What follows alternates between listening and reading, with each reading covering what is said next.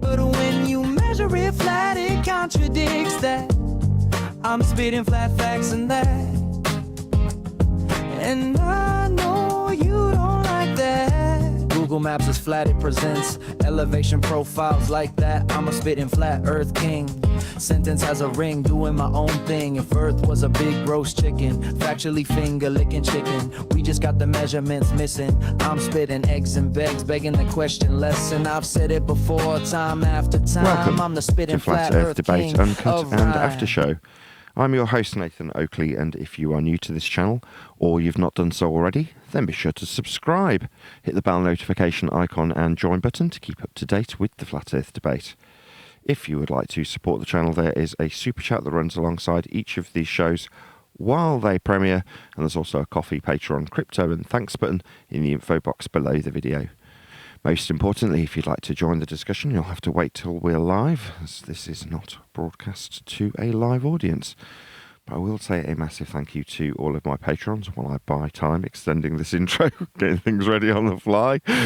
So a massive shout out of thanks and appreciation to Smith Tools and Purchase, Level Plain Poem, Carlton James, Survive the Spin, Effie Patriot, Thomas van der Zander, Measured Flat, Tiers Morgan, Mitch Kennedy, Rod, The Name's Burley, J Mel's 24, Unimento, Iron 26, Retro Bill, John Kays, Patrick Gunnels, Banter, Hairy Blade, Mobile Mac 777, Rob W, Del West Watson, Unbelievable Productions, Blue Ridge Ranger, Abraham Mohammed, Skeptic 936, Texas Mike, Chow Yun Cat, and Dank. So another massive thank you to all of you for supporting me on Patreon. Links to Patreon are below this video. And with that rather scrappy introduction, I'll hand across to whoever is in Discord and Google, so you can enjoy their dulcet tones while I carry on setting up for today's live show. Did you say something? I've only just started. I just said, what's up? Sky is up.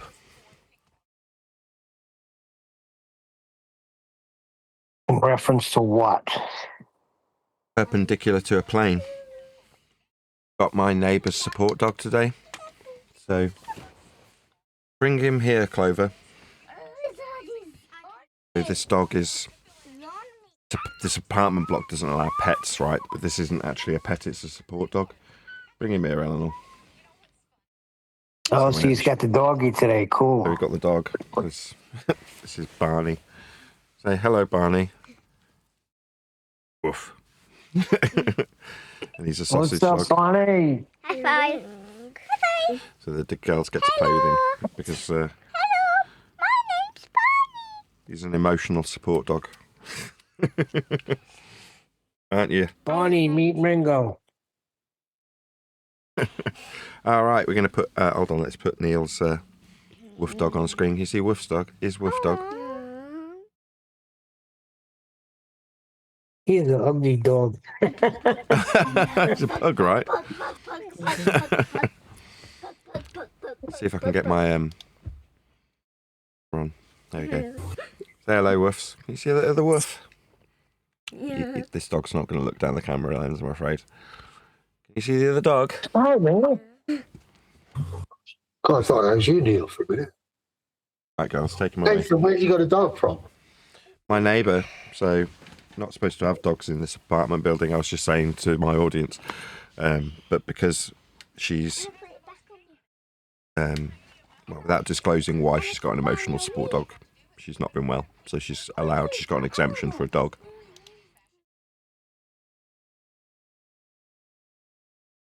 Yeah. So we have her when he is doing various different things. They call it borrow my doggy, don't they? You look after somebody else's dog when they can't be there. Yes, well, it's the perfect situation, isn't it? You don't have to pay for the dog, vaccinate the dog, license the dog. You just get it occasionally.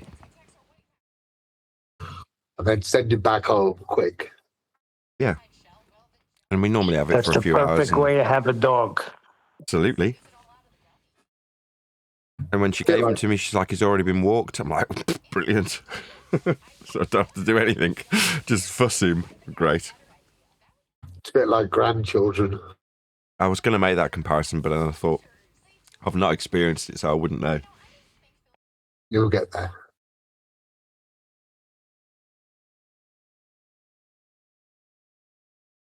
Yeah, so I'm going to have the kids in the room today. Also, I'm really run down. So I've ended up given myself a infection in my gums. So I was at the dentist at like 10 to 8 this morning. I'm in pain. I'm going, yeah, you've got a gum infection. Give me a load of, what is it, penicillin, antibiotics. Fun. Yep, they'll make you sick. Yeah. Oh, sorry, that's a conspiracy theory. Forgot. Again, I said I forgot. I'm not supposed to do conspiracies. are you mumbling about conspiracies that you're not allowed to do? That's all I heard. Yeah, Yeah, he said they'll make you sick. The antibiotics will make me sick. it's funny because we take antibiotics and then we take probiotics, and people don't quite get the correlation between those two things. One helps the biotics grow, one kills them. Yeah.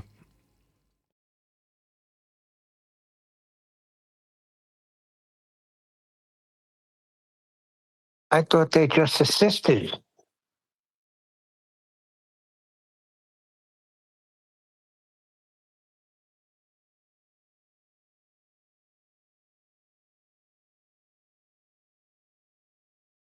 Well, in any event, the dentist said, take these. I'm taking them. Because I'm run down and I've picked up a mouth infection, basically.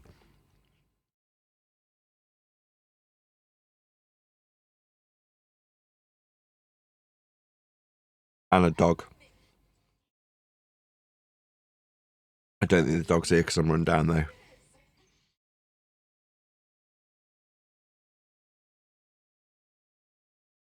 Yeah, what pain in the ass. I was up at 4 with pain, going, what's going on with my mouth? Like, you wake up and you're like, why is my finger in my own mouth? And you're like, ow. That hurts.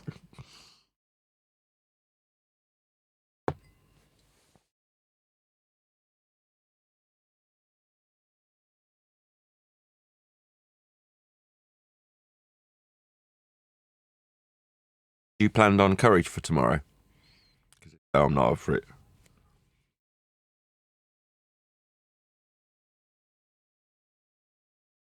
I had chicken curry last night. It was delicious. But I'm not up for eating curry. I probably will eat curry anyway, but I'm not up for going out just 'cause I'm feeling poorly. This is a case in point, right? A couple of days ago, I was saying it'd be nice to financially be in a position where I don't have to do the show, because today would be one of the days that I'd be like, I'm going back to bed. But I do have bills to pay. Not that I'm moaning about that. Everybody's in the same boat, right? But it'd be nice to like go, no, I need to take a couple of days off as I'm a bit run down. I won't. People think that the book is your swan song, and after this, you're getting out, that you lost all desire. Do people think I'm like 10 years older and called Quantum Eraser? Is that what they think? Yeah. I was sent a message. Okay. So because the people who tried to steal my book said that it was my book was their swan song. Amusing.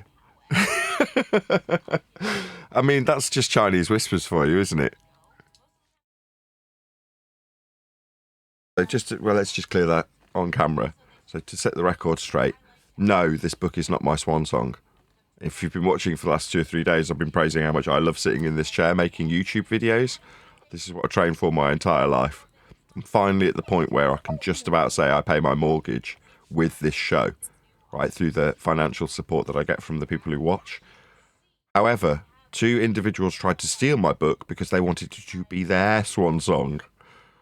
Yeah, they're no longer around. Without naming any names, one's already been named. The other I can't quite remember what it was. Anyway, but you know, no, Would you like to hear? not my swan song, not theirs either. Let's get that clear. So this is what they sent me. Why don't you and One Deck get together and do a show on Rick Server. Now Nathan is apathetic and winding down, and the hope his book is his swan song. You can carry out God's work as Nathan will not do it. The hope. 10 years with nothing to somehow think he has found something, and now he is giving up. So they put it into terms that I was going to categorize anyway before I even heard it, right? There's a term, you ever heard it, called wishful thinking. So wishful thinking is people who genuinely want me to vanish go, hopefully I can will into existence what I want to be the case. Barney farted. That's what dogs do. Oh, anyway. boy. Anyway, yeah, that's called wishful thinking. And in the text itself, it has the word hope. Yes, hope springs eternal. This is what I do. I built up a channel not so I can walk away from it when I'm finally at the point where I don't need to do the microphones. I can substitute that in for my book. But other than, I mean, it's a swan song for microphones. But I only thought I'd be doing those for 2 months. It's a year later now, almost exactly a year. So, yeah, I mean, what I'm currently doing is making videos about Nathan's best mics. So if you watch my shorts videos, right, currently I've got Nathan's best mics, and all it is the ones that I'm going to keep, the ones that are behind me, right? And those are, in my humble opinion, the best mics in any given category need if you were to run a studio, right? That is to say, behind me, I've got every mic that you could ever need to do any job in a studio you could ever want to do. And in most instances, there are multiple variations of any given good mic. So you've got choices. So as an example, right, today I made a video about this one called a D58, and it's a snare drum mic. But I've also got a D190, which is also an excellent snare mic, and a 545 SD somewhere behind me. So the 545 SD, so I've got 3 snare drum mics. Why? Well, 3 flavours of mic. No mic's perfect. And in some circumstances, one of those mics will be the perfect snare drum mic. In other circumstances, a different one will be a perfect snare mic. Same goes for bass, right? I've got 3 different bass drum mics. RE20, AKG D12 VR, and D112, right? I've got 3 different flavours of bass drum microphone. And I could go down the list. Hi-hat, I've got 3 different things you could use. Drum overheads, I've got 3 different drum overhead pairs that you could use and pick from. So in other words, when I'm miking a drum kit in here, I can go, well, what kind of sound am I going for? A vintage sound, a poppy sound, a rocky sound? And I can decide what I'm going to mic the kit with every mic that you could possibly want, right? And in order to do that, all I need to do is add preamps. That's it. So I've got every mic covered. Why? Because I've spent a year selling and buying microphones. So when someone says, well, is it your swan song? Yes, it's the end of an era. Selling microphones, which I didn't want to do. Why didn't I want to do it? Well, because I want to do this. So like, even when I've got a gum infection, I'm knackered, run down, and doing, still technically speaking, all 3 jobs, writing the book, doing the show, and vlogging microphones and finishing off the last microphone videos. In other words, the ones on the top shelf, I haven't necessarily made videos for. So the ones that are coming out now that are titled Nathan's Best Mics are just, before they go in storage, when I end up changing this acoustic treatment, I want to make sure I've got a mic on every single one with a bit of continuity around the same time period. I don't want to dig them out in 6 months and start making mic videos again for no reason. They're there, easy to grab one a day or whatever, and then just work my way through the ones that are on the shelf. So I've got a video that matches all the other shorts videos I've made when I've been selling them. You know, this microphone is the AKG D190E, etc, etc, etc, right? So once I've done that, that'll be it. I've got nothing else to make any more mics on. I haven't bought any for a month, so there's no new ones coming in.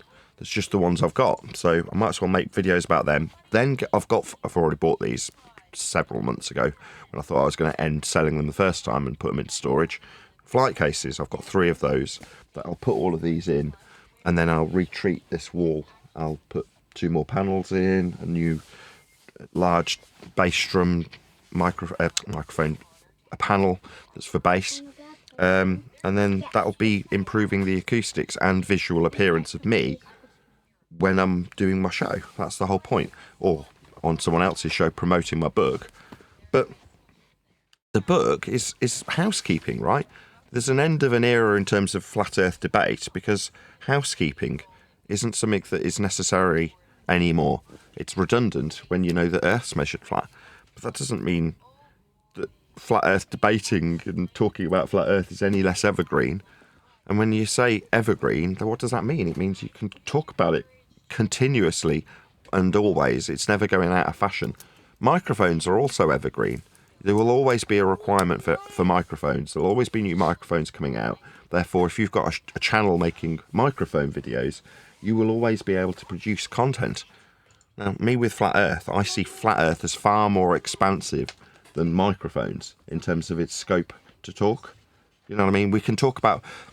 Just this morning, right, you've got you talking about not wanting to talk about a conspiracy, because in my humble opinion, and Neil coined the phrase, all roads lead from conspiracy to Flat Earth.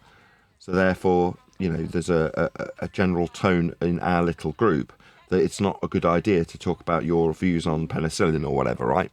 If they're conspiratorial, because we're trying to sort of smarten up the idea of Flat Earth being a bit more simplistic and not making a huge difference to your life. So why interweave these conspiracies, right? That's the current tip and vibe. Well, that is because it's an evergreen subject that we can have those discussions and come to those conclusions about the communication of these facts. But in a way that will never go out of date. You know, nothing I do on Flat Earth debate will ever date badly. You know, it shows the progression of us as individuals. That's interesting for anybody who's watched Flat Earth debate for 10 years. But tomorrow, and I said this even yesterday, there'll be something new, a new measurement, a new claim that bucks the trend, right? Somebody might come along and say that they've got a trundle wheel. That's a new one. So long as there's fundamentalist zealots that oppose us, there's always going to be a debate-structured show. And the only point that this stops needing to be called Flat Earth Debate doesn't mean that my channel will be evergreen or the subject won't be evergreen, will be that if the majority of the world, the consensus that I say is irrelevant of Earth measurement anyway, recognised how Flat Earth is being measured anyway. And then you can say, well, there isn't really a debate to have, therefore I'd have to change the title, but that'd be about it. That's all I'd change. Well, if that's wishful thinking, right, then what is the final thing he said? 10 years with nothing to somehow think he has found something and now he is giving up. What would you call that when somebody says something like that? 10 years I didn't with hear nothing. what you said. My wife was telling me that the dog was licking her hand and she was going, oh. So I was paying attention to that. What was the word? Say what? So 10 years with nothing to somehow think he has found something and now he is giving up. So what do you call that? Somebody that's telling A vague themselves summary that, of his circumstance. So he wants to give the impression that I hadn't got anything to unearth, discover, reveal, whatever word you want to use, right? That's the first part of that statement. The second part is wishful thinking again, because he's semi-recognising that when he acknowledges that I've got somewhere and I'm now giving up, that's the wishful thinking bit. It's like, well, where have I got? To the point where my opponents, doesn't matter who they are, the author of this particular message in this instance, recognises as I recognise that a flat earth measurement is required for their belief as much as it is for me to communicate to an audience. So that's his acknowledgement of that, which he put as discovery or however he phrased it.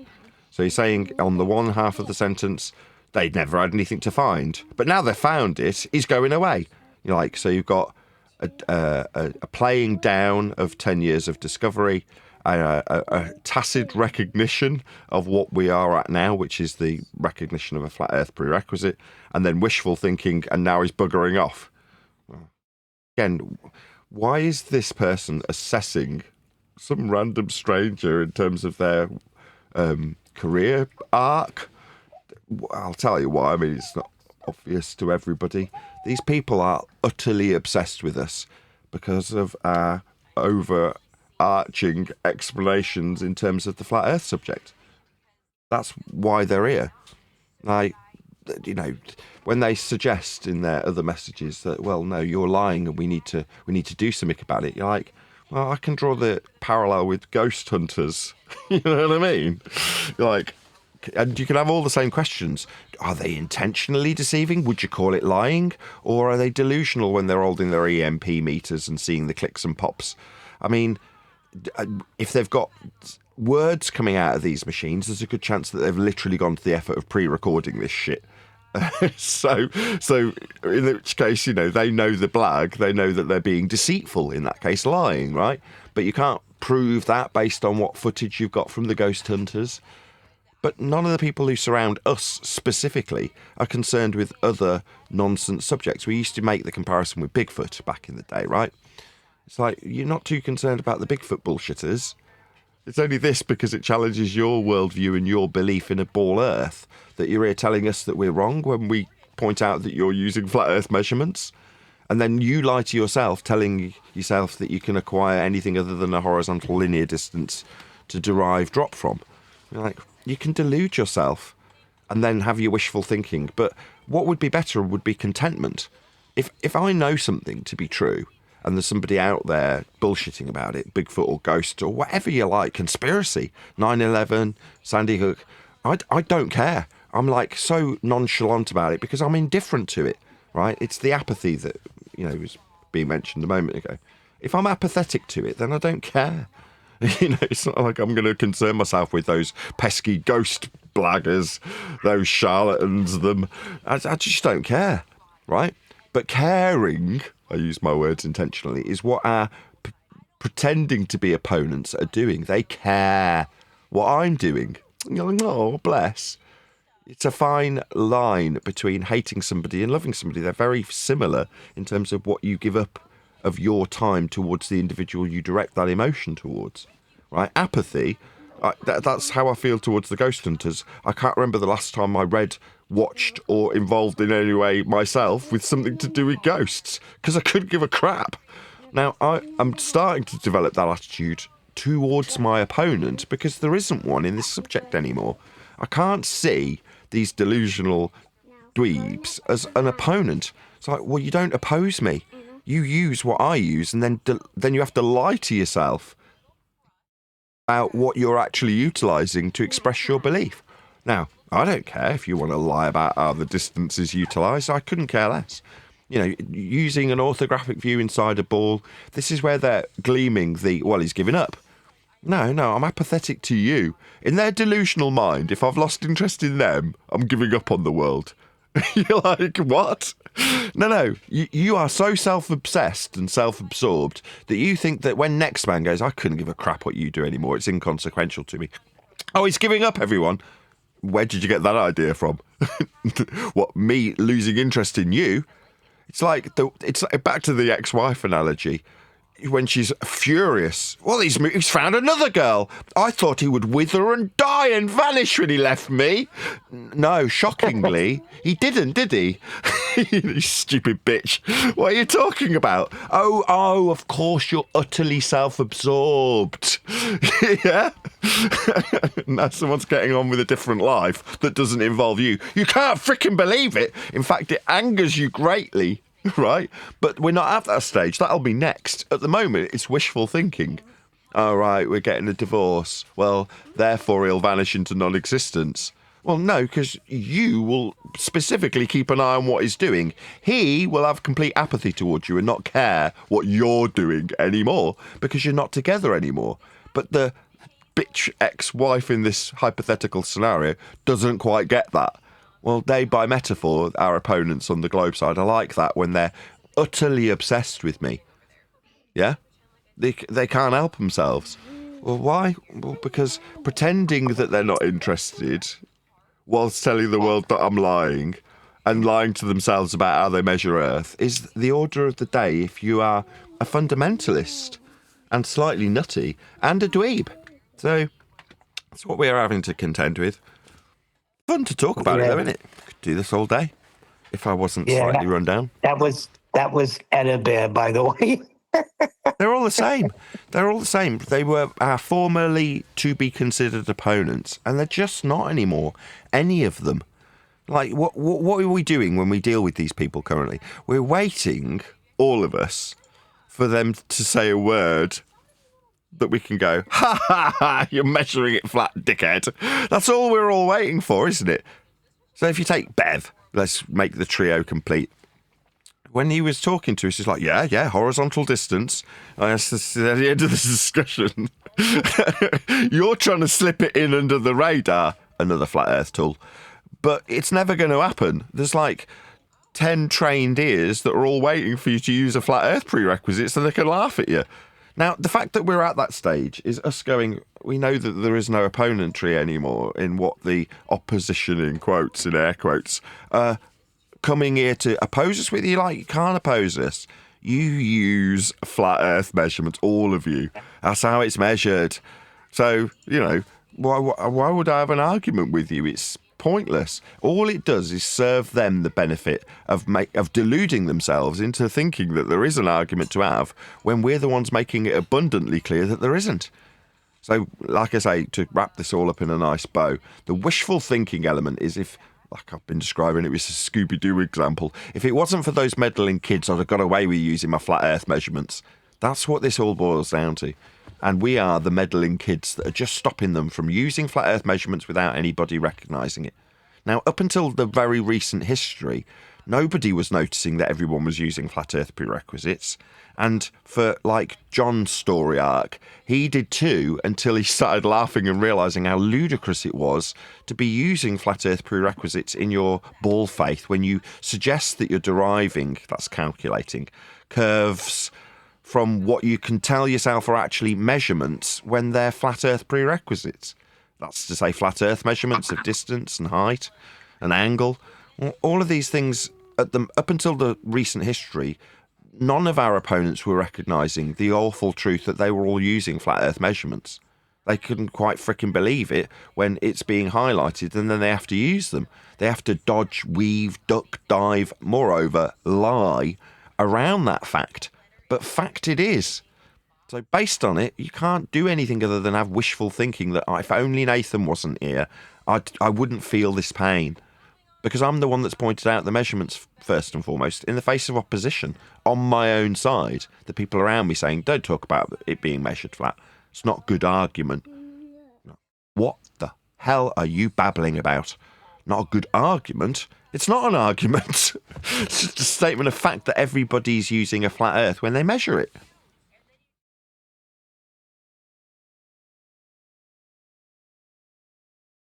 Yeah, they never seemed to get that because they wanted to remain in an argument so they could be the clever ones, breaking down heliocentrism. That's why they fought so hard against measurements and measured flat. I think there was someone that used to say, yeah, you can't say that because technically it's not correct. You got to add some caveats to it. Caveats? Why? Yeah, but again, those people will also quickly fall by the wayside, won't they? When you personally recognise how flat Earth is measured, and then you can just example it. When someone's like, in my comments with "Where are the measurements?" as their title when they're leaving comments, and I'm like, that's another perfect example of wishful thinking. Like what? Miles, elevation angles, altitude, sea level, surface level, flight level. You're like, what measurements? I've got coming out my ears. I've got more than I can remember. It's like a little game to spot a new one. It's just wishful thinking when these people go into the comments section with a screen name that says, where are the measurements? When will they come? You're like, well, we already use them. So do you. If you're a ball believer, which you are, as this particular commenter goes. But wishful thinking. If only there weren't any measurements is what I read when someone comes up with that screen name. Because it's like, if you're going to try and pretend that there aren't any, then feel free. Pretend there's no measurements. Right up until the point that you need to express your ball faith through a measurement. And it'll be flat. They all are. Well, they don't consider it measurement until you can give a full measurement. In other words, length times width. They want the full measurement diverse. Good luck with that. You know exactly what we're talking Kicking about. the can down the road. So if I give you a mile measurement in any capacity on a map, which we all use in a practical way to find our way around, they're all flat. They're all linear. They're all horizontal. That's what miles are. And they go, no, I won't accept this flat Earth measurement used by everybody on any map that's ever been used ever in any practical capacity until I, the individual now being put up on a pedestal, gives them the full length, breadth and depth of the entire world. Okay, but we've already got an average that the entire world references. It's called sea level. It's been averaged. So it's like, why are you putting this on me, offering them something? I don't have anything for you. Maybe a punch in the mouth. Would you like a punch in the mouth instead? I don't like you. You're all wankers. So instead of you demanding that I give you the length and the breadth, I'll just give you a punch in the mouth. How about that? You don't want that? Then get lost. I'm not a cartographer. Me understanding sea level and talking about how all of the people who previously opposed us were using flat Earth measurements, it's just embarrassing for them. That's all this is. Embarrassing. Feel embarrassed, but don't start making your demands of me. You'll get a punch in the mouth. I'm not giving you anything, right? When people start making these demands, I won't accept this until you give me. I don't care if you accept it. Like I couldn't give a crap anymore. I'm not trying to convince you of anything because you'll be using flat Earth measurements regardless of if I step in or prove something to you or give you the length of the entire world. You'll still be using flat Earth measurements without that being fulfilled. Like you can demand it of me. Like back to, I'll, demand that you paint my house. Why are you demanding something of me? Do I owe you something? Other than you being a complete prick, suggesting that I should have my daughters taken away, that I should be in financial servitude, or any of the other scummy behaviour that you demonstrate to me, you think you're in a position to make demands of me, like give me the length and breadth or I won't accept it. I don't care if you accept it, number one. Number two, don't demand things of me. You're not my boss. What do you think you are? Right? And thirdly, what Earth is and how it's measured is inconsequential if you accept it or not. Nobody gives the tiniest of shits if you accept it. Don't accept it. The flat Earth measurements that you'll rely on. Like anybody cares. You're not doing anything consequential. You're not measuring it. You're not charting it. You're not building a new calendar. You're not tracking the lights. You're not doing any of this stuff. It's already been done.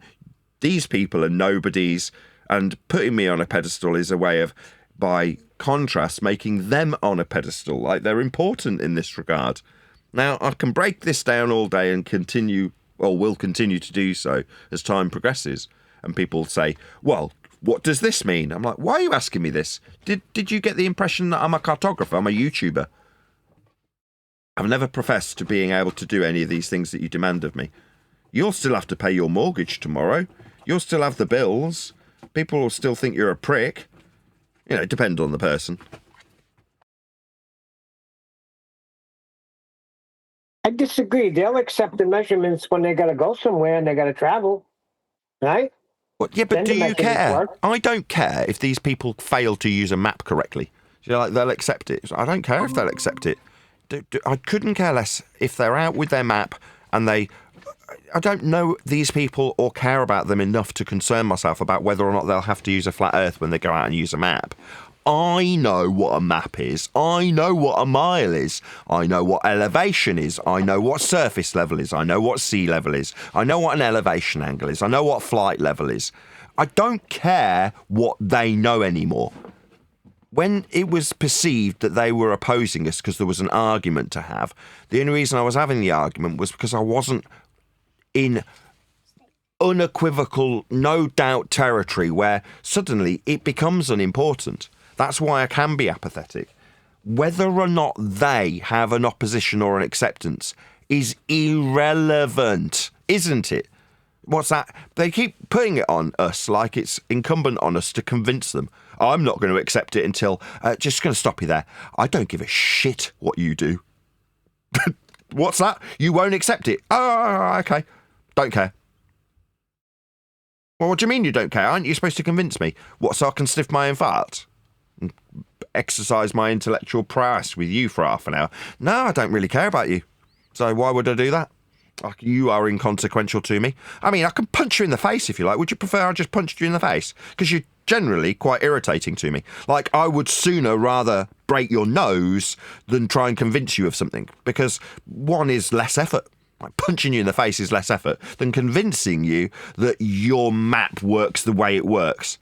It does, and it is inconsequential if you get it or not. But what you're now doing is taking up my time, aggressively demanding that I give you things. It's like, no, I can give you some aggression. How about I punch you in the face? Stand still while I punch you in the face and get my aggression out with my fists. They need a little workout. Don't move. What are you doing? Why aren't you standing still? Oh, right, you don't like me aggressively demanding that I cause you pain, but you want to sit here causing me mental pain, being a pain in the arse, being an irritating twat. You think you've got the right to be an irritating twat around me. Well, no, I don't give you that anymore. I don't want you around me. And if you persist, that's where the example of, no, when you do this in society, you become a pervert, a peeping Tom, a predator, somebody who's stalking, somebody who generally society doesn't like and will justify getting broken noses, getting broken teeth, having their arms put up their back while the police come and arrest them, detaining them. Because they're stalkers, they're harassing, they're generally unpleasant people, and therefore, as I'm now starting to get more and more of a grip on why people have got behind me in my general demeanour and attitude, it's because what are these people if we actually assess them? They're unpleasant. They're socially unacceptable people. Yeah? They're people who are antisocial in their behaviour, aren't they? Yeah, but Nathan, you're supposed to give credit when somebody comes up with something called measured flat destructive dichotomy. They want your validation on it. Yes, You won't even hear exactly. it. So they want something from me, my validation. Often they want to be me. It's the insert name here show. No, it's my show, right? But you want to be me. You want my validation. You want me to, let's put it in the negative, stop lying, whatever it is that you perceive negatively to be occurring, that you want to project onto me. You're like, no. You are inconsequential to me, right? And from this point forth, I'm going to start calling it like it is. When they're dweebs, they're going to get identified as dweebs, right? Actually, it's 1.22 times the square root. Shh. Dweeb. You're boring the tits off everyone. I'm just going to call it immediately when they start talking their boring shit. Now, I've had to pollute my brain for 10 years with this boring shit. Now I can just call it out as boring shit when I hear it, can't I? I can identify the person that's using this boring shit as a boring dweeb, right? Now, if they start getting aggressive and demanding things from me, I'll start pointing out that you'll get a broken nose. If you were in front of me, this should get you your broken nose. Justify. Society would cheer. They would not frown. Why? Because you're being antisocial. Because you're being aggressive. Because you're being a stalker. What's that? You've got 20 more accounts. So essentially what you're admitting to is your downright determination to harass. Okay, that's criminal. These people that we're dealing with are criminal. That is why nobody gave me any shit about describing having their head stamped on. Because what they're doing is antisocial. When they bring your kids into a discussion, that's antisocial. When they describe how they're going to keep on harassing you in spite of you banning them, that's antisocial. These peeping toms, these perverts, these people who go out of their way to harass others, aren't accepted in society. In the normal world beyond the internet, these people are not societally accepted. In fact, they're quite the contrary, very much frowned upon. Nobody likes the guy who harasses and won't go away in spite of being asked. Nobody likes that guy. Yeah? Now, I say on the show, if you've had a sock account removed, you'll be warmly welcome back. I say that, right, on every show. What does that mean? It means if it's got to the point where somebody's told you, just go away. Go away.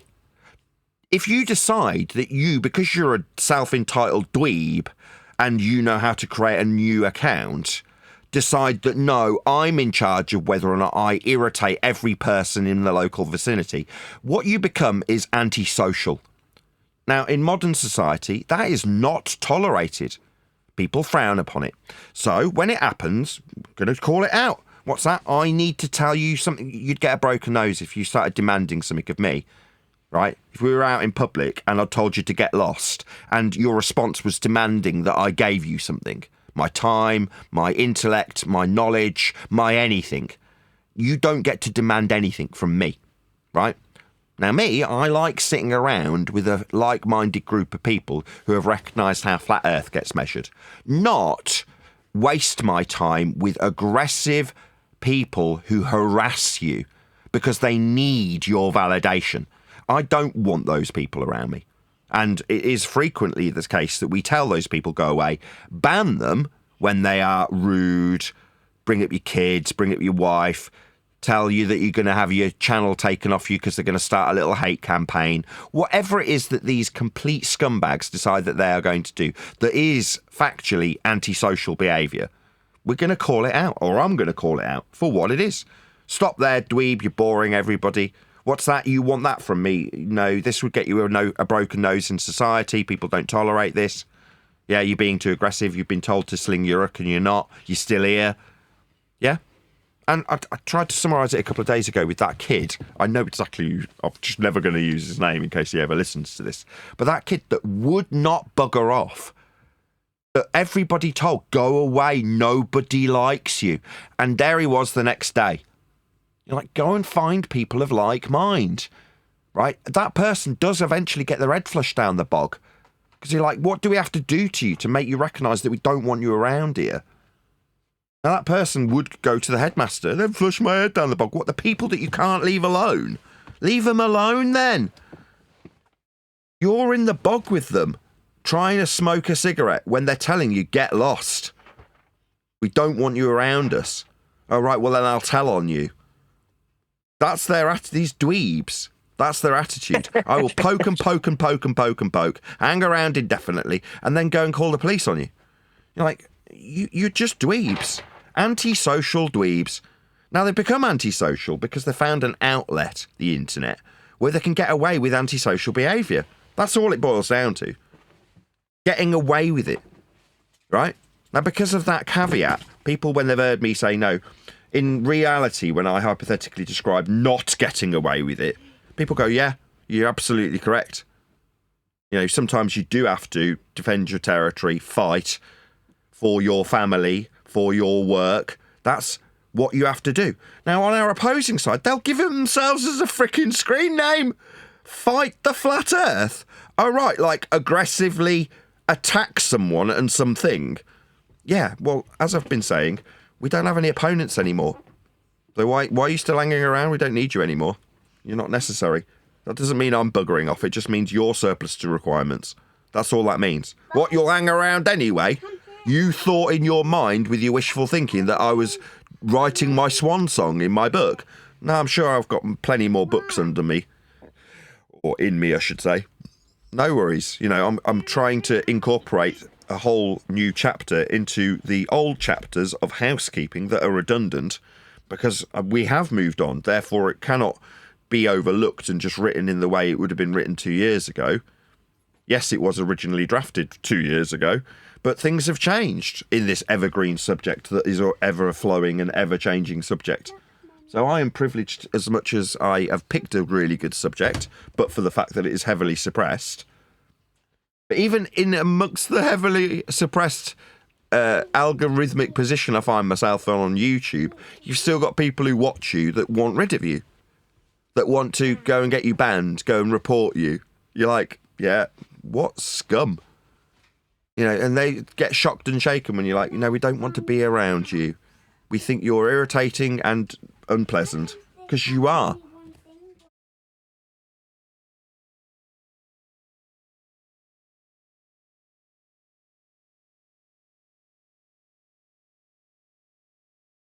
The funny thing is on one of them, because, you know, I got messages throughout the night. The show ends for you, but goes on for me. I usually look at them the next day. So I glanced at one of them today, which I read to you from Bear. And there was another guy.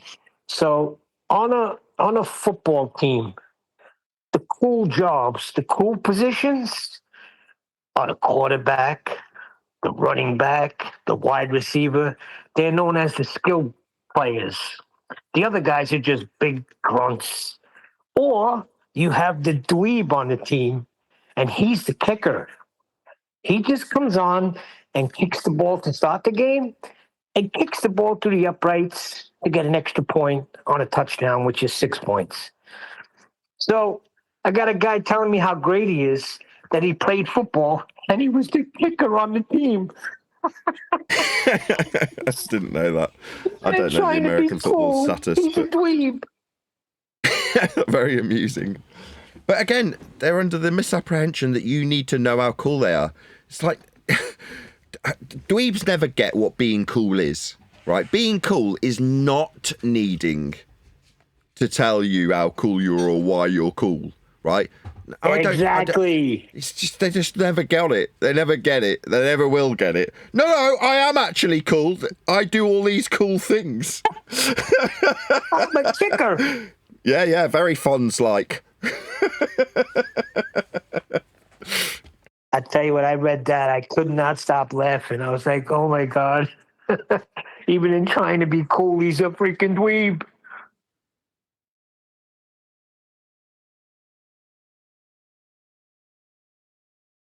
Yeah, that's the thing. Nothing much changes. Yeah. The dweeb is jealous of the cool kid because the cool kid's getting the girls and people think he's cool. The cool kid's jealous of the dweeb because the dweeb's going to go out and work in a bank and earn decent money, and when the cool kid can't afford to fix the motorbike that week, he wishes he was the dweeb.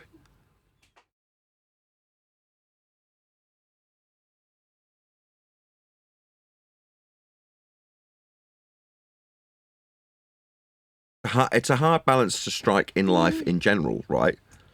And most people will never even come close to striking that kind of balance. Some because they are disadvantaged, let's just say. That's to say, you can't become a cool kid if you're a dweeb. So when John was saying, oh, I like this subject, even though it's dweeby, you're like, no, as a cool kid, you can go into the AV class. Yeah, you're just a kid in a leather jacket in the AV class. Do you know what I mean? You can dabble in whatever you like when you're one of the cool kids. You want to dabble in a bit of art? Well, then you can. You can do whatever you like. You're the cool kid. You just walk in, and if you happen to be good at art, you do a bit of art. Yeah? But the dweeb can't be a cool kid. No amount of pretending will change the fact that that's a dweeb. When they're sat on the wall whistling at the girl, she still scowls. And the dweeb, what does the dweeb do? You don't just scowl at me. I'm a cool kid. Honest. I kick the football. You're like, no. She's already scowled at you. You trying to appeal to her to tell her how cool you are is making you look even less cool. It's never going to work. It's never going to happen. Don't try and pretend to be cool. Right? You either are cool or you're not. It's just that simple. Right? Now, if you are, you are. Right? It's the same with being attractive. Right? If you're unattractive, you're just unattractive. There's nothing you can do about it. You can straighten your hair and you can buy smart clothes, but ultimately you're still going to be fugly. That's just how it is. If you're not fugly, often there's a chance that you might not know. I'm sure you've met plenty of pretty girls that did not realise how incredibly pretty they were, right? So those girls are pretty, therefore they can behave like a pretty girl behaves. Even if at the moment they aren't behaving that way because they haven't recognised how pretty they are, right? Now, I've come across this was probably 10 years ago, but I used to do very well on dating sites. I could just ask a girl to go out with me and she'd go out with me. And if I needed a date that weekend, it wasn't ever a problem to get one, right? Same with when I was growing up in high school. Snogging the girls, getting the girls to snog me was never ever a problem. It was always easy, right? Well, at the time you don't realise that. You just do what you enjoy doing and you're out snogging girls, right? And fighting them off. You know, my wife's listening, so I'm going to be careful about what I say.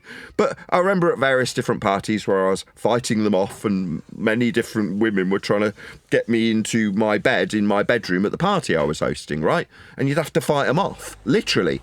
Now, lovely that it was, I didn't realise that that wasn't the experience of every man. I was quite naive in that regard. So I'd say to some guy, well, you just go on the dating apps, or you just go out and put yourself out there, you know, just go and sit on the wall and wolf whistle. What's your problem? Can't you whistle? Let me show you. Right, not realising that these were ugly golems. that got scowled at and might as well have been invisible to all the women, right? Now, in more modern times, when I hear the guidance counsellors for women talking about the bad boys, right? That was me, the bad boy. I'm no good for these women. I was never any good for them, and I used to tell them that, right? You know, I'm not going to actually be interested in going out with you to the cinema. No, I just want to snog you. And that's about all I want from you. Is that not okay? Because if so, fine, you know, just don't snog me. I mean, I'm just not going to lie to you about what I want from you. And you get, no, I still do want to snog you. Brilliant. Let's go. But I'm not taking you to the cinema. Right? Well, that would be the bad boy that's treating women like dirt, that they're all warned off when they get to about their mid-20s. And they're like, no, you need to find a sensible guy who's working in the bank. But he probably won't be sexually attractive. You know what I mean? Well, these guys, they want to be the cool kid. They want to be the guy that sits on the wall and wolf whistles. And as much as they can earn more money and buy a nicer car or get a nicer suit or comb their hair in a certain way, it will not change how societally they're treated when they're in their stereotype being what they are. When they're dweebs, right? No amount of appealing to next man about how cool you are is going to change how dweeby it is to do exactly that. And you can't help but be what you are when you're a dweeb. But naively, like me when I was out pulling the ladies, I assumed that everybody could change status if they just made the effort. Everybody could get attention from girls if they just had a Facebook page. And it just isn't the case, right? Certain people sit in certain stereotypes and they cannot leave them. And it doesn't matter how much time progresses or how much money they've earned. They are still stuck in that stereotype and always will be, yeah? But those are the people that brace against society, feel hard done by, work really hard, feeling like they're going to get some promised land, the promised virgins, the promised mansion, and they never get it. And then they feel hard done by.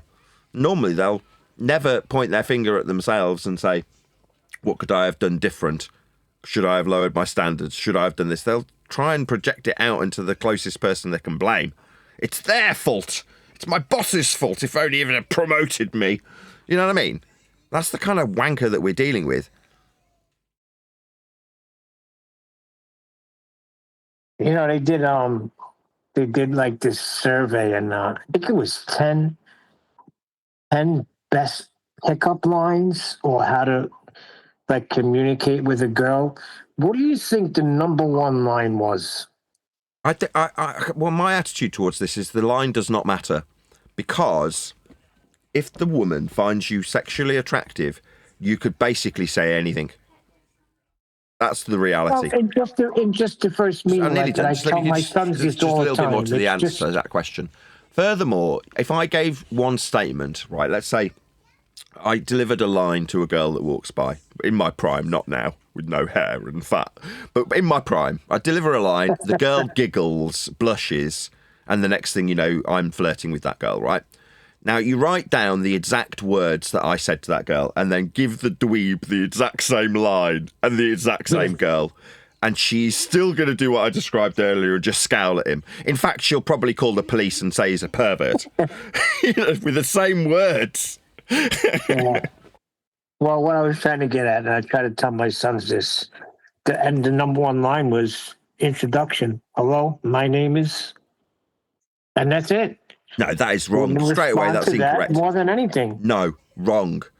Right, let me just correct you. Wrong. Absolutely, it's wrong. And you're not letting me tell you why it's wrong. Right, what does that say? It says you are identifying you to her. That's wrong way round. The right question is, what is your name? What do you enjoy? Where are you from? That's how they written it down, was introduction. So I guess you could flip it and do it the other way too. No, but you the must. Number one was introduction. Most people are self-centered, right? And they are obsessed with themselves and want to talk about themselves. I've made the Johnny Bravo joke. That's enough about me. Let's talk about me. What do you think about me? Well, there's an air of truth in that comedy from Johnny Bravo, and it applies unilaterally to men and women. What do women like to talk about the most? Themselves. Themselves, yeah. Yeah, so that's exactly what you talk about. Oh, right. How come you've come here? Have you come from with friends? How did you get here? Whatever about them and their general life doings, right? That is what you have to talk about with anybody. Yeah. It's not just when you're picking up women. If you want to sell somebody something, talk about them. All right, what will you be using this microphone for? Oh, this seller's wonderful. All I did was ask them what they were using it for. That's it. Yeah, but today you go up to a girl and you, hi, what's your name? That's kind of like imposing to them. You have to introduce yourself. What did Joey used to say? How are you How you doing? doing? How are you How you doing? doing? You. It's about them, not How you doing? how are you doing. Yeah. But that's it. Introduction was number one. Over all the fancy lines and quirky little jokes, the best is introduction. Sure, it's the first thing I taught both of my daughters. How to introduce yourself to people. If you can understand how to say, hi, my name's Eleanor, what's your name? You will make friends. Trying to think about that now. How would you do that? I've been at the game so long. You could go up and say, hello, what's your name? My name is so and so. Yes. How would you be able to do it just like that, right? Yes. That way you're asking them first, right? You're showing them that you're showing them the attention, but giving them your name. I gotcha. Well, again, you've got this focus about giving your name. The amount of times that I've pulled and they don't know what my name is because they've never asked. Hey, what's your name? Oh, I'm Sally. Hey, Sally, how you doing? How come you're here? Oh, I came with my friends. Really, you liking it? Yeah, this your kind of music. Before you know it, they're in a full-blown conversation about how wonderful they are, how much they love the music, how they arrived at the party, and they haven't even asked you your name. Yeah, come to think of it, you're right. I used to just ask them if they want to go out for lunch or something before. Even there was one time I was at lunch for over an hour, and then she finally asked me what my name was. I was like, oh, I didn't tell you. Yeah, well, that's probably because you're more concerned with finding out about them. Yeah, I'm more concerned with her. Yeah, well, by hot. being concerned about her, you're essentially buttering their ego because you're finding out about them. That's true with anything, though. It's not you're applying this like it's only applicable to pulling. It's not. It's true generally. That is to say, Yeah, and everything. If you walk into a shop and want to purchase something, the same process has to follow for you to get a discount in that shop. I expect a discount in every shop. So therefore, I want to get on well with the shopkeeper immediately, right? So you chat to the shopkeeper about their shop and what they do in their shop, and I assure you they'll want to talk to you, right? Well, you're not trying to sleep with the shopkeeper, are you? No, you just want the item. Right, you just want the item, or you just want service, or you just want whatever it is that the premises that you're in deals with. Now, same applies to friendship. If you're just trying to make a mate when you're sat around watching something happen and the guy next to you is watching and cheering, you're just like, you're right. It's just, you apply the same rules. Doesn't mean you're trying to pull the bloke, as this sexy ladyboy does. What is it? It wasn't sexy ladyboy. What was it? I got titled. It was Femboy. sexy femboy. Sexy femboy. Did I tell you that, Paula? We had a bright idea to go into the geography server because it's like, well, we talk about geography. Why debate? Let's just go and talk with like-minded people about geography. And we got there, and within about 5 minutes, Neil had been renamed Epstein is Wonderful. I'd been named Sexy Femboy. We'd all been given fake names in the server, like they'd changed our names. Not at all impressed. My wife. So one deck went into he went into a geography server. And I think he was talking to a few people. He said, I was hoping for a more of a description of how it was measured and what tools were used by measuring the Earth. And some guy answered him by calculating the angle between the horizon and a celestial body, mostly the sun. What about it? Well, this is the answer they gave one deck. He went in there like, I'm doing something for college, and I was hoping to get answers on how we measure Earth. And that's the answer they gave him. It's a good enough answer. We measure Earth flat. Yeah, I don't think he let on. I think he just, I lost it now. I think he just said thanks, but he got the answer he was looking for. How are you? Good afternoon. I'm all right. I'm a bit run down. I was up at 4 a.m. with a pain in the side of my face. So I went to the dentist and got some antibiotics. I've got a small infection in my mouth. After being told that I've got terrible teeth and terrible skin by a Uruguay guy, it came true, and now I'm at the dentist with an infection in my mouth. So there we go. It's not for brushing my teeth regularly or using floss and dentist sticks, which I do all of them. I've just got crappy run-down immune system currently. So I'm a bit knackered, and therefore if I sound drunk, it's not because I am, it's just because I've been up since 4 a.m, so I'm just tired. So according to them, you're bald, toothless, sores all over your face. People are nuts. Yeah, I mean, that is probably true to this certain extent that I'm a bit run down at the moment. So yeah, I am. I mean, that's what happens when you run a YouTube channel, write a book and sell microphones all at the same time and have a couple of kids that you homeschool. Yeah, you get a bit run down now and again. But there we go. The show must go on. I'm more than content to be sat in this position. I love doing what I do, even if I'm run down and ill. So one deck asked, I got the full question. He asked these people at a geography server, can anyone explain how latitude was measured, please, in simple terms for my college project? And the answer they gave was by calculating the angle between the horizon and a celestial body, mostly the sun. The sun for latitude? That's what they said. By calculating the angle between the horizon and a celestial body, mostly the sun. Okay. That's how they describe getting latitude. Latitude's utilisation of Polaris, but I mean, you can derive it from the sun if you've got extra information, but surely the primary way would be to use the system origin, which is the star Polaris. Interesting.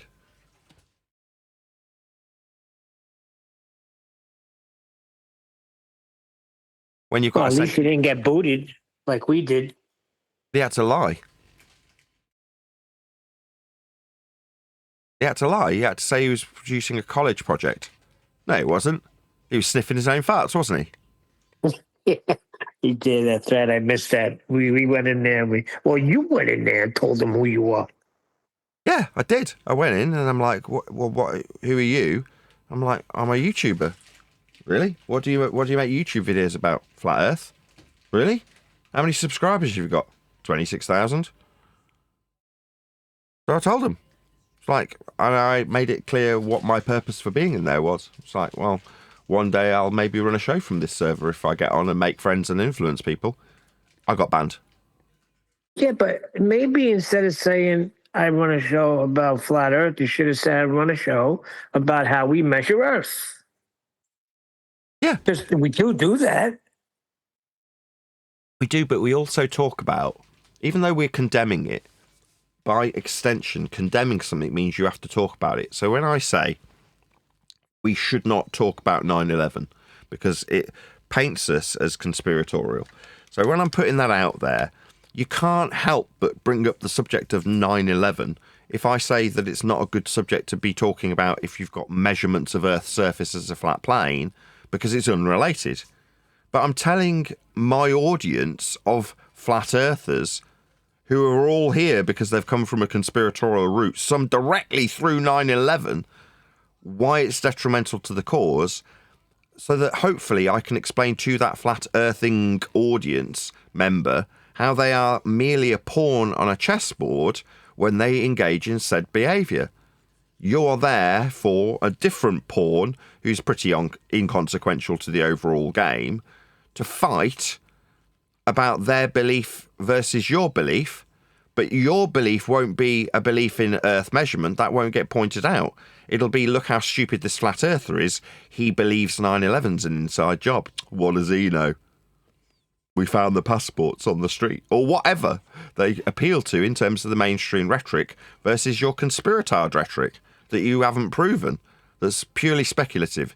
I go, what about Polaris measurement from Earth's surface? It's just an angle. There's no contention, there's no dispute, it's just is what it is. I mean, that simultaneously means that our current rhetoric is about the fact that we don't actually have any opposition. Our opponents use the same measurements we do. So how can we view them as opponents? They're not. But that's flat earthing. What we do is very much flat earth. So I'm not going to lie. When somebody, I'll be vague when somebody in the real world, and this is past tense, asks me what I do on YouTube. I'll say I run a show about cosmology. Well, that old way of talking, I probably won't engage in that much anymore. If somebody asks me, I'll be like, yeah, I run a YouTube channel. Oh, really? What do you make YouTube videos about? Flat Earth? Really? Yeah. Oh, it's not that serious. It's just measured flat. Don't worry about it. You'll still have to pay the mortgage tomorrow. That's how I'll approach it from now on. I'll just throw that sentiment where I've had 100,000 times thrown at me back to them proactively in advance of them saying it. Don't worry your precious little head about it. You will still have to pay the mortgage tomorrow regardless of how flat Earth gets measured, so don't worry about it. Were you planning on flying a plane soon? No, don't worry about it then. You know, it's not consequential to you. Honestly, don't worry about it. And when they do, I'll be like, triggered butch. Because that's what it boils down to now. The people who oppose us are triggered by this subject. So were we when we weren't for sure and without a doubt content in our understanding of how Earth gets measured by everybody who measures Earth. And that is not us. Even when we do, we're not useful in our measurements. Me tracking the sun on a flat Earth for 24 hours on 2 separate occasions, or Dan acquiring 1,000 flat Earth elevation angles to the sun. Didn't achieve anything. We didn't get a new calendar out of it. We didn't get any new understanding of retrograde motion out of it. We didn't get any new level flight heights out of it. We didn't get any new maps. We didn't build any buildings. So what did we do? It was just a folly for us to do it. The people who are in this position, the pawns that I just made in my metaphor. Well, don't be a pawn. Don't engage. Now that you know it's flat, get on with your day. Don't fight with next man to convince him, because the chances are you're throwing pearls to swine.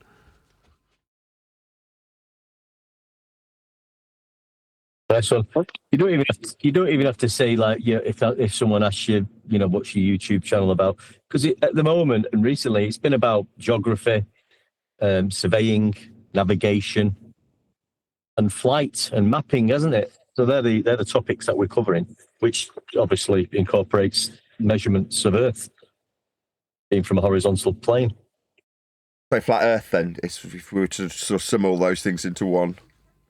The thing is, the problem we have, One Deck, is that flat Earth as a title for something, when you say flat Earth, that has connotations as opposed to a literal meaning. What does flat mean? What's Earth? That's what flat Earth is. That incorporates all of the things just listed by One Deck. Navigation, travel, building, surveying, charting, flying, sailing, whatever. Right, all of the things that we talk about on the show are flat Earth by extension.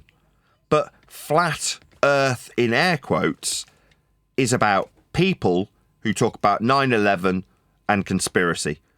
It's a conspiracy. And then you can be asked as an individual, like you're somehow the arbiter of Earth and its flatness, when you propose as a suggestion, as an if statement, that Earth could be flat, as opposed to the current belief of the person that you're talking to when they believe they're on a ball. Like that's a separate category that has been created called flat Earth. But that's not flat Earth. Flat Earth's all the things One Deck listed. But I'm not going to shy away from the fact, because what other words have you got to use to describe how flat Earth is? Well, flat Earth seems perfectly sufficient. There's been many different stages in my flat Earth career where people have suggested to me that flat Earth is a bad terminology. I actually am a globe denier. Really? That's what you want to define yourself as, somebody who denies someone else's belief in the negative. That's what defines you. Okay, me, I thought we were talking about how flat Earth was. That's a flat earther, isn't it? What about the biblical Earth cosmologists? These people are shying away from the words because they've been given new meaning. So I can empathise, I can appreciate why somebody would say, I don't want to call myself a flat earther, because a flat earther is a conspiratard that can be mocked and is societally acceptable to mock. I don't want to be that. I want to be something else. I want to be a globe denier. I want to be a biblical cosmologist. I want to be insert name here that isn't about Earth and its flatness. You're like, well, I'm quite literal when it comes to words and their meanings. If I'm going to describe what I do, it is flat Earth. And my desire to call it cosmology was only a desire that stopped a conversation that might have been awkward out of fear of having an awkward conversation with somebody that's probably going to get angry with me because they don't like their belief being challenged. An anti-globe rhetoric that flat Earth formerly had to offer did nothing but antagonise people. Now, I can be the one to condescend to them if they get triggered. That is to say, what do you do? I'm a YouTuber. Oh, really? A popular one? Or, yeah, I'll pay the mortgage, just about. How many subscribers you got? 26,000. Wow, that's not bad at all. Yeah, it's pretty good. It's only taken 10 years. Really? What do you actually cover? Flat Earth. Flat Earth? Have you not seen the pictures from... Well, it's not that serious. It's just measured flat. You know, your pictures from space would be given an altitude. That comes from sea level, as a simple example. Anyway, it was nice talking to you. I'm not concerned anymore that I might have that conversation. Because what have I got to fear? They're using flat Earth measurements. The moment that became a realisation, I went, well, this becomes inconsequential. This doesn't mean that I'm going to walk away from an evergreen subject that I've built a channel around. Far from it. But it does mean that I can stop being concerned about having to end up in an argument. There is no argument. So next man asking me what I do for a job, what my channel is about, I can describe it in the most literal of terms. The fact that societally flat Earth has been given that person the idea that I'm the conspirator that likes to talk about 9/11, that I think that everybody's lying to me and that I should have a tinfoil hat on, that's their problem. Like, I don't care what you perceive a flat Earth to be. Flat, and the ground that we're standing on, Earth, is exactly that. It's how it's measured. So I'm not going to be embarrassed about that. I'm going to reclaim flat Earth as a title. I'm not a globe denier. No. That's incorporated into the subject of flat Earth. In order to believe you're on a globe, you need a flat Earth to measure. It's how it's created. Your equator, the equatorial plane, comes from flat Earth measurements to start the whole roll going for a ball. You can't have the ball without flat Earth measurements. They're fundamentally integral to your ball belief. So I'm not telling you you're not on a ball. You can believe whatever you like. I understand how Earth's measured. And you probably do too. You probably sat through a geography class or two and paid attention, right? So you probably already know how flat Earth is getting measured, future tense, and is measured past tense when you look at things like maps. You know, it just is what it is. That's just how it's measured. It's not that big a deal. Ruffles person's hair. You'll still have to pay your mortgage tomorrow. Don't you worry about it. You're not planning on going and flying a plane soon, are you? Were you planning on developing a new calendar? Were you planning on building a new house? You weren't. Well, don't worry about it. You don't need to know Earth is flat. So don't concern yourself with it. If you want to retain your belief, good for you. I'm not going to tell you you're wrong. Believe you're on a ball. Fair enough. It's the one world religion. Most people believe they're on a ball. Good for you. Everyone's entitled to their belief. Do I believe in a globe? Why are you asking me about my beliefs? You keep your beliefs to yourself. I know Earth's measured flat, but you don't need to know what I know either, because I'm not measuring it. I'm not going out and making any maps or producing any calendars. I'm pretty inconsequential when it comes to this subject too.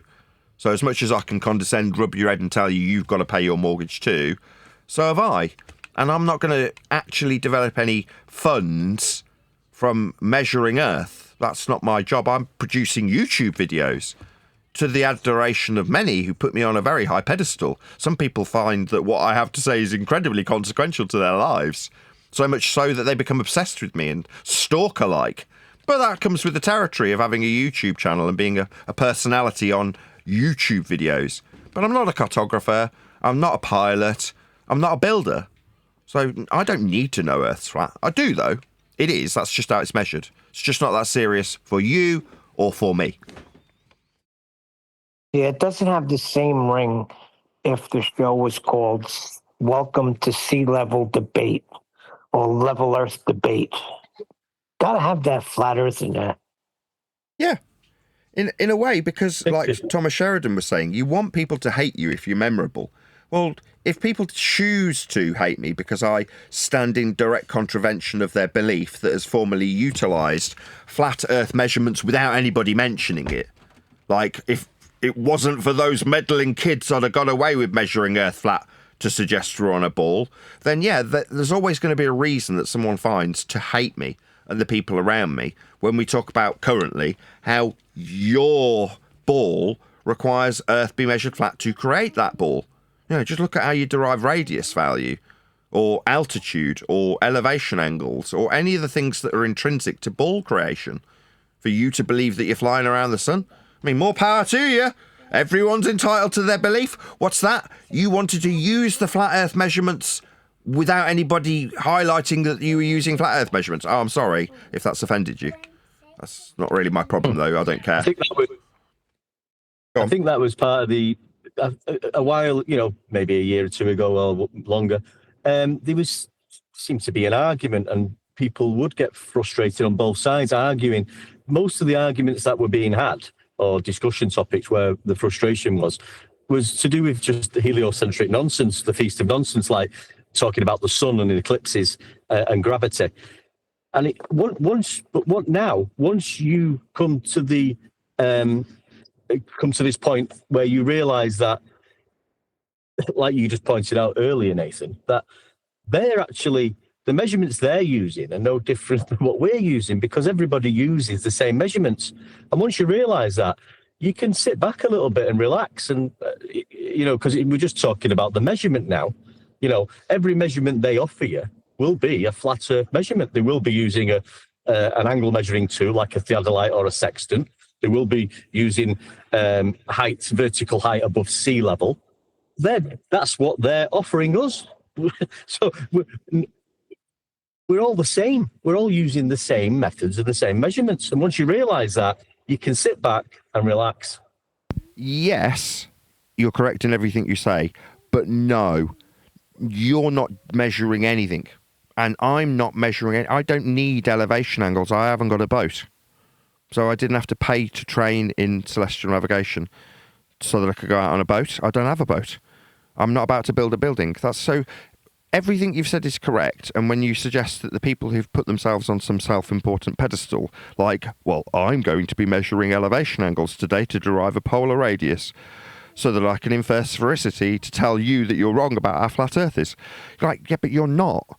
You're not going out and measuring Polaris with an elevation angle from a flat base. You're not doing any of those things. Now, you can talk about them hypothetically to raise your own self-important stature, like you do anything with Earth. You don't. But you need to confirm your belief in it being spherical. So as a consequence of your belief, you embarrassingly go out and suggest that you're measuring Earth with elevation angles for radial values of spherical. So you're not doing any of those things. Don't delude yourself into being important. You're not. Nathan, I could go back a few months ago and you say, we measure Earth flat, you measure Earth flat, we all measure Earth flat. I was wrong. That's the brilliant thing about being in an evergreen subject. It's ebbing and flowing continuously. What is important today is less important tomorrow. Yesterday's newspaper is tomorrow's fish and chip wrapper. So, yeah, I used to say, past tense, we measure Earth flat, you measure Earth flat, I measure Earth flat, they measure Earth flat. No, I don't measure anything. Let's just bring this back down to the reality. We are but the pawns on the chessboard that I described earlier. We're given the impression that we're important. We could be kings if we just got to the other side, queens. You know what I'm talking about, though, when I refer to kings All right, as so the then beaters. what's the better way to say it? Can we say, let's say, for instance, because we're in the topic, we could just say that we all observe Earth flat. You But observe why? Earth flat. Why I though? observe Earth flat. Because So, we do. yeah, but why? For what consequence? Can you monetize your looking at Earth and having a little look at it? Can you monetize that? Can you turn it into something? Yeah, but we're in a topic. We're in a show called Flat Earth Debate. That's not a debate. We discuss these things. There's gotta be a way to verbalize it. We So are we're not verbalizing doing it. This is what we're doing, right? I'm not suggesting that one deck does not say our opponents measure Earth flat with elevation angles. I'm not telling him not to say that, but I'm pointing out after he said it, and it's acutely, abundantly obvious to anybody watching as an audience member, that after the fact, after you've recognised what one deck said, that Earth is measured flat, it is, you aren't measuring anything. You're an accountant.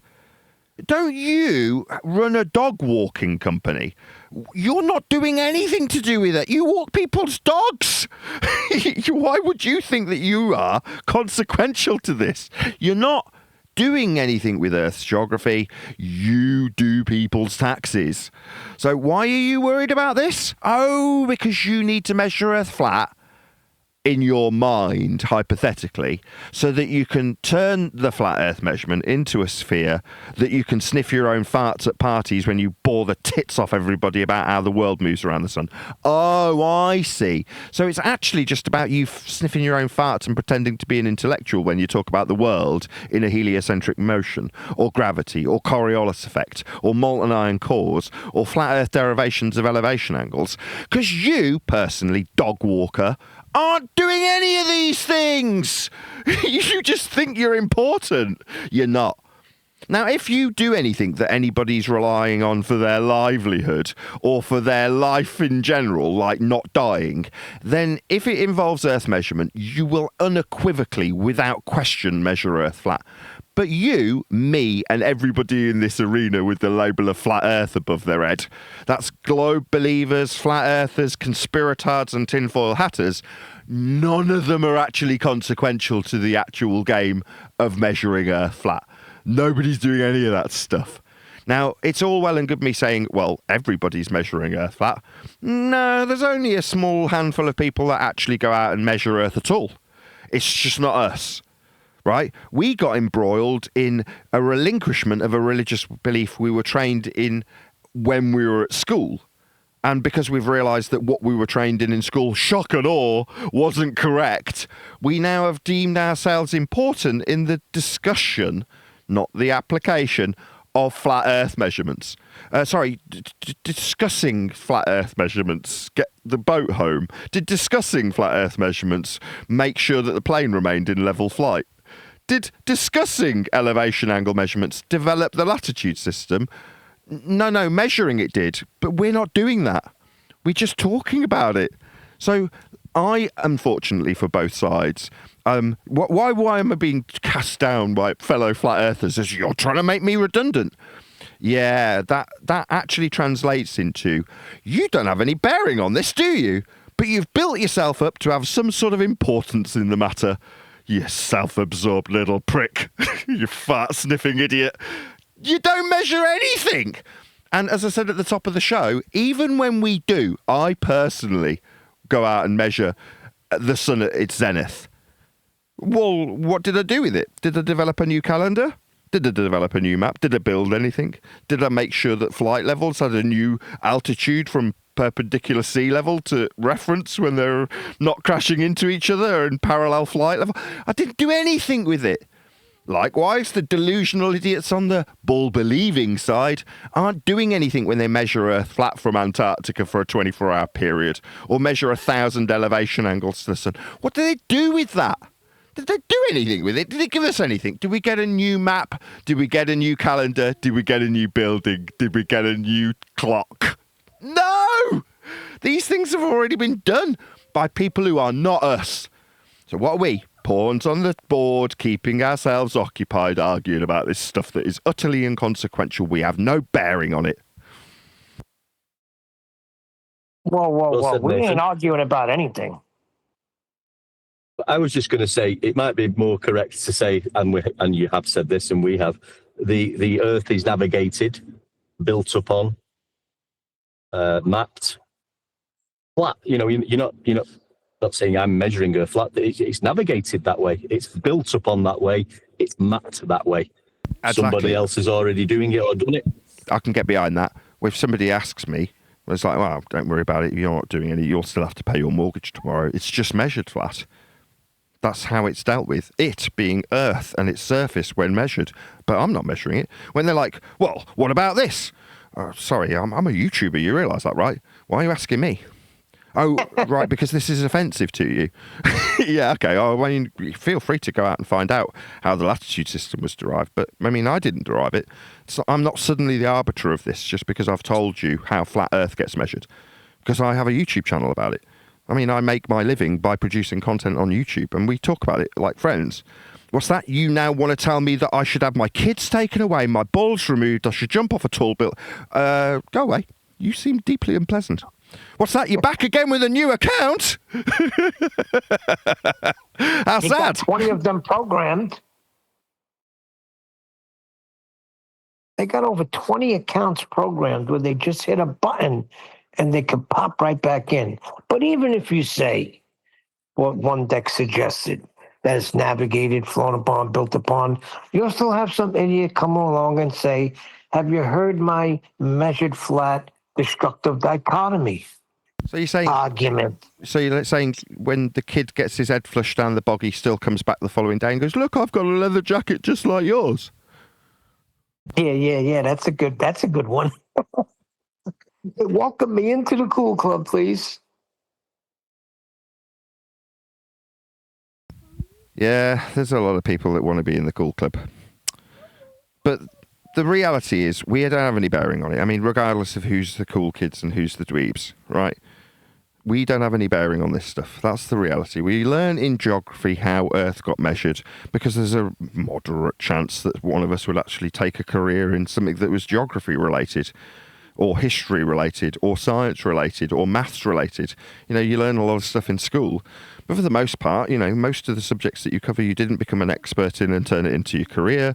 Most people, if not all, were trained in the one world religion, so they could be constantly bombarded with stuff that keeps them scared and under control, or in this instance, specifically us, fighting with other people about stuff that's inconsequential because they're not doing anything with it practically.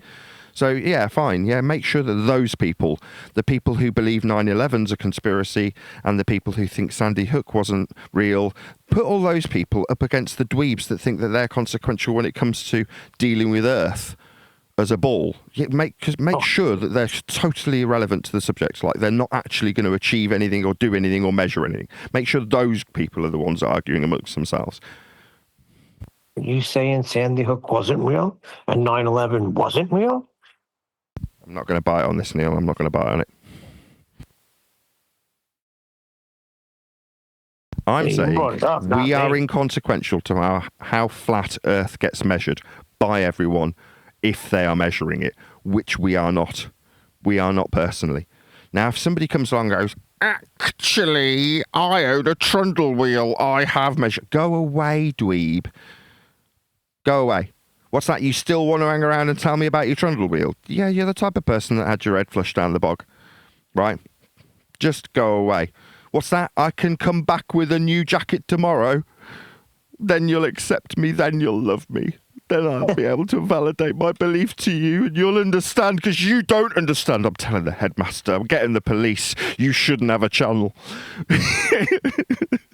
Well, the interesting thing about a trundle wheel is when used on hills or rough terrain, the measurements become less reliable as the wheel cannot actually factor in vertical elevation changes, only the surface distance covered. How would you describe a vertical elevation change, Neil? No, from a flat Earth, it's in reference to a flat plane. Yeah, and now if only this was relevant, like me having this discussion with you, gave us a new calendar, gave us a new mapping system. It's not going to do any of the above, though, is it? Right? We aren't going to actually go out and measure any of this stuff, are we, Neil? No, maybe one day I'll hit it big and I'll have a property to buy and I'll have to level out the area. Then I could put it into practice. So what you're saying is you As might of have to now, put your no. building prowess to use one day. Yeah, maybe one day. You know. In which case you will measure Earth flat. Yes, Neil, that is correct. But you won't Well, be I concerned with still won't. convincing I'm some getting an dweeb. architect. You'll be actually physically grafting to build a house, right? You're not going to be like going, oh, you know what I'm going to do rather than getting the cement out? I'm going to go on Discord and tell people. So I'm going to argue with them about flat. It's going to be leveled. No, you'd just be out there with your tools doing it, wouldn't you? I'd hire an architect and I'd hire a builder. I'm cool for that shit. Because you've got a Discord channel like to me, go though. on. You've got people to tell. You've got more important things than building the house to do. It's like me, though. I have navigated the Earth flat. So I've done quite a bit of hiking and with maps and compasses, and that and plotting your position on a map and getting from A to B, and working out what navigated the Earth flat. I have done it, and that brings me back to the mapping guy we've watched. He's navigated the world flat, and he's explained that on the videos we've watched, and he explains it with ease, and he's nice, and he tells us how it's navigated flat and measured flat. So when you are carrying out these activities and things, yeah, you can point out, yeah, I have and do navigate the Earth flat with my compass and my map. Oh, it's funny you should say a compass because when I brought up a compass, I didn't get an answer. I said, hello, compass, north, south, east, and west, all flat directions. Instead, what I got was a total attack on Nathan. No answer for the compass. No, hey, you're right. No penny dropping. Just a total ignore. They totally ignored what a compass does and took shots at Nathan. Do you care if these people can navigate? Well, as a human, I would care that if people are lost in the woods, they would know how to freaking use a compass, especially if you're in an area where there's grizzly. I would hope they know how to use a compass. Do I have to explain to them that north is not up and south is not down? So just out of interest, how much time last week did you spend figuring out who's in the woods lost, not knowing how to use a compass? How long did you spend doing that exactly? Well, no time at all. Nothing. I'm just Very saying. important stuff then. Critical that you make sure these people can navigate. None of them are navigating anything, are they? None of them are being trained in orienteering or doing Boy Scout activities just for the fun of it, or by contrast, out in the Grand Canyon and need to find their way home and have happened to have got lost. None of them are doing that, are they? They're just arguing with you about how flat it isn't when they've got their bull belief to They're not convince you arguing. of. That's what I'm saying. They're not giving an answer. When I explained to them what a compass does, all I got was a whole freaking paragraph about people taking shots at you. Oh, look, another one just came in. Another message. How does it feel to have to deny flat Earth and be trained to hide like Nathan has to hide? He has no answers, so he has to remove himself from the frame. Too weak to do God's work? Question mark. A compass has to be weighted in the liquid to make it float. It is not horizontal. No, they are right. I do have to hide out of frame. Oh boy. Yeah, but I mean, even that, you're not going to argue about it. Everybody, well, not everybody might not. I know because I've used a compass, and when you use it, you hold it in the palm of your hand, facing forward, and it's horizontal, parallel to the ground. That's how it's used. That's in the instruction manual. Not according to Edinburgh. He said it is not horizontal. I don't know where he's freaking using a compass or how he's using a compass. Again, do you care? My point Nah, is, if he got lost in the woods, I couldn't give a shit. Right. Eddie Well- Bear, I get north is up. Yeah, now you're Well, I talking. say, I- Just pander to these idiots. You know what? You're right. South's down. South's actually down. It's part of the three-dimensional compasses that we've started using. Okay, you win. You win. Dweeb.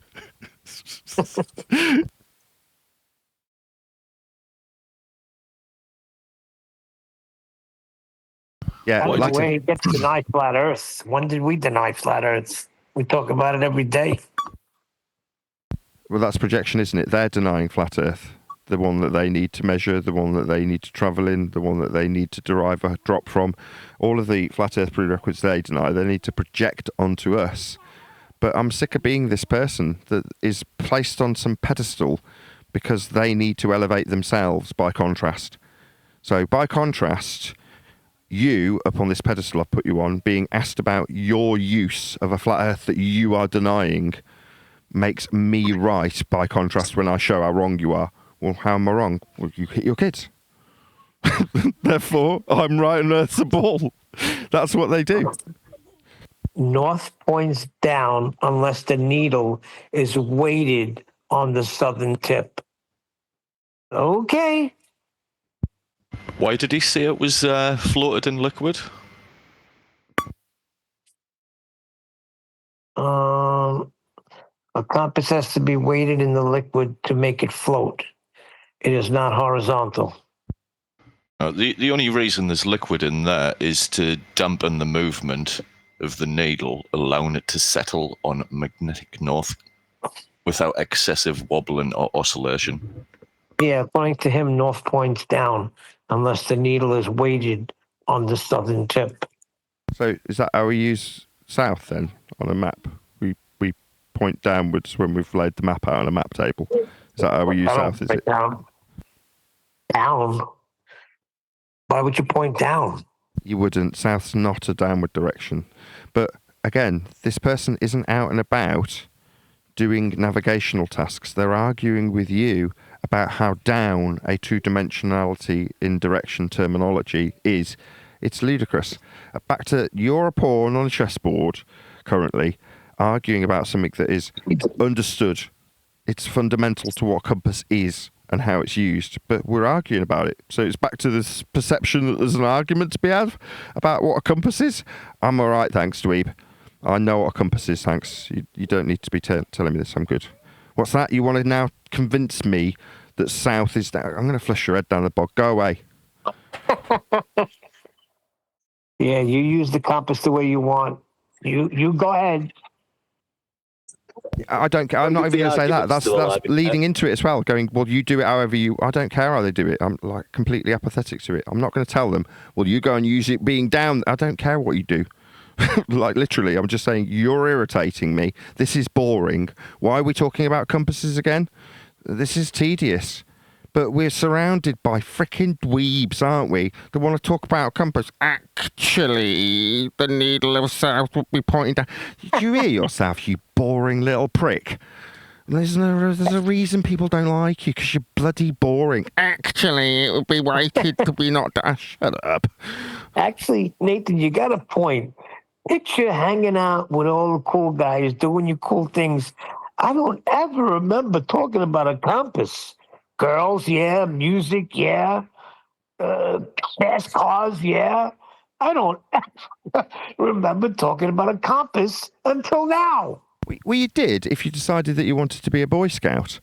But when I engaged in being a Boy Scout, which I did, I was a Scout, right? I did orienteering, I learned how map works. My daughters are Girl Guides and, what is it now? Brownies and Rainbows girls, right? Yeah. When they learn how to use a compass, they learn how to use a compass for the fun of being out and about and learning how to navigate when they're out camping. That's fun, right? But in an isolated scenario, which you don't necessarily tell your other mates about. So I don't remember ever going around boasting about being a Boy Scout when I was a Scout, because I'd have probably got laughed at by the other cool kids. So I just kept that shit to myself.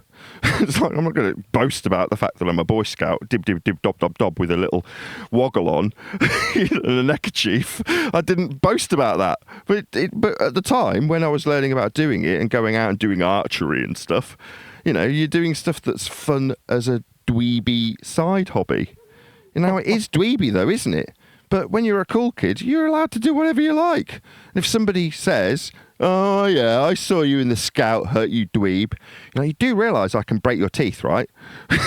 You can say it to my face all you like, but accusing me of being a dweeb, which I am, I'm a scout, will just get my aggression towards you as I project my insecurities onto you as a teenage boy. That's how high school was.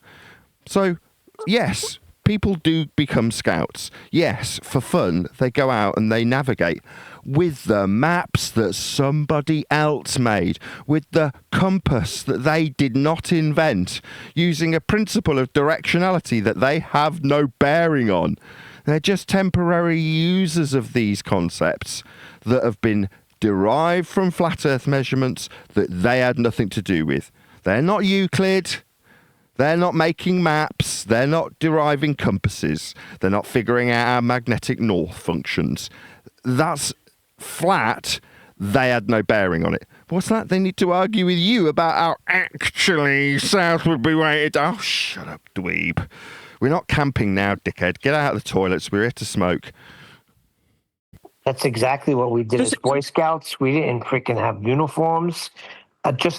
My father's friend was a scout leader, so he wore the uniform. We did not. We just used to go there to party in the freaking woods and build bonfires and get drunk and wasted. None of us had a uniform. None of you had a girlfriend. Does explain why. Sorry, it does explain why Elder Bear's lost, though, because he's using a vertical compass, obviously. Back to the same attitude. I don't care if he's lost, though. Like, these people are deeply unpleasant people that I wouldn't want to be around. So once they're out of my sight, I don't care about them if they're lost because they weren't a Boy Scout. And actually, I'm going to use this compass vertically. Oh, shut up. Yeah, but he cares about you. He cares about your attention, Nathan. Come on, give the guy a little attention. Yes, I am used to this, Neil. I'm used to garnering quite a lot of attention. But what's that? I need to know about your logical syllogism. Oh, shut up. Nobody cares. No. Get it correct. Earth measured flat, destructive dichotomy. You forgot to add the word actually at the beginning of that sentence with an adenoidal voice, Neil. Can you try that again? Actually, it's called measured Earth flat, destructive dichotomy. Oh, my God, you're boring.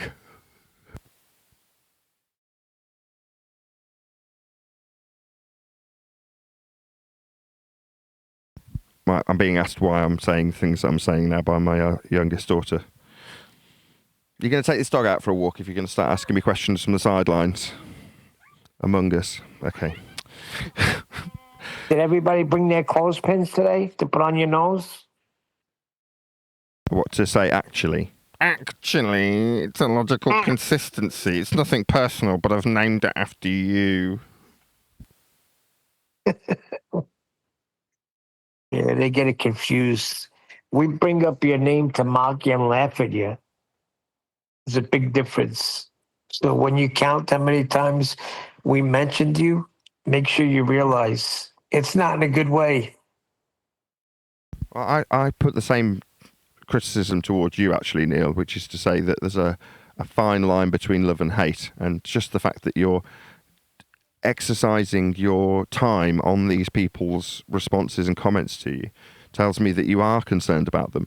So as much as up until now I'm directing... That makes a good show. It does make a good show. So again, I'm not saying to stop doing it, because obviously I get plausible deniability if you're doing it, because I don't have to. Because I could be criticising the same thing. Well, you're the one who brought me up. Yeah, we did, didn't we? But by the same token, after you've dunked the dweeb's head down the toilet, you're still going to be in the toilets talking about the dweeb and how irritating he is for at least 10 minutes after he's gone.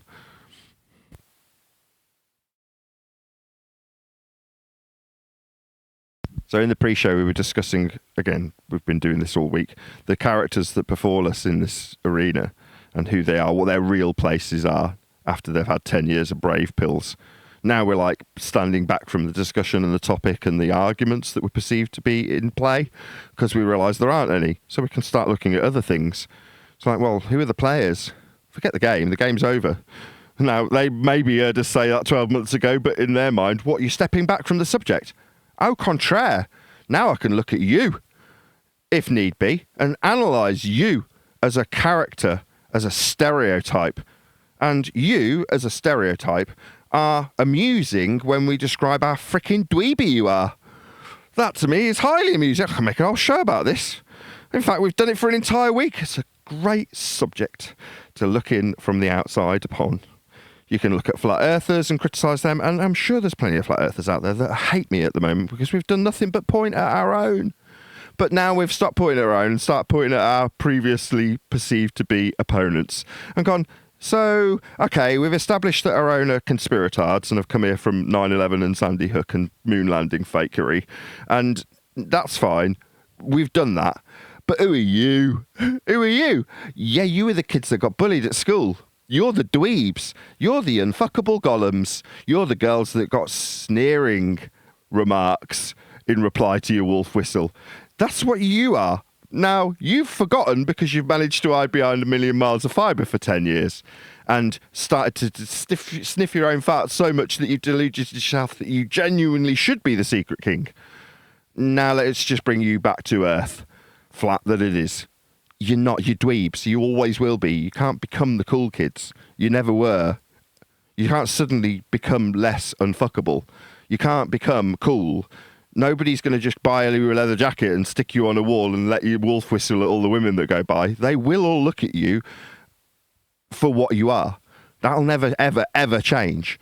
And you going out and buying a BMW and convincing yourself that you were cool when you were kicking the football will not change how people treat you. Now, they all know this, and they absolutely despise it. And they've all got a lot of wishful thinking in the misapprehension that, what, because a couple of people wanted to rob from me and make a book I'm writing their swan song, that means that it's my swan song? Oh, no, I'll be here indefinitely. I picked the subject for a reason. Like, in terms of employment, this flat earthing gig has been the longest job I've ever held.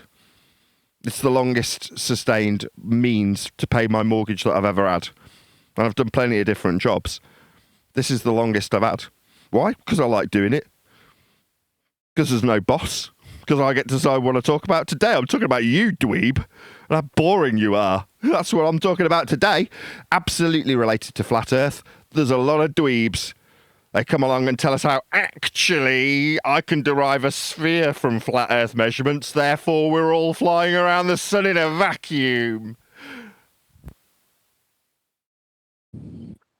Yeah, it is amazing how they behave, these dweebs, like giving themselves 10 different names, like you say, and different voice mics, and spending days and days and days just coming on here, telling us that the Earth is a globe. I mean, they know it's a globe. Just keep your globe. Get on with it. Actually, the measured flat destructive dichotomy is the proof that Nathan is deluded. Do you always copy Nathan, Neil? The measurements prove you wrong. Flat measurements, right?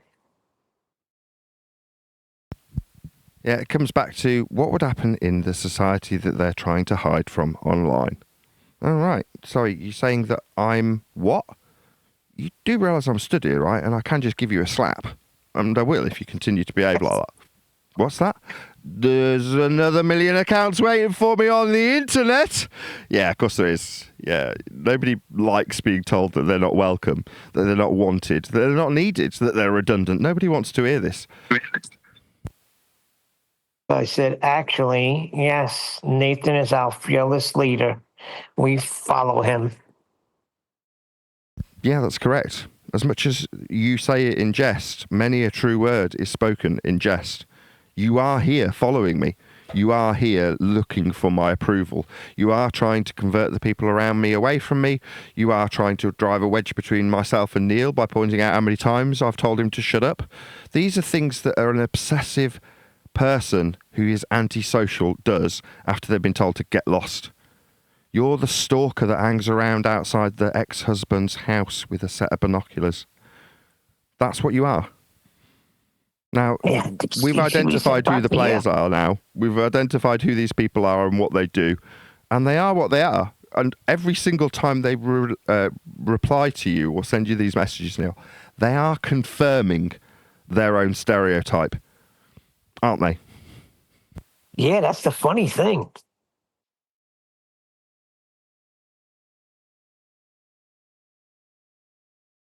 So yeah, from an audience perspective, recognise the players in the game and then recognise how important or unimportant you are.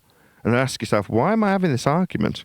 Could I be doing something more with my life that is short, that you only get one of, and you shouldn't waste a single second?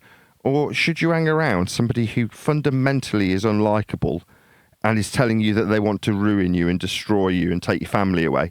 You want to spend time convincing them that they need to learn how map works so they don't get lost in the hills. I mean, to me, it just seems stupid. Just tell these people to get lost, and if they don't, just give them a slap. Get lost, you stupid idiot. Nobody wants you around here. What's that, you're going to hang around anyway? Why? That makes you kind of sad. Well, because I need you to understand how stupid you are. Do you? That's what your raison d'etre is. That's what you do, is it? Okay. I do very different things to you. We aren't alike. There's a reason you're looking for my affirmation and confirmation of your position that you find yourself confirming. There's a reason you want to tell everyone how wrong I am. Go and tell everyone how right you are. You know, go make your own channel and build yourself up. Oh, you have? You've tried and it hasn't worked out very well. Oh, okay. Well, that's not my fault. You're just not very likable. Nobody cares what you've got to say. People don't respect what you have to talk about and what you've got to say about the subject. Nobody gives a shit here. But here you are still, after we've told you, go away, dweeb. You're boring us all. Man told you 5,400 nautical miles, 62 statute miles, a flat straight line. Rebut the argument if you can, if you dare. So I just replied back, no thanks, you are correct, like Refract said. Now go away, please. Well, their argument is about flat Earth miles. I don't really understand. Their argument is to say we've got flat miles. Well, we have. When you describe statute miles, they're flat. When you describe nautical miles, they're flat. Part of the derivation of an angle measurement with respect to a flat plane that you can draw out on a flat map. But what are we doing? Oh, we got suckered in by a dweeb, didn't we? What are we talking about? Miles? Yeah. So are you making a map? Are you making a new map? I'm pretty sure there's a lot of distortions in the globe maps that we've got. They're all pretty crap. Are you making a new one? Where's your map, dweeb? Have you got an accurate map, dweeb? Go and get one. And if you haven't, go and measure Earth. Waste the rest of your life with your trundle wheel away from me. But until you've got an accurate map, I'm not interested in this. You're telling me you've been doing this globe shit for thousands of years? And you, because I'm going to ascribe all these thousands of years to you now, dweeb, in 2,000 years you haven't managed to come up with a completely accurate map of the world? Man, that's pretty crap belief that you're holding.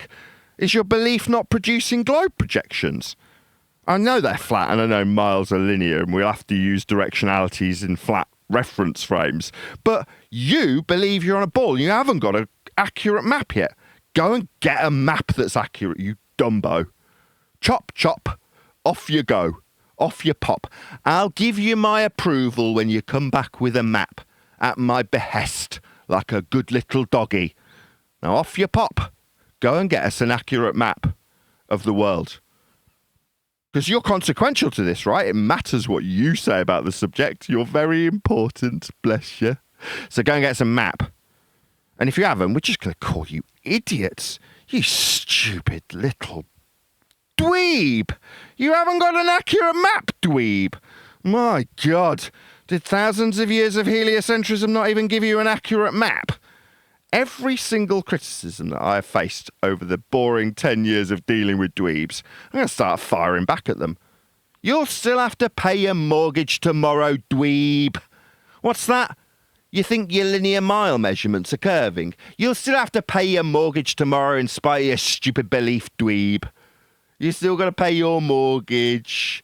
Doesn't matter what you say, dweeb. Doesn't matter if it's ball-shaped. Who cares? If you're using flat earth measurements to derive this stupid belief that didn't give you an accurate map, go and get an accurate map. I'm not going to believe in a ball until you give me a completely accurate ball map. So go and get it, dickhead. Why are you standing here when you haven't got an accurate map? Why aren't you producing one? My God, do you not care if I believe in your ball or not? If you want me to believe in your stupid little ball, go and get me an accurate ball map. And when you come with your flat earth measurements, you're just going to get a slap. You know, like you're stupid. Why are you giving me maps that are based on angles from flat planes, you stupid little dweeb? Try again, dum-dum. You haven't impressed me one bit. And isn't that what you're here for? To try and impress me? Go on. Wait a second. Get This a has map to get that works, rectified. dum-dum. This has to get rectified. He thinks that he's banned because of his freaking argument. No, you're banned because you're annoying. You're annoying. But in his mind, he's banned because we can't answer his argument. No, we just don't like you. We don't want to be around you because you're deeply unpleasant, antisocial, like criminally antisocial. Like when you get kicked out of a club, if you go home, get changed and put a wig on and come back, there's a good chance the bouncer will give you a slap. That's what you'll get out of the bouncer. He'll say, I've already kicked you out once, get lost. But I got a new wig. I've got an entire wardrobe. I can come back 30 times. I've got 30 wigs. The bouncer don't want you in his club. You're just fundamentally unlikable. You're off-putting to all the pretty girls. That's the reality. Pretty girls are getting put off by you, dweeb. They don't like you. Go away. What's that? It's because they're scared of how much money you've got in the bank. Really, you're popular and everybody loves you. Well, why are we kicking you out then? Does everybody not love you? No, we don't. We think you're annoying. It's just that simple. You can tell yourself that it's because you've got a really good argument. No, weren't you listening? Are you deaf? Are you stupid? There isn't an argument. That's why we've told you we don't want to talk to you, because there isn't an argument, and we explain why. You still want to have an argument, therefore you're annoying. Therefore we don't like you. You're just unlikable. Now, you don't have to accept that. You can delude yourself into giving yourself a new reason for why you're fundamentally unlikable. It's because of all the money you've got and how popular you are. And what's that? You've got a beautiful wife? I couldn't give a tiniest of shites. Why are you appealing to me with this? I don't care what you've got. We just know we don't like you. Why? Well, because you're constantly trying to argue about something that you require, about how flat it is. We figured out that your belief, your religion, requires you believe that you're doing something consequential with measurements that are flat. You're not doing anything. You're just some inconsequential nobody who's annoying the cool kids currently. And being told, having to have it explained to you, and every second of me explaining to you just makes me want to dunk your head down the bog more.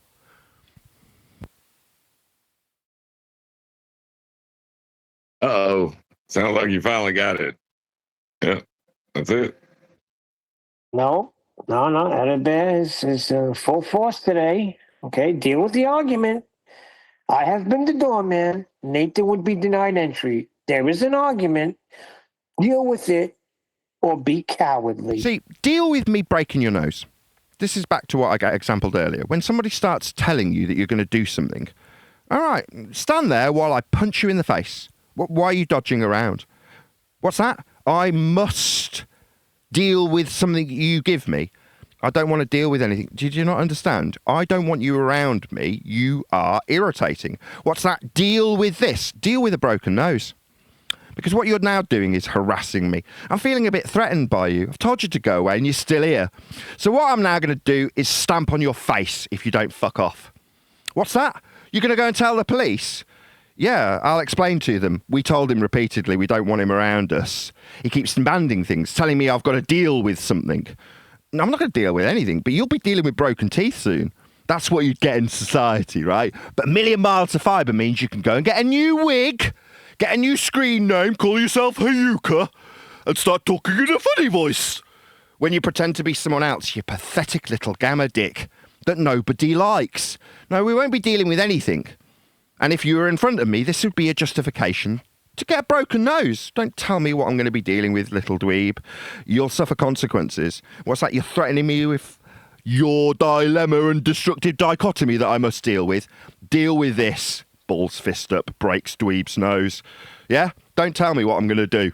Don't make demands of me. You are not in said privileged position. You are not my boss. But you start acting like one, you'll find out that I'm also very much an intimidating person when it comes to me breaking skulls.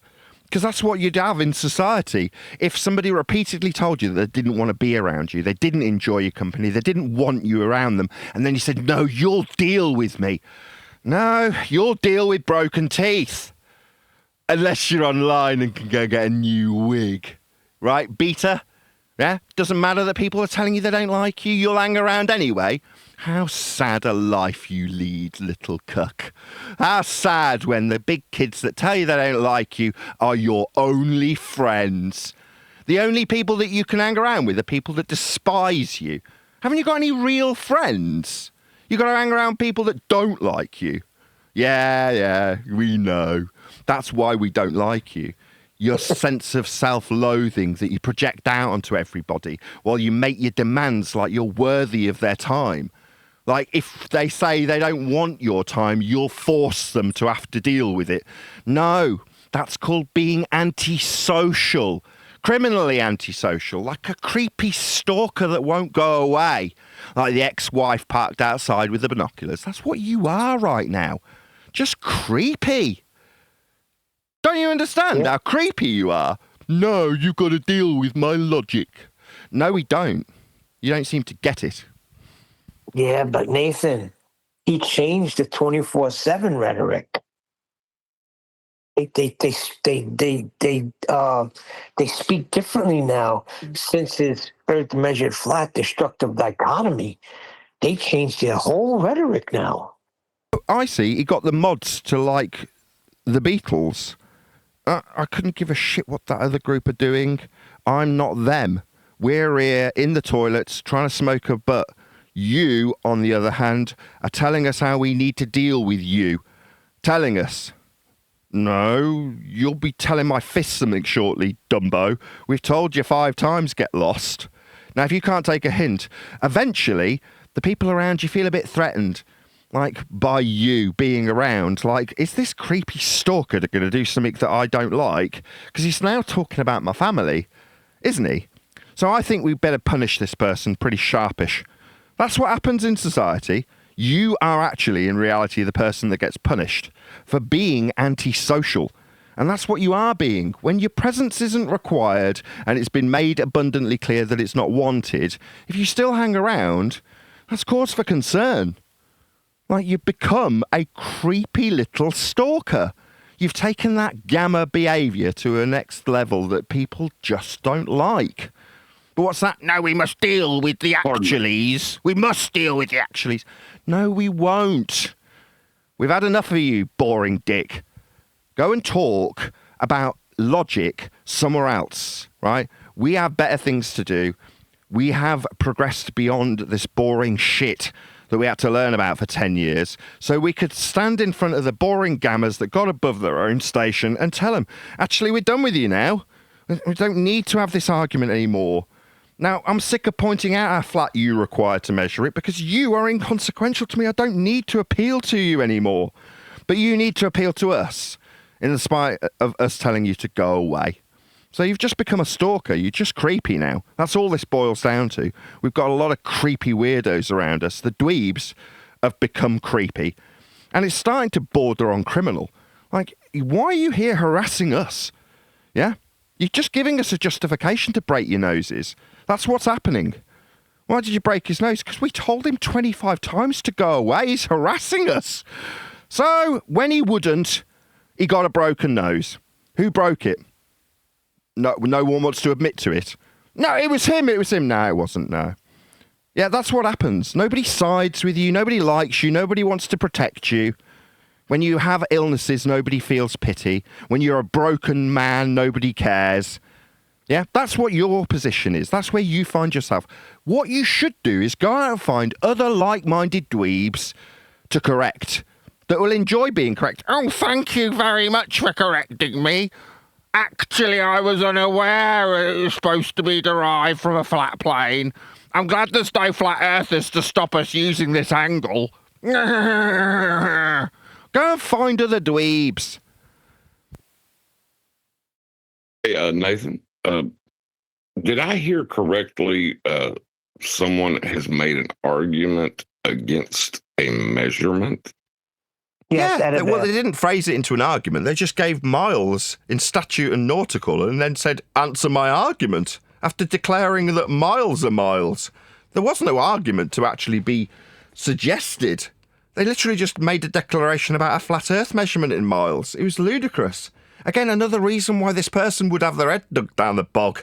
What do you mean answer the argument? You've just made our point for us, the one that is the reason. We're telling you to get lost. More reason to dunk their head down the bog. Oh yeah, yeah. I was making sure I heard Neil right, because I couldn't imagine somebody walking up to me and saying, "I have an argument against the inch. I call it the millimeter." And if it happened, I'd be like, "You do realise I'm in the toilet? I'm actually trying to have a poo. Why are you leaning your head under the cubicle and talking to me while I'm on the toilet? Is it because you want your head flushed down this toilet? Because I'm telling you to get lost. I'm trying to enjoy a moment to myself." Or likewise, if you're around the poker table in the bar and everyone's enjoying a cigar, and suddenly the dweeb's standing at the table going, "Answer my logic, answer my question." And then when they get kicked out, they come back in a wig. "Answer my question." I mean, answer my question. I've got a different voice now. No, that's how you go. Hello. All I got is the title to his argument and go deal with it. What I did get was that man said 5,400 nautical miles, 6,210 statute miles, a flat, straight line. Rebut the argument if you can. That's not an argument. If you dare. So again, we're back to the same reason you would get your head dunked down the bog, right? Let's just make this absolutely abundantly clear. We say miles are flat. You repeat back to us, "One of you said flat miles." Yeah? How is that in any way an argument? It isn't. It's a reason to tell you to get lost. Well, the funny thing is, I said, "Okay, give me the ball measurements." Nothing. No response. Because there aren't any. There's only flat earth measurements, right? That is why we are sick of dealing with these dweebs, right? We have accepted not only that Earth is measured flat, because it is, but also that we are inconsequential to that fact. Nothing I do will alter how Earth is dealt with. Now, even if I go out there and measure it, it still won't change how Earth gets measured. I will not become the arbiter of Earth measurements simply because I've utilised a sextant. Simply because I've drawn out a line on a map and compared it to a flat, horizontal, linear scale with the words miles on them. I am not the creator of miles. I didn't create the map. Just because I can use a ruler doesn't mean I'm measuring Earth in any capacity. I'm inconsequential to this. But so are you, dweeb. So go away. We are sick of hearing about you and your stupid religion. Go and find other like-minded dweebs. With that, though, I am going to say a huge, massive, enormous thank you to both Discord and G+ panels for making today's rather sprightly live show possible. If you're watching this on either Nathan Oakley 1980 or Nathan Oakley premiering streams, stay tuned, as there will be an after show to follow.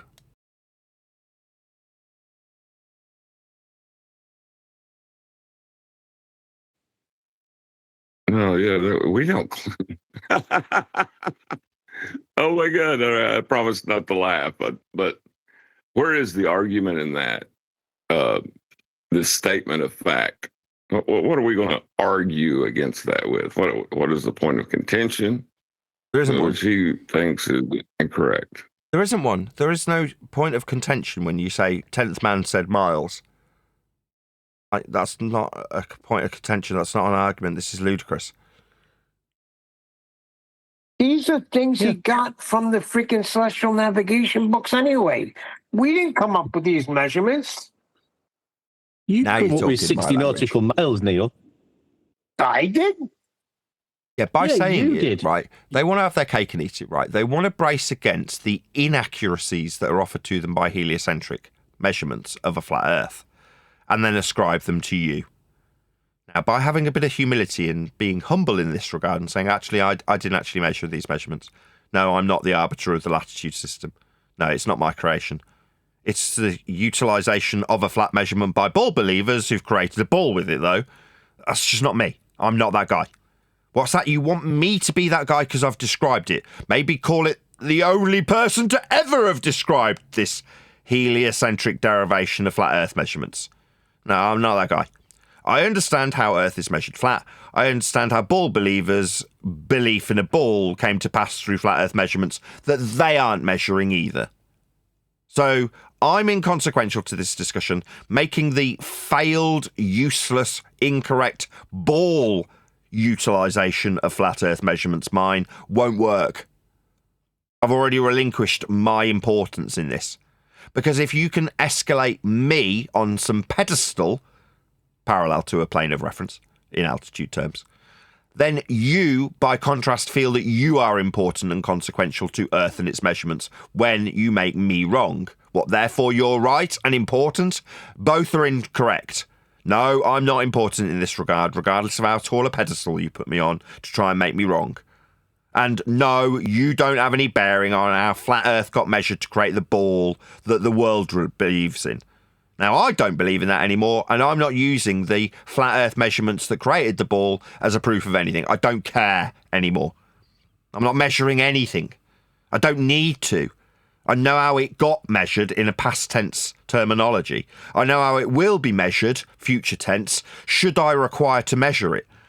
And people do, present tense, measure it flat when they're building anything, charting anything, flying over anything, sailing on anything. So it's inconsequential, us now having this discussion. You don't have any bearing on it. I don't have any bearing on it. So get lost. Go and find other dweebs to bore. Yeah, it's like it doesn't matter. I mean, what difference would it make anyway? Right? Like, you're going to keep believing in your ball anyway. So,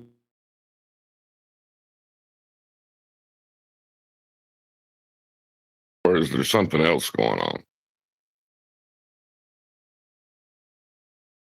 Yeah, they're trying to be the new people on the block. Bev and him. They got a show called On the Level, and levelology is the study of all things from honesty to horizontal. We aim to replace dogma with epic proofs. Yeah, in Join other us words, in we are discussion. consequential. We are important. No, you're Yep. not. No. I could have put the same sort of tags and strap lines onto tracking the sun on a flat Earth. We will be the arbiters of the flat Earth with the sun tracking. No, we won't.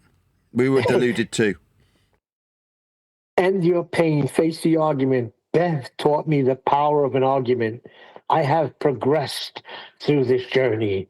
You are having to go backwards. By saying Earth is measured flat, oh dear, I think that's a forward motion. No, it's not. It is the origin That's true. of the discussion. That's It true. is the That's right. point. It's the point that everyone has to accept to move forward and argue about with it. This is pathetic, though. If you- Bev taught me the power of an argument. But this ain't an argument, John. This is what we've been saying for the longest time. Is a measurement an argument? No. Of Even course if not. it's That's why I not said- correct, it's either wrong, and you got to redo the measurement, but it's not an argument. Right. You have the conceptual unit horizontal applied to what we experience, which is level. It becomes axiomatic at that point. You can't argue with it. It is got lips. All it can be is what it is, no matter how much you talk at it. You know what I mean? It's not going to change it.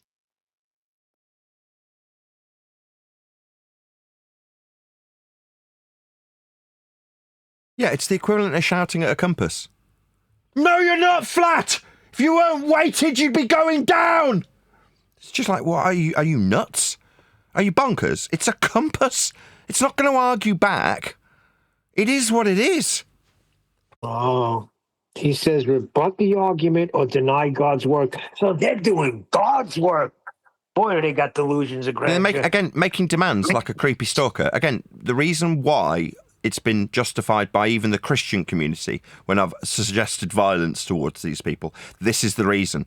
What's he just done? Made a demand of you. Yeah? Like, again, let's just highlight it, and I'll do it from this point forth. In society, if you were in front of me making demands of things that you say I must do, I am justified in expressing violence towards you as you behave in that antisocial way. Especially after you've been repeatedly told to go away. Yeah? And you won't go away, you will continue to make demands of me. Like I am under the guise of you being my boss, being told what to do by you. No, but you would get broken teeth and a broken nose. There's a good chance you'd get your face stamped on, you little dweeb. Don't make any demands of me. Yeah, you're not in a position to demand anything from me. But you are. Well, yeah, that's antisocial. It's creepy too. Yeah, it just highlights your stereotype. What you are is being typified by your behaviour currently as you make demands of the cool kids. That's what you're doing. Now, not only is it sad, it's creepy. Like, weird. You are weird and creepy and stalker-esque. You're like the wife on the curb with the binoculars, saying, no, tell me where you've been tonight. We're not married anymore, love. I've got a different life. I don't want you in my life anymore. Stop parking at the end of the driveway.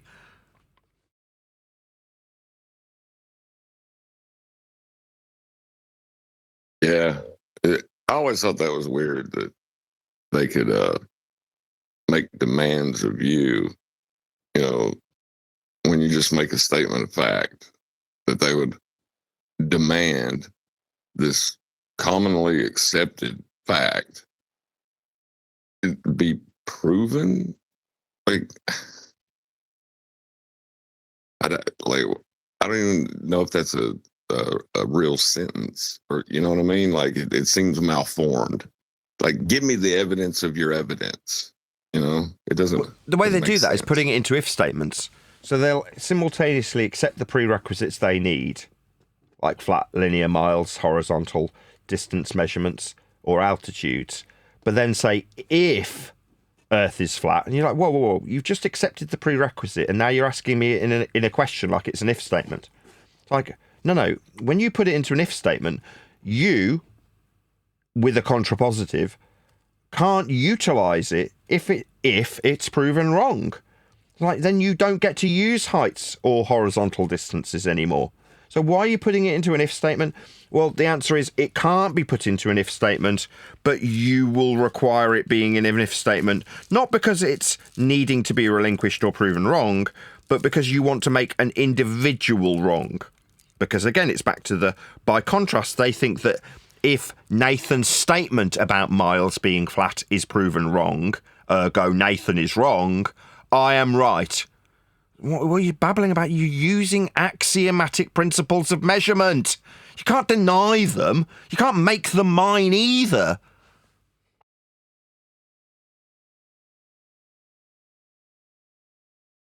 They did this to QE when they made it QE's scientific method, right? Why? They can't argue with what is a methodology for establishing empiricism. You can't argue with that process. It is what it is. It's a method. But if you can make it QE's method, you can make QE wrong. And then still use the method, but QE's wrong, therefore I'm right. That's the game that these little dicks, these boring little gammers want to play. Like, I'm sick of this game. You've just become creepy, right? Yeah. Making measurements, Nathan's measurements. Yeah. We've seen it before. Yeah, this is not new to us. Your little tricks and tactics to cope aren't fun. We're not enjoying your company. So get lost. No, I demand you answer the argument. I demand that you go away, and if you don't, you're going to experience pain. It is that simple. Now, when I say pain, it's a metaphor. In societal terms, pain isn't the answer, right? Punching you in the face wouldn't get anything other than me into trouble. But you are behaving like stalkers. You are behaving antisocially. And there are laws against you behaving that way. So while I suggest that, you, in the simplistic of terms, in a high school environment, you just get dunked down the toilet, in real world scenarios, you have the police knocking on your door going, why are you harassing these people? That's not acceptable. Yeah, they've told you to go away, though, haven't they? Yeah, these are conversations that the police do have with people. They'll have that conversation with the creepy ex-wife that doesn't know when to fuck off. And that is what these people have become. No, we've told you we don't want to have the conversation anymore, and we've told you why. But what you demand, we have the argument with you. Yeah. Now, I could break your nose, but instead, we're just going to report you to the police and hopefully get you locked up, because you don't belong in society. You know, what your behaviour suggests is that you are literally antisocial. So I don't want to be around you. The people around me don't want to be around you. And there are laws in place to stop you behaving the way you're behaving. You creepy little stalker. Let me ask you a question. Does an elevation angle prove that the Earth is flat? An elevation angle is a measurement that requires Earth be measured as a flat plane. So it's not a proof of a flat Earth. It's a utilisation of a flat Earth. Which proves Earth is flat. If you're utilizing it flat, then it's flat. So a little old elevation angle could knock everything out of the box and end all the nonsense of globe versus flat, because we demonstrated. Let me just explain why I'm saying no. No, because it's too much. Like when Jin was arguing for the map guy, he's saying, well, the map guy still believes he's on his ball. Yeah, he does, yeah. Well, that's because he hasn't utilised a flat Earth measurement and then either apologised for how ball-shaped it isn't. Why would he need to do that? He just measured it as he measured it. Or explained that he measured it flat. Yeah, but he did measure it flat. So in other words, it is unnecessary to turn a measurement, an axiomatic principle, into a logical consistency. That's a step too far. You don't need to do that. Now, it is simultaneously the reason they can separate these things successfully, because there's no argument. It's not a philosophy. It doesn't need logic. It's a measurement. You don't have to apologise for it. You don't have to justify it. You don't have to explain what it is. When you're measuring an elevation angle, you don't stop and go, is anybody around? Is anybody watching? Just so everybody knows it's flat. You just measure it. I understand that. But when we came to that understanding, we were still in somewhat of a debate mode. So that's all I'm saying about that. I understand everything you're saying, but there was a debate going on. Right? We know it's not debatable now. It never was, but that's what we were in. So you come with celestial navigation, you get an understanding of an elevation angle and what that can freaking be, like a silver bullet. What it was is it's only a silver bullet. Appearance. It's only a silver bullet if you've elevated yourself to a important position to be disseminating the information, like you're consequential to it. So you're treating it like, well, it's a silver bullet to the argument because we used to have an argument about it. Yeah, but we've evolved beyond that now, haven't we? We've recognised that there isn't an argument. Yes. Right, so therefore, beyond you wanting to exercise your own self-importance in this discussion, well, there isn't one. There's just the measurements, and they're only relevant if you're doing measurements, and none of us are. So it's like, but I can end the discussion with it. What discussion? The map maker guy's still just going to go and measure it flat, regardless of if we're having this discussion or confirming it to anybody. There isn't a discussion. That's a step too far too. When you got dickheads coming in, like Ed Bear, So they kind of like pull you back in, you know? Yeah, but remember what a fallacious argument is. It is a void argument. They have given the appearance of an argument.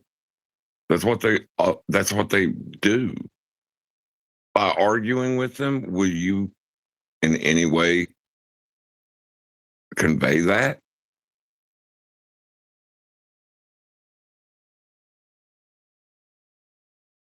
No.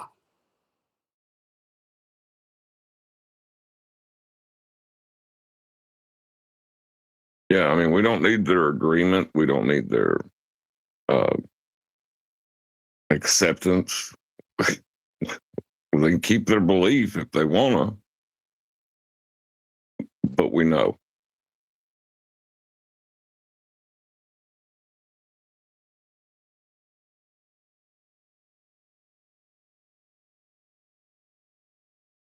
Well, I say, they can't keep their belief. They have to keep their delusion at that point because they're holding a belief in the face of contradictory evidence. Oh, but they're saying Nathan's deluded.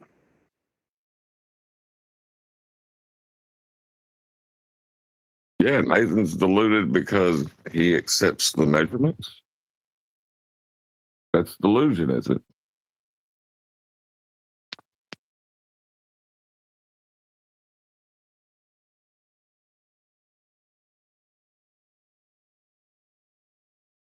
An I'm not elevation angle does not measure the Earth flat. It's not done. It's not done with the sextant.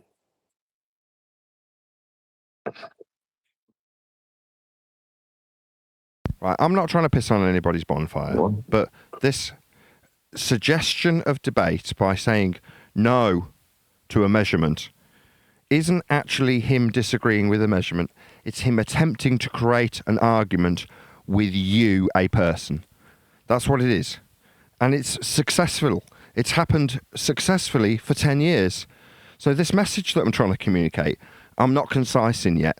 But as the time progresses between now and let's say a year from now, I will definitely get to the point where I can consistently get my general demeanour and tone about this very point across to everybody in a very concise way. That you are inconsequential, it doesn't matter to you, you will still have to pay your mortgage. All of these sentiments, there is a phraseology somewhere rattling around in my head that will be developed with time to make this point clear. That it is excessive to turn a measurement into a logical consistency. It is, by contrast, ludicrous to turn a measurement into the perceived debate.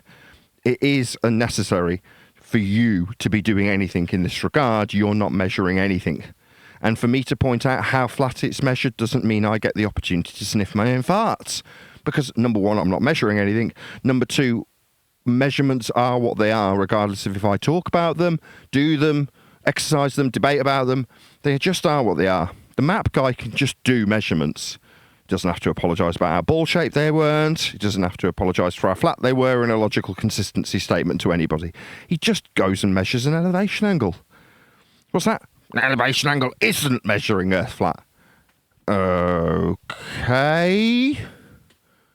So were you about to do one? What were you going to do with it? You're going to develop a calendar? Why are we having this discussion again? Oh, right, you've got a sense of self-importance. Yeah. I'm sick of dealing with these bloody betas and gammas. Sick of it. It's just become tedious. Yeah. One thing an elevation angle isn't measuring is Earth curvature. No, but you could derive it from it. What? You can derive it. So let's just put the tone on.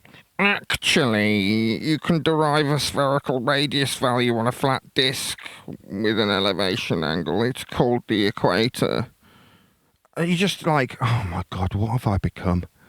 10 years and I've turned into this adenoidal dweeb. My God, I feel embarrassed for myself. I think it has something to go back to the Greek philosophies of because they were really big on the if statements, and that's where a lot of our logical framework comes from. It's the Greeks. So the idea of putting a fact into an if statement, it is possible the Greeks entertained that because they were just nuts. They did some really crazy things. Yeah, but that's akin to Spurs chemo asking somebody who's made a declaration of absolute fact for their independent variable, isn't it? Like somebody's been given the sword of this is a method that you can apply empiricism with. Well, I'm going to ask everybody for their independent variable for everything. We're going to have chicken for dinner tonight. What's your independent variable? What? I'm just telling you what we're having for dinner. Yes! Put it into a hypothesis, love. Like, are you going nuts? This doesn't require scientific validity. We're just having chicken for dinner.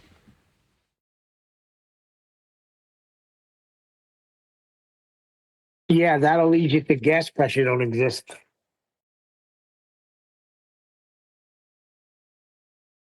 Yeah, well, I mean, the Greeks did do some strange things. Sorry, John. Well, like casseroles and chasseur. It's fine.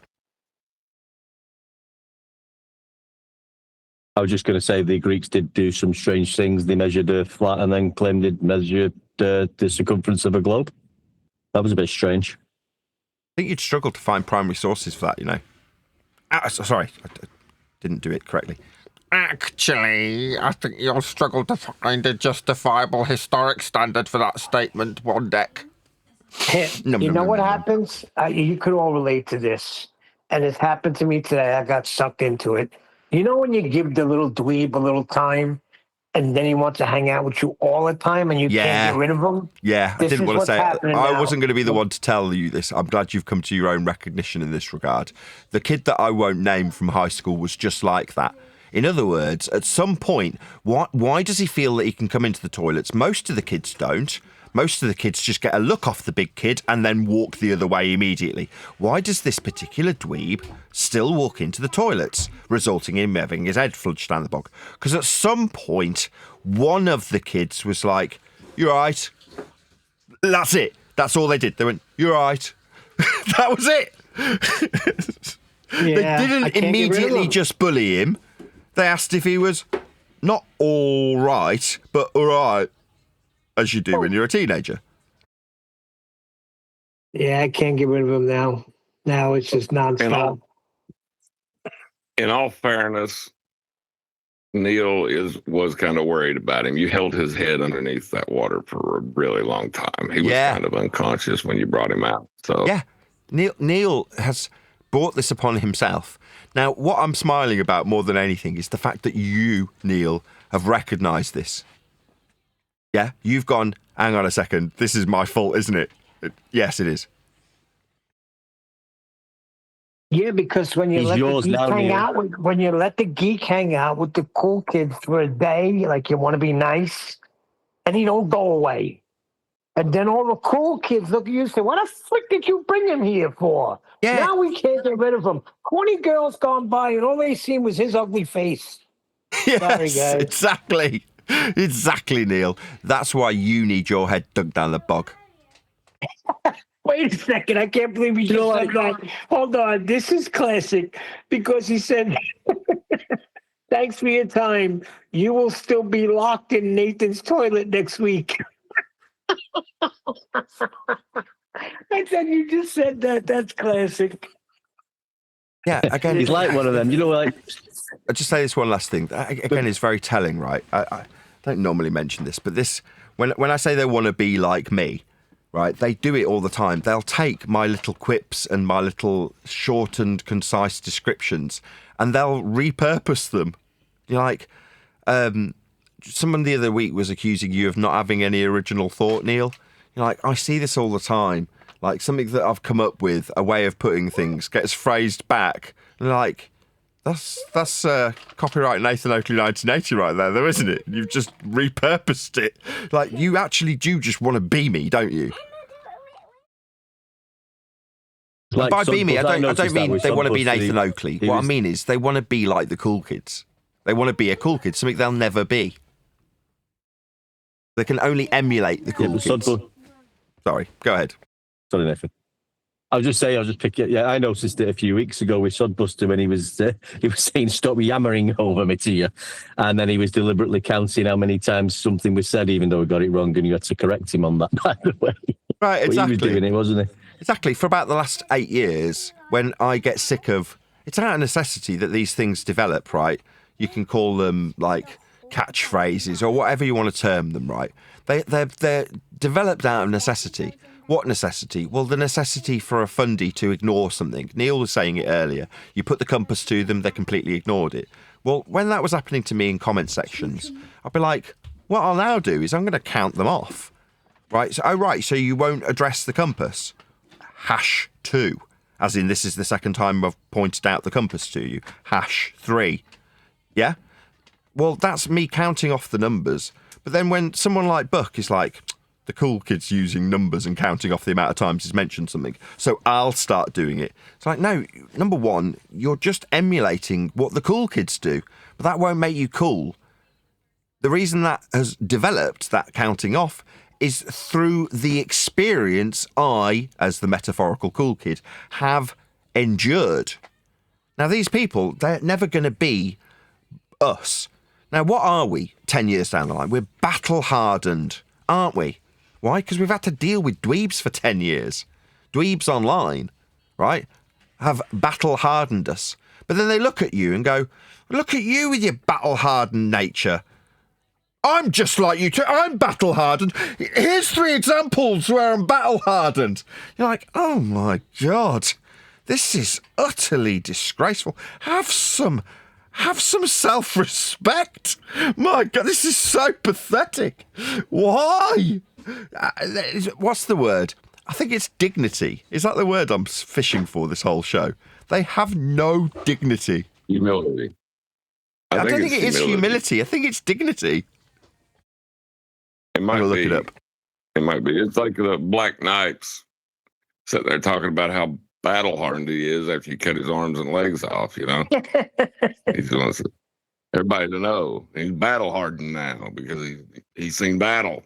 Obviously, look at it. He got arms and legs. No, it is dignity, right? Dignity, the state or quality of being worthy of honour or respect. That's dignity. And they don't have any. It's like you earn that. It's an introspective thing. Don't get me wrong, it can be externalised. But I'm just saying, for this example, it's have some dignity. Don't appeal to how cool you are. That's very uncool. When it goes without saying that you are battle-hardened because it's worn with scars, people notice the scars. Going out and buying a makeup kit and drawing them on is you demonstrating your complete lack of any dignity.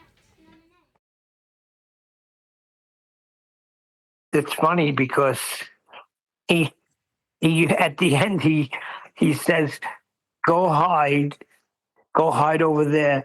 They will tell you where to hide, inside the narcissist nest. But you know what? I realize this is where he desires to be, you know? So it really bothers him. Now he's saying, come to the OTL and chat like a man. You will have to find a new home soon. Flatsoid, 24/7, back to QE. FED is dead already. Just a thrashing death throes. So More we're dead wishful now. thinking. Wishful thinking again. The flat Earth. debate FED's is dead. But FED's dead, but he's here every day of the week. He's here every day and he desires to be here, but it's dead. That's the thing, though. The flat Earth debate, the idea of there being a debate, is kind of dead. Not kind of, it is. if it You was have a- to be polite. Don't stand Yeah, on it ceremony is. because that's the name of the show. You just state it like it is. There's no debate. Right. But the show FED, like Nathan said, the topic is timeless. It'd be interesting to talk about this subject 200 years from now, because they're going to wonder how people ever convinced themselves that a straight line was a curve. You know, there's going to be psychological fields of study built around that delusion. And how are you going to measure that 200 years, John? Oh, he wants to be in there so bad. My argument is like Dracula's silver bullet, just trying to help. I'm not an enemy. Yeah, yeah. Here I go again. I'm giving a dweeb time. That's it. I'm cutting it off. That's the last message I will read.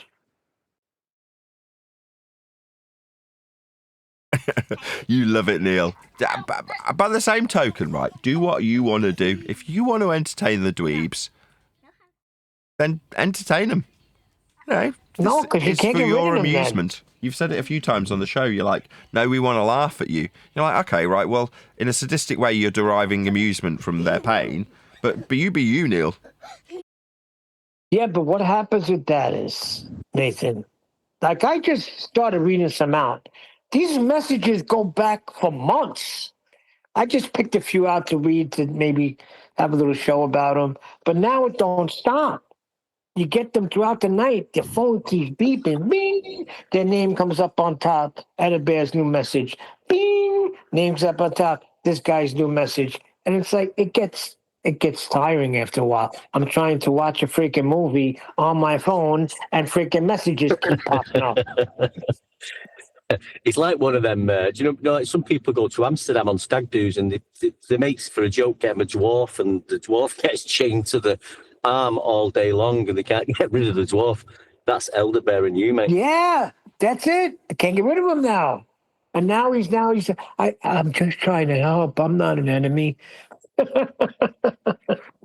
Oh, God. Right, the kids are in earshot, so I'm going to have to make this example, hopefully. By saying that, they're going to listen up even more. So there was a particular girl that I used to engage in activities with, and she was like that.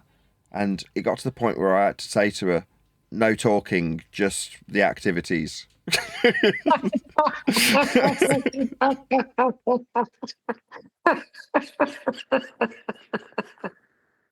That's funny. That's horrible. That's horrible. Come on now, that's horrible. I had that experience myself. Just shut up already. Well, yeah, we've all had that experience, but it's still horrible to say it out loud. I know. I like to watch a guy called Taylor the Fiend, and he's a bit of a beater, I'll be honest, but he's moaning about your 30-somethings who are moaning about there not being any decent men out there. And he's obviously saying there were decent men, you just ignored them all in your 20s when you were going after the bad boys. Now, while I'm listening to this, I'm thinking, I know what character I am in this game, right? With retrospect, right, you know, with like hindsight. At the time, I was just thinking, I thought I was being honest. No, I don't actually want to talk to you. Don't you get what I want? I'm being honest with you. That's how I thought. I thought I was being nice. Now, obviously, I know that's not the case. That's why I was tentative about even letting my daughters hear it, because they are in earshot, right? But you all knew what I was putting down and immediately looked down on me and shook your heads in shame, right? But it means that while I'm watching Taylor the Fiend, this guy who's moaning about the 30-somethings who are moaning about being spinsters, basically, I know what character I played in those women's lives when I was that guy. Now I know why people are like, what are you talking about? Just go on a dating app. It doesn't work like that. They don't respond to you. You're like, yeah, they do. But eventually you've got to tell them to shut up as well, because they do go on a lot. You know what I mean?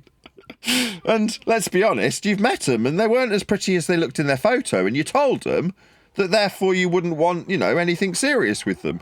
And then you're hearing Taylor the Fiend in the more modern times when I'm now fat and bald and have skin conditions and teeth falling out, hearing about the bad boys that treated this women mean and kept them very, very keen, but they just did it for too long. They were hanging around looking for the bad boys, and then when they want someone to be financially dependable, those people are not sexually attractive to the women. They want the bad boy, right? It's just the bad boy isn't going to work in the bank and drive the Beamer. He's moaning about why he can't fix his motorbike that week. You know, that's just how it is. Gonna Me? rob the bank. I'm the one moaning about my motorbike. I'm always going about 2 freaking mortgages. You know what I mean? But ultimately, I am a people person. I found it incredibly easy to sell to people. People would give me money when I was working for other companies because people buy from people and they have to like you, right? Well, that translates across many different genres of people, not just people who you're in sexual relationships with, or women that you end up getting married to, as is the case with my beautiful wife who's listening to this over my shoulder, right? But you know what I'm driving at, right? Well, you contrast that with the people that we're around at the moment. The people who go, no, you will listen to me, answer my argument. Like, do you fucking understand how irritating and annoying a person you are, and how your behaviour makes you what you are while you demand someone else's attention? Now imagine that with sales, right? You, with persistence, you can flog stuff to people if you're nice and you make them feel good about themselves. There's a good chance they eventually warm to you, and with enough time, they might buy something from you. Imagine going in on the second attempt when they've said, no, we're good for stock, right? We're on a buying ban. You go, oh, no worries. No, I totally get it. I used to be on buying bans. I hated it. You'd sell something and you couldn't freaking buy it because the boss said no.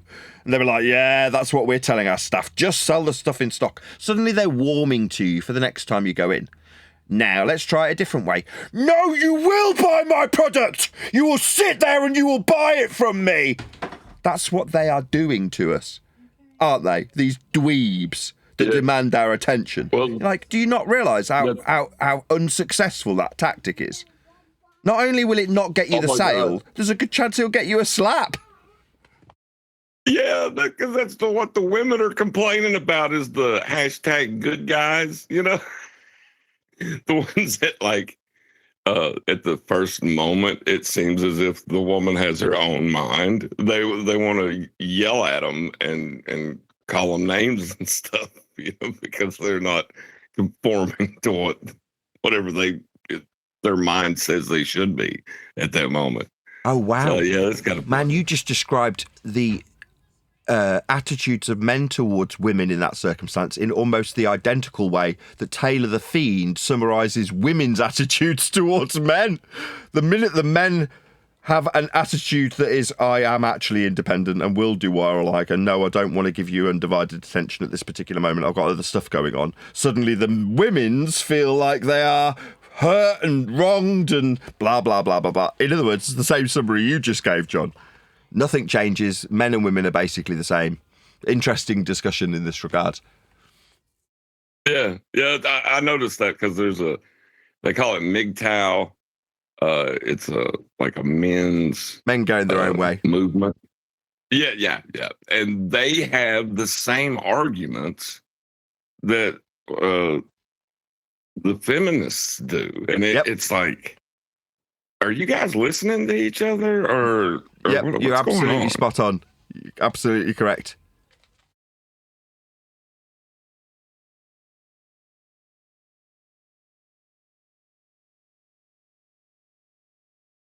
I'm still thinking about the girl who talks too much.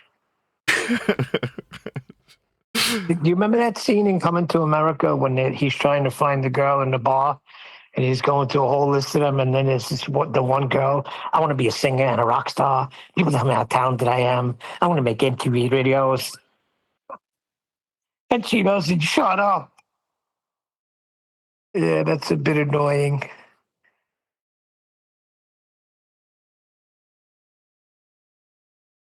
By the same token, it's like when you find people of like mind, you don't want to tell them to shut up, right? I mean, unless they're interrupting a ramble like you do, Neil. But what my point is that you generally want to interact and socialise with and talk to people who you like and have like opinions with and are of like mind with. When you've come across somebody that isn't of like mind, you don't want to talk to them because they generally become objectionable when they're beaters and gammers and dicks. You know, they start stamping their feet and acting entitled. And that is essentially what the dweebs that we currently encounter do. They've got such a sense of entitlement. Like, you are entitled to my time, you feel. You demand that we answer your question or look at your syllogism or whatever it is that they're demanding. You're like, what is it about the world that makes you feel like you can stamp your feet in anger when you don't get what you think you are entitled to. It's like, what? Just like, don't know about rejection? It's like, again, the reality is the rule of 10, right?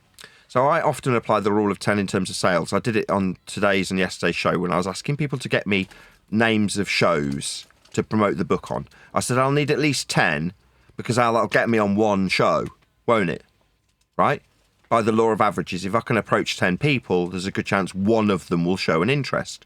Well, when you apply that to society in general, for every 10 people that you come across, there's a fair chance that one of them you might actually become friendly with, like find that they're of like mind with you. But that means that there's another 9 people that you could either demand their attention because you feel that you are worthy of their attention. But it's like, no, you need to recognise what being rejected feels like. But these people can't cope with it. They're like so misshaped for society, or as I described it earlier, antisocial, that when the 9 rejections come, they're like, no, it's too much to bear. I can't cope with 9 no's. You're like, well, if you've got somebody in front of you that doesn't want what you have, move on. Life's too short. These people can't cope with that concept. It's like they weren't trained by their mothers how to behave in society. What is if I could say it, what is societally acceptable? It's a lot of S's. They haven't been trained in that. So they don't have any discipline in it. So then they stomp their feet and make their demands. Bloody beta gamma dicks. Why are you stamping your feet and demanding things of people? Bloody hell, the sense of entitlement is off the scale. They're like, no, it's because of the argument. You're like, you can't see the wood for the trees anymore, can you? You've become so self-absorbed that you don't appreciate that someone is standing back from what you perceive to be the only important thing here, your belief in your argument. It's like, you. No, step back. Chill, take a breath. Look at the bigger picture. What's the bigger picture? Everybody you're around dislikes you. Well, number one, that's not good for you, right? That's not going to make you feel good about yourself while we're saying we don't like you, beta dick. Yeah, that's not going to make you feel better. The question I ask is, why would you want to be around me? Like, literally, I am unpleasant to you. It's back to the girl now. The kids have all disappeared, right? I know Clover's just about within earshot. I'm going to close the door a second. Hold on. Oh, you run around, Clover, don't worry. Oh, this is going to be a good one. Got to close the door. Well, it's when it's like no talk, just sex, right? That person is being made clear that you don't want to converse with them, right? Your shallow intent for them is shallow, right? When it comes to these people that hang around us, they're like, no, you must converse with me. You're like, oh, right, well, then, unfortunately, it's the end of our time completely then. Like, I have literally no desire at all for you then. Like, that's unpleasant. It's an unpleasant feeling, right? But for the person undisciplined in that just heightens their desire. Like, turns Neil, in this instance, into the forbidden fruit.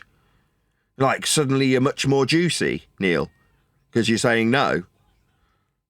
Right. They want what they can't have. Yeah, that's it. That's what I said to him, where you desire to be. Because he said, try to make it like, I'm not an enemy. I'm just trying to help. Meanwhile, you just told me I'm in a freaking toilet and they're going to hide me in a freaking narcissist zone.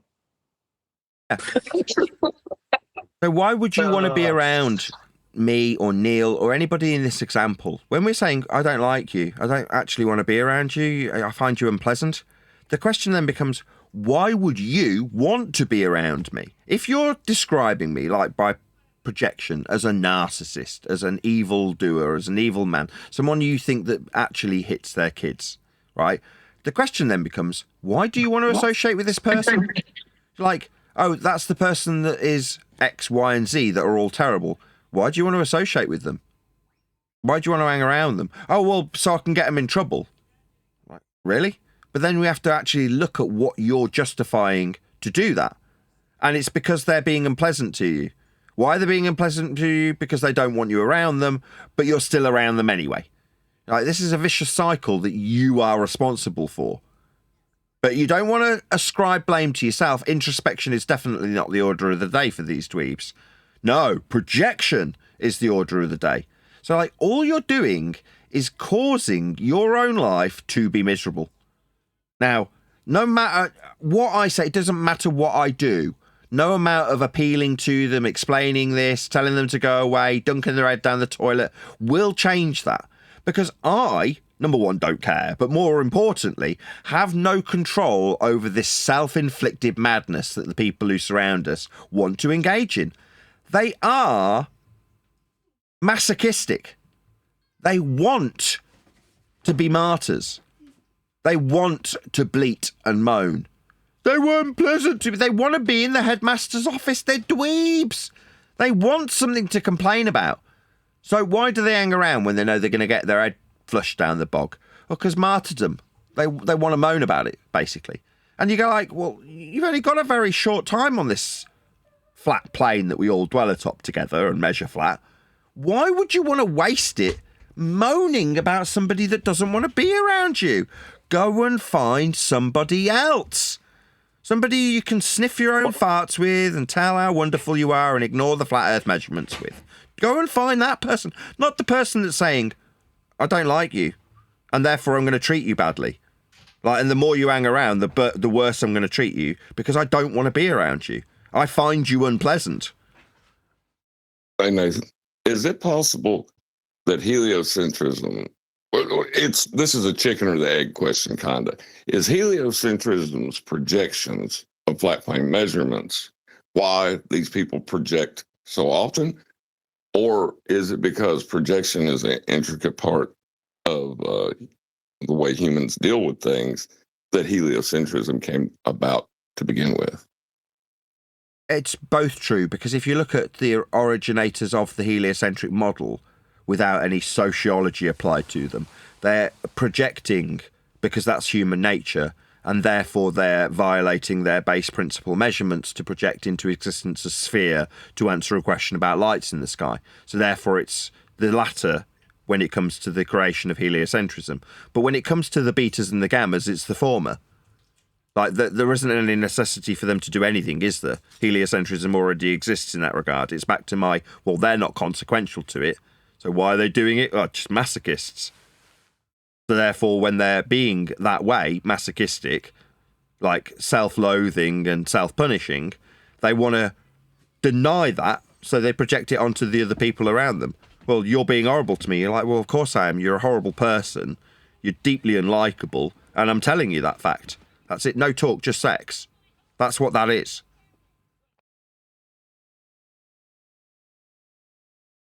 Like a vicious cycle, then. Yeah, but they don't fit into that category either because they're not even appealing. At least someone that talks a lot, you still want to have sex with her because she's appealing physically. So it's just, we don't want to do this talking. But the other thing, yeah, they have no desire at all in them. Yeah, that's why I made the Not ex-wife anymore. example. They're now the ex-wife standing on the driveway. It's like, no, we've got a new woman. You don't, it's not like it's no talk, just sex. It's no nothing, go away. Well, we've grown in the subject, right? Like, our understanding is progressing, and they're not going to be able to get it as long as they hold their belief. So the idea prior to the understanding that we've reached, the argument was something we wanted to have. You know what I mean? So that they served a purpose in that. Now that we've realized that there is no argument, there's no contentious point to argue over. So it's kind of taken that away from them. You know what I mean?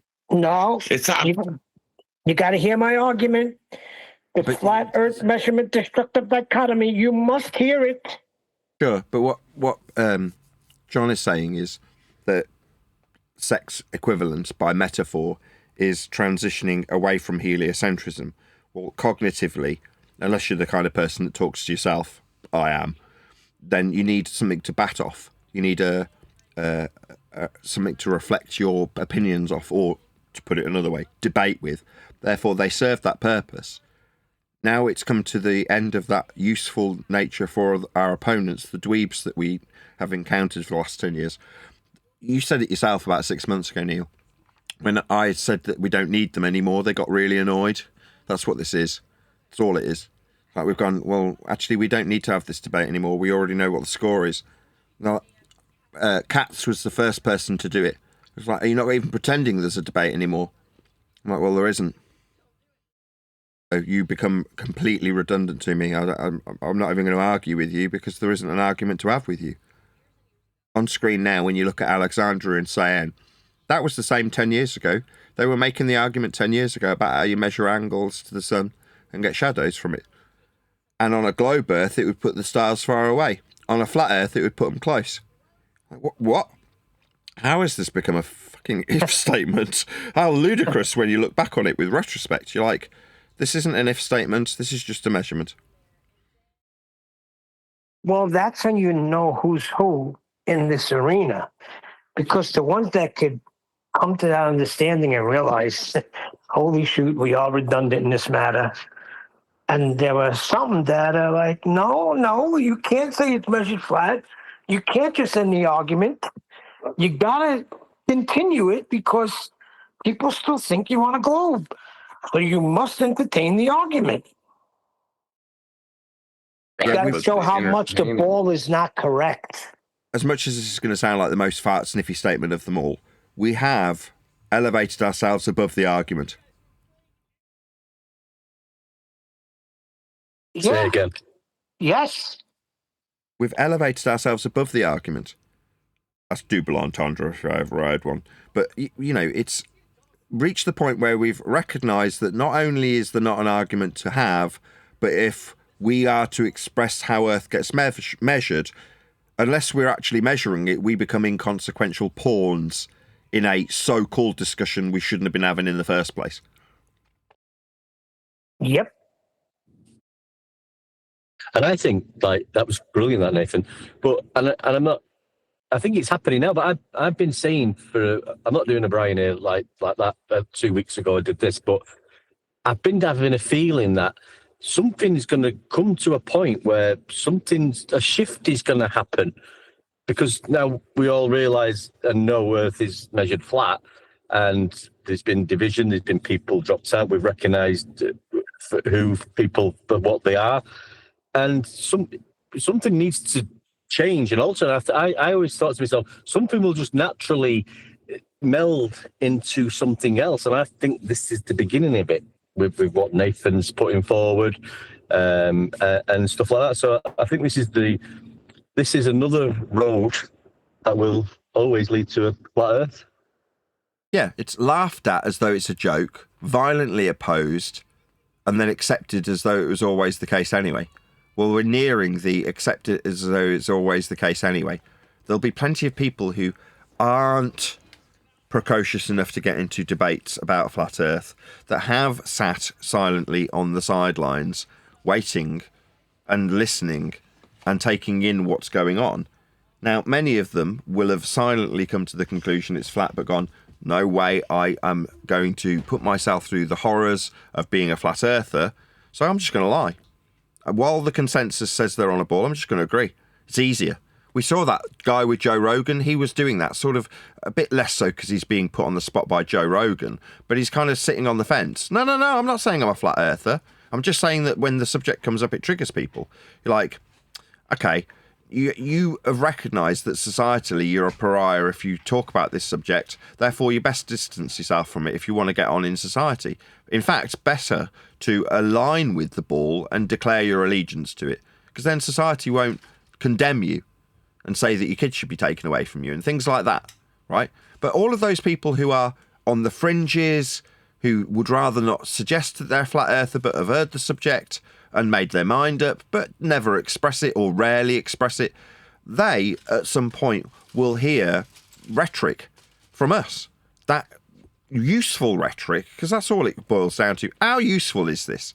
Because most people, unlike the loud minority, do not want to engage in endless debates. I assume people are more like me in my attitude when I'm out and about in society, in public. That is to say, I don't want to end up in this discussion. And if it happens, I'm like, bloody hell, how do I get out of this quickly? I would assume that most people want that attitude, not the, I want to have the debate, it's my due diligence. Most people are like, now I want to have it so that it ends really quickly with everyone still saying friends. And you're like, well, yeah, you can have that. If it's has a starting point of, well, we all just measure it flat. We were anyway, so it don't really matter. When people can add that bit at the end, well, it don't really matter. We were just measuring it flat anyway. That's the point that people will be like, I can end this in about 3 or 4 sentences without people hating me. That is when they'll just come forward and go, yeah, I don't actually believe it's a bull. And they're like, what? Well, I'd rather not argue with you. You know, I understand how it's measured and it doesn't really matter anyway. I've still got to pay my mortgage tomorrow. You know, that attitude will turn into the salvation of those who want to declare how flat it is in the face of the minority bull believers as it's on the downturn. Now, it will eventually, even if that wasn't the case, right, my hypothetical scenario, reach a point of downturn. Heliocentrism cannot sustain itself forever. Now, it might take 50 years with a bit of incentivized flat earthers out there apathetic to the subject pointing out how it's measured flat anyway. Or it might take 200 years with literally nobody talking about it. It's like, well, it would still have an out-of-date sticker on it because it can't self-sustain. For whatever reason, currently it's at its pinnacle. Heliocentrism, in terms of its own self-perpetuation, is at its absolute pinnacle currently. It's the one world religion, and it is almost universally accepted. You're like, that's its pinnacle. But it's all downhill from here, as far as I'm concerned, for heliocentrism. The reason it is so accepted, though, is because there is a background religion called materialism. QE pointed it out as the true villain in this. The mind independent reality of naturalism / atheism, that they are the ones who keep it alive. In the past, I've ascribed those people as being the ones with skeletons in the closet, the ones that would rather not face their own demons. They're the ones who are projecting. This brings us full circle. It's not introspection. They're not willing to open the closet and look at their monsters and study them. If it's inconsequential, if we're but a speck of dust in an ever-expanding soup of nothingness, then those monsters in the closet don't matter. So I don't have to look at them. And if anybody brings them up, I'll project them straight back onto the person that brings them up, because I ain't going to look at them. Hell no. Most people are terrified of their own actions. That is to say, there's a lot of people out there that if you just rattled off their own actions to them, they'd be truly horrified and reduced to tears. You know what I mean? When I say I know my monsters and laugh about it, I'm like, yeah, that doesn't mean they're good monsters, but it means that I've come to the acceptance of my own sin. I understand I'm a bad person and I've done bad things. And I can look at it and go, yeah, you're right, I am. I'm not a good person. When I did those things, I was truly evil. Because I have got the capability within me to be truly evil. I recognise that. Most people lock those things in a closet that they chain that shit down and never want to go anywhere near it. They want to be in a different freaking house. They want to put it in a house, chain the door shut and go to a different state. You know what I mean? Right? Yeah, because it takes a man to face your closet, the skeletons in the closet. And you're not there. At one time, you may have done evil things, but that doesn't mean you're a bad person now. I mean, we've all done things that we're not proud of. I know I have. I lost count after 1,000, but that was then, this is now. You Takes a man to face the demons. Started to sound like that born-again Christian that I couldn't stand when I was a kid. Why is he on the front of the church, Mum? Oh, he's going to tell us about his experience. He's born-again Christian. Oh, right, okay, this will be interesting. I used to go out and party. I used to be a real party animal, a womanizer, you might say. I had so many women. Like, Mummy, Yeah, why is but this man that's- describing things that sound really admirable as though they're negative? Well, because they are negative, son, very negative. Okay, so That partying's wasn't- bad? Yes, very bad. Sounds like fun, though. He's saying he's taken a lot of drugs. Nah, that's if somebody's giving a testimony like that, then they're missing it. They're missing it totally. I used That's to be just having a good time. Everybody be a grows up and degenerate. has a good time. You might think it's fun, but it leads you to the gutter. The drugs, the partying, the womanizing, you will end up in the gutter eventually. And that's where I ended up, in the gutter. Then I found Jesus. Took me out of the gutter. He helped me from the gutter. He took me from being a degenerate, womanizing gambler and turned me into the man I am now. So don't be like me. Don't party. Don't take drugs. Don't drink. Don't be a womanizer. Don't do any of those things. They might sound like fun. Don't do them. I've done them a lot. You shouldn't do any of them. Yeah, I see your point because when I was in Catholic school in the 7th grade, I think she was I don't think she was a nun, but she was part of whatever the Roman Catholic Church is. And she would bring in videos and she was teaching us about the woes and why nots of doing drugs. And she would show us these videos and you're right. It's like, wow, I'd like to experience this and try this. Yeah, that's what I was. When I was talking about. It made such an impression on me when I was a kid, listening to these people in the pulpit or whatever you describe it at the front of the church. I'm like, man, but what they're describing, I don't know if it's intentional, but they're making it sound like so much fun. And then saying that they shouldn't do it, it just doesn't make any sense to me. Yeah, it's called glorying in the gore. So there's a tactful way of doing it. You can't be bringing up how many girls you had and how many drugs you've done and how many parties you've been to, but all of that's terrible now. You can't do it that way. It's going to have the opposite effect. Well, that's why they ended the DARE program. They don't do it the same way because the idea of getting high and ruining your life basically wasn't an option to a lot of people back when they started it.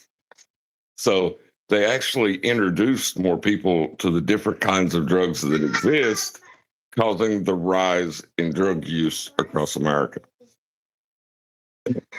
Yeah, exactly. If you want a song to go to number 1, put on the news that it's been banned from Radio 1 airplay.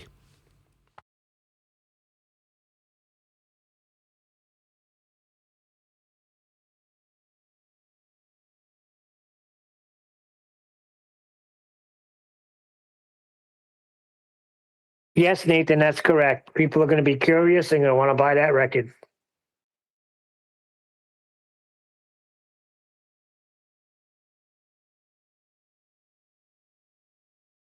I used to describe flat Earth as sort of like the mimetic trap. Like once you found it, you couldn't stop looking at it. I don't think it's like that anymore. I think it's so easy to forget the things that are fundamental in your life. That's why this topic is how it is. But you can take so much for granted that sometimes you miss it. Can't see the forest for the trees. Yeah, you take the sunrise for granted. That's a blessing that sun rises every day. Or it makes its appearance, however you want to phrase it. Yeah, I was just going to tell you about that, mate. Well, rises is with respect to the point of reference. So you can say rises. It doesn't. That's correct. Yeah, we can say those things because we know we're on a flat earth. What was the other word that you used the other day, one deck that John picked up? What's that phrase you said? Was it upwards? No, it wasn't upwards. Oh, yeah, I was describing. Up top? No, it wasn't So it either. Up above, was it? Yeah, I The don't stars remember up above. now. No, it wasn't that either. Oh, you said that you're atop a ball, right? No, that wasn't it either. Oh, you sure? I Okay. remember. There's so many words that deal with orientation, direction, or shape, right? They're all with respect to a Cartesian plane. All of them. That's how you describe things in reality. Yeah, once you realise that and are able to point that out with any sentence coming out of anybody's mouth, whoever they are, it all becomes quite easy and just like, yeah, that's just the way it is. That's how it's being described. That's how it's being measured. You're describing it that way. I'll describe it that way. Yeah, we're it all was the same. opposite of underneath. I know it was the opposite of underneath, but I forgot the words you used. But that was the first time I heard them used like that. So it was like oh shoot, I never heard that before. Nathan picked it out too. Damn, I can't remember it. Must have been that good.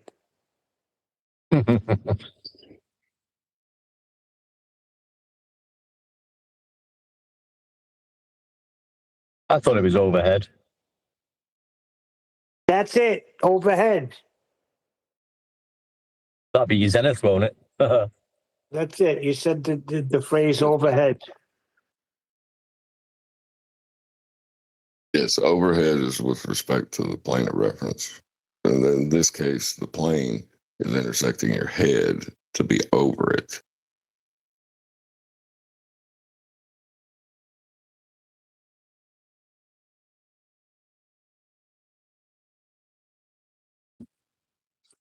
It's just so interesting, isn't it, the journey we've been on? And then we've all realised this now. Why wouldn't anybody just be like, wow, why have we never realised this? It all makes sense. Well, one deck since flat Earth debate is dying. It was a suggestion that you and I should go have a show over at Riggs because flat Earth debate is just about dead. Nathan's bowing out, and the shows are boring. All you do is talk about measurements. So we got to make our plans because the inevitable is at the door.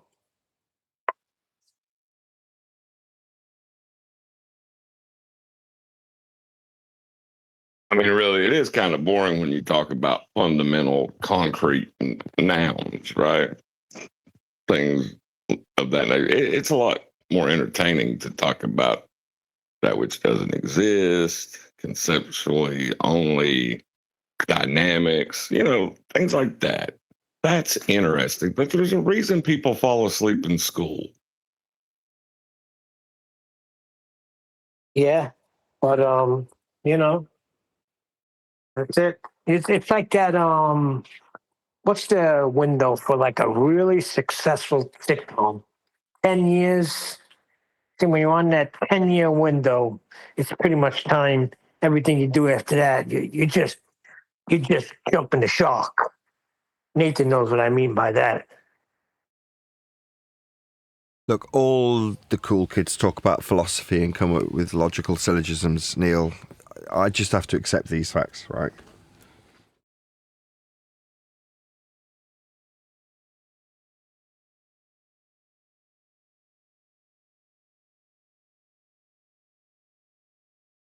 I disappear for 20 minutes to post something. Will you guys keep the conversation going, or shall I round out now?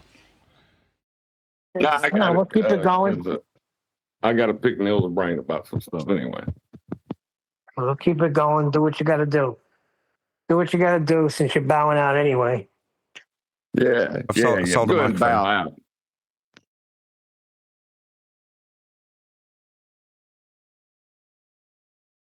I'm sorry.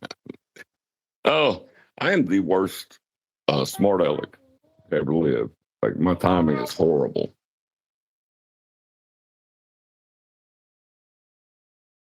What do you mean by that?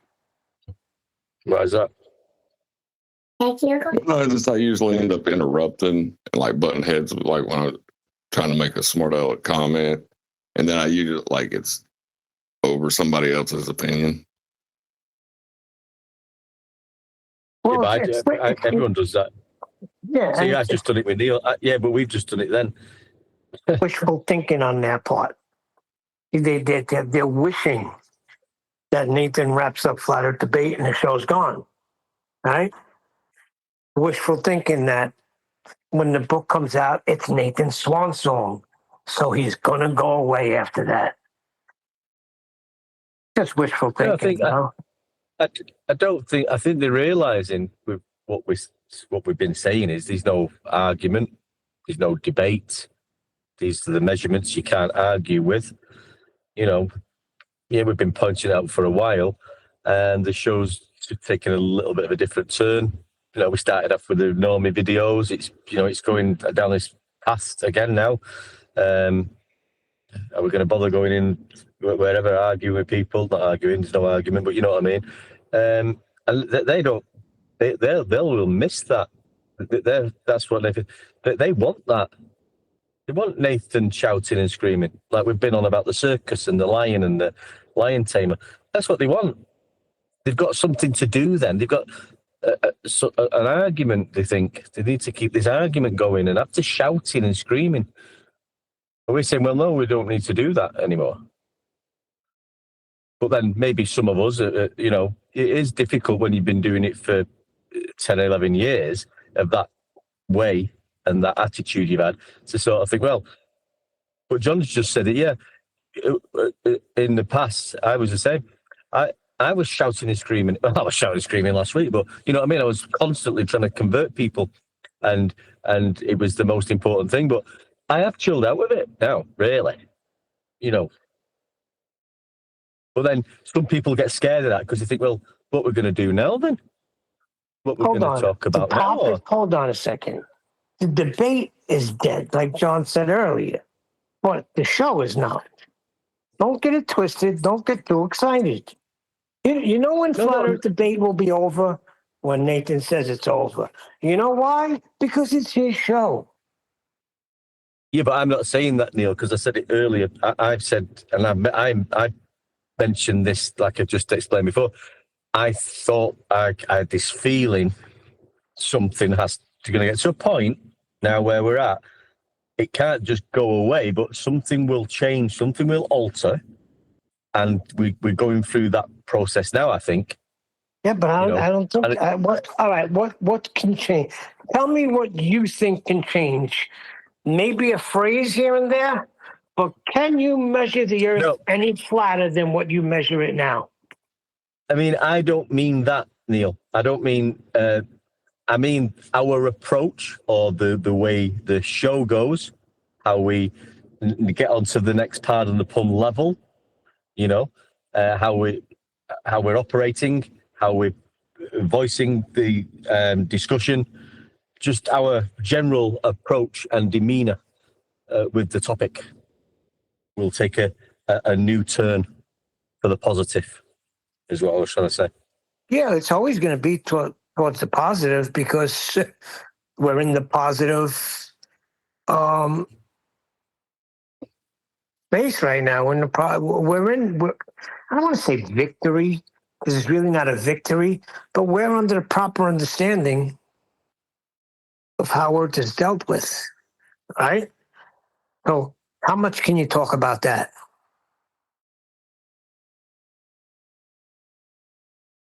Well, we can continue still doing normie videos with a map guy and, sextants and tools and equipment. We can do that. I read out your geography encounter. Yes. On the pre-show. I think I did it in the show too. It's funny how they you asked them for latitude, how they measure latitude, correct? Yep. And they told you an elevation angle, right? From the horizon, from the horizon to the sun. From the horizon. Yeah, from the horizons to the sun, it's an angle That's how they measure latitude over in the geography server. So I just told them I was doing a college project. If you look it up, it does say North Star, which is Polaris, but it also does say you can use celestial bodies. Yeah, can use the sun as well. But it's still it's an elevation angle, which is not a curved measurement. Oh dear.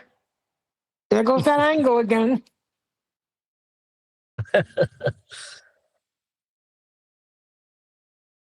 Yeah. You can, it's like elderberry. And they go on about they talk about the elevation angle, but there are, you don't have to use the surface of Earth, but they're still talking about an elevation angle, which has got nothing to do with curvature. They're arguing about something that's got nothing to do with curvature all the time. Whether it's a trundle wheel, a theodolite, or an elevation angle. They want to find a problem with them terms and the pieces of equipment, but none of what they're talking about has got anything to do whatsoever with measuring Earth curvature in the sense of measuring a globe, Earth. Yeah, well, that's that trundle wheel, and you got Edebear correcting me. It's not Edebear, it's Elderbear. And I think Nathan has looked at the argument. I can tell by his rhetoric, he is actively having to avoid it.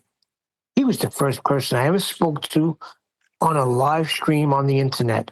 I saw he was incompetent, and my argument underlines it.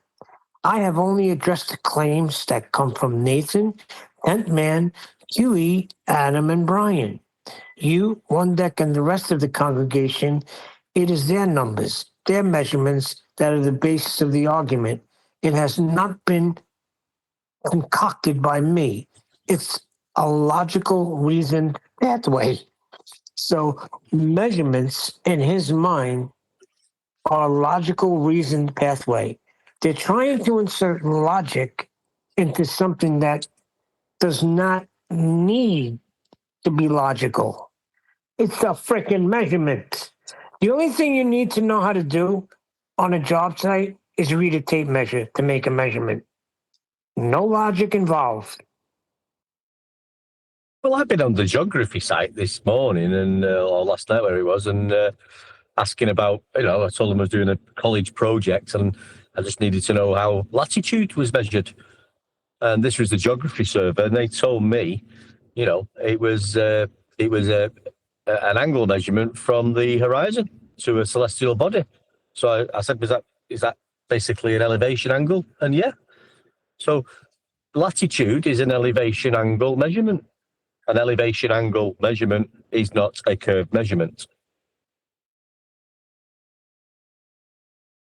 Simple as that. Yeah, elevation from what?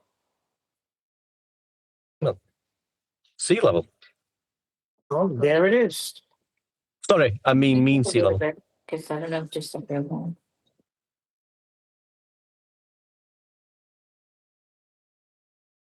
It's just the thing is they want to be relevant. They did not see a lot of people are not catching on to the fact that there's no argument and there never was one. Because if you do, yeah, your rhetoric changes immediately. And you can go on other servers right now and you won't hear it. You'll still hear people arguing over freaking whether it's a globe or whether it's flat or the gravity or the Coriolis. You'll hear it. You'll hear it all. You'll hear This is the thing I was saying. NASA pictures. Yeah. Sorry, Neil. This is what I was saying. I think a lot of people, not us, I mean, you're going to have to come to, we're all coming to terms with this now. Nothing's changing. We're talking about the measurements. We don't need to argue. There's no debate. Yeah. But some supposed flat earthers and flat earth servers, that's a scary thought, because they do feel that if we just say, well, it's done now, what they're going to do? They think that there's nothing else to do or nothing else to talk about. That's so the flat earthers hashtag need to keep in a little bit of the argument and talking about gravity and Coriolis and eclipses. Yeah. Because you have a show called 24/7 Flat Earth. That's ridiculous. Yeah, so they're scared. Yeah, but they're scared, Neil. Yep. They're also scared. These flat, they're scared of letting go and saying it's over. Right now, what I'm saying is, like I say before, it won't be over because the path will still go in a positive direction. Continue to educate as long as Yep. most of the world still thinks you're on a spinning water ball, then it's not over for us.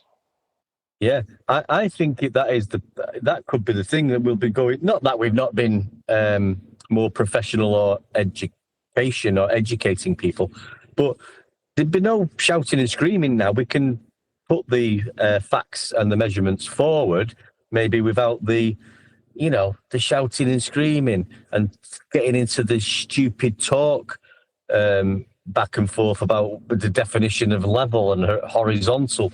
Yeah, that can go now. We don't need to talk to them fools anymore.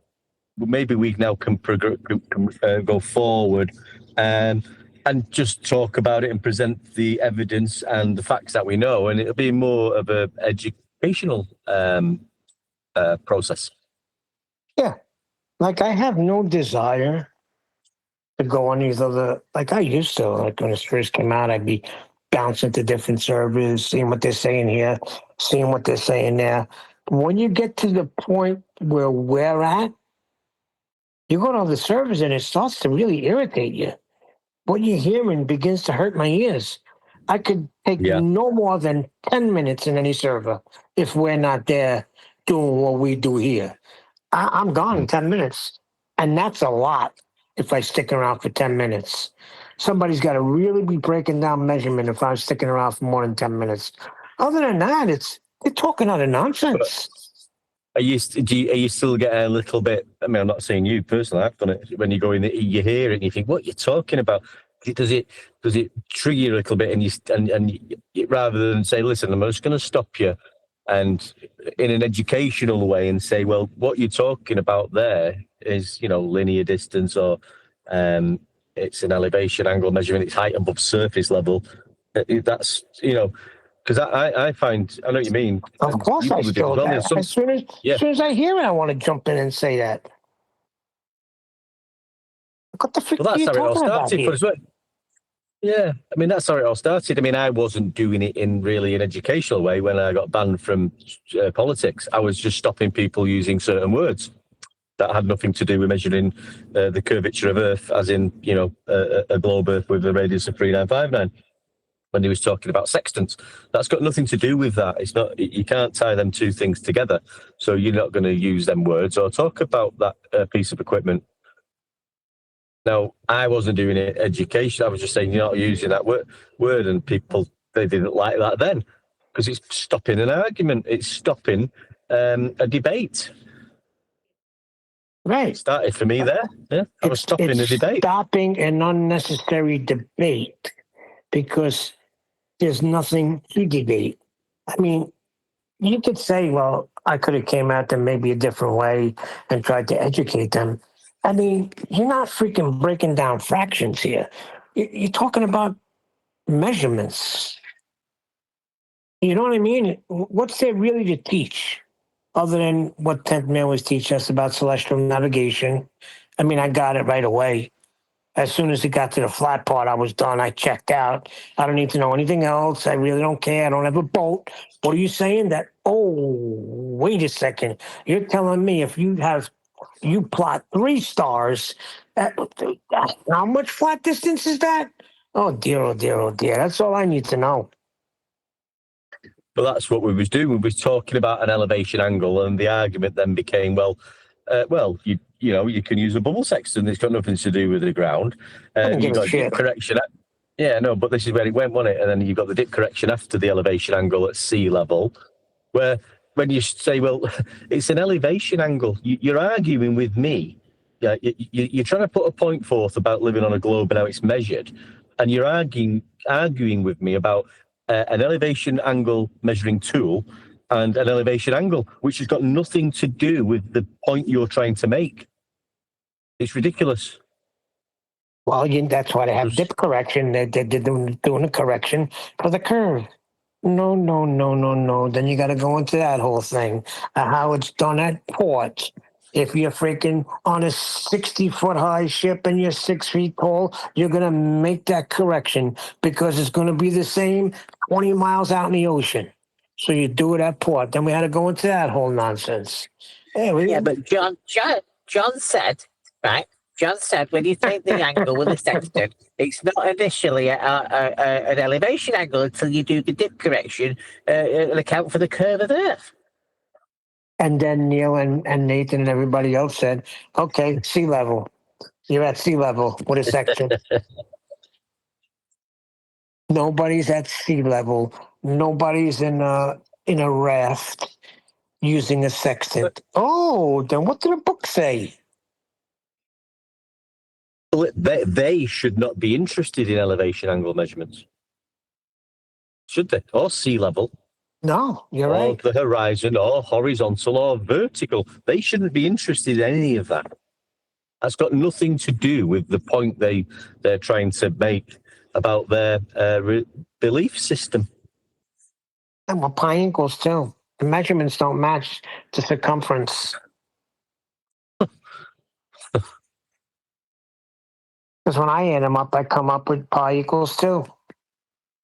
Great Pi stuff, squared. but Hey, Deck, Neil, when anybody's traversing the terrain, whether it be highways, byways, what up? Highways, byways, through the woods, do they do it with a sextant? Be able to find out, navigate?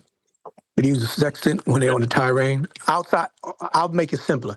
Do they use the sextant I don't. when they're not at sea? I don't. Exactly. Who No, walks he's a around doing that? he's Compass. a compass. Compass. Yeah. Got a minute. Yeah, but a lot. That's the thing with a lot of these globers. They are a lot of them do have ships, and And a lot of them are pilots. The pilots, and they've got ships, and they come on Discord every day to tell us And about these don't things. forget the astronauts. It is funny though, because it is true. Nobody was talking about the sextant until we brought it out. Then all the globers were freaking sextant experts. You know, they all had boats and they all navigated the oceans. Yeah, he's like, "There's our flat Earth proof." All right, and then all of a sudden, they're navigators. They've all got boats and sextants, and their sextant only works on a globe. Yeah. Okay. So where were you? So where were you before we brought it out? Why weren't you standing there saying, I had heard it in passing that a sextant only works on a globe, but that's it. Just in passing. There wasn't no laid down foundational way of using a sextant on a globe. He wasn't getting weekly reports or breakdowns of somebody from the globe believing side, like 10th Man did, going through the books, spending thousands of pounds on books and researching it, saying, "Well, this is how it works on a globe, and this is how we can obviously see that it works on a globe because we've got the curviliation angle." We got our curval here, and with our curval, we're calculating the curve of the Earth. Look, I'm not everywhere. I haven't been everywhere. I'm still learning. But from what I recall, the whole sextant topic of being such a substantial part of this argument came from argument. It came, well, not an argument. Well, back then it was an argument. That's how far back I'm going. I'm going back 2022, 2023, when the sextant was like big talked about with 10th Man, and big talked about with Brian. We were the ones that brought that up. No. Globers brought it up. They said a sextant only works on a globe. That means they brought it up. They said that back then. Way back, 2017. Right. That's what I'm saying. You'd only hear it in passing, but there wasn't no breakdown of how. Well, that's what I mean. Okay, I correct it. I'm talking about the breakdown. That's what I was just going to say. Yeah, breakdown.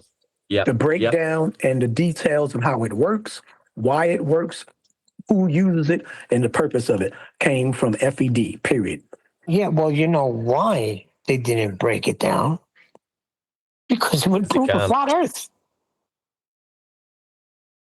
But then, Picture a see, that's what they globe. used to do. Right, picture a That's what globe they do. breaking down how a sextant works on a globe. They'll just be proving a flat Earth on their first step. Yeah, well, we have. I mean, I can't remember the guy's name. Sam, you've watched the videos. The guy with a bloody tash and the whiteboard, and he might have even been Bob the Science Guy at one point. Yeah, but he He's got his- immediately used the flat Earth immediately. Now they bypassed it and turned it into a bunch of freaking spherical nonsense. But at its beginning stages, they're going to be demonstrating how Earth is flat as well. So I believe that's why the globe is never freaking pushed the sextant, other than just saying it in passing. Well, they did break it down in their orthographic view with the puppet head. Yeah, And but the then puppet they jump on stupid things like tangent lines, which is just a mathematical concept used in, say, calculus. I mean, nobody on a ship's going to be carrying a tangent line round in the pocket, and I'm just going to flip my tangent line out. So I can use it on the globe for the elevation angle. But they say tangent, but what is everything is labeled in their descriptions. The horizon is where your eye, the line from your eye. Yeah, it's marked with an X. Right. But I've never seen one that said tangent on it. It's labeled something else. No, they brought tangent lines into it. But there was a time where we was arguing about labeled sea lines. level. Yeah. People jumped on, let's argue about the tangent line, like they did dip correction. Takes you away from the elevation angle measurement. Takes you away from the elevation angle measured using sea level. No sea level. Straight away from that. Yeah, takes you straight away from the direct measurement. Well, to get dip correction, that's an angle correction from eye level. Yep. Yep. It's almost a red herring. Yep. Yeah, I see your point. It is almost a red herring. Yeah, but it's more like they thought they would put the fire out by throwing gasoline on it. But it shows you how crafty they were. Let's use tangent line, and it all got round, and they're always using tangent line. Like you say, but it's not mentioned anywhere. It's not shown in it doesn't say tangent line.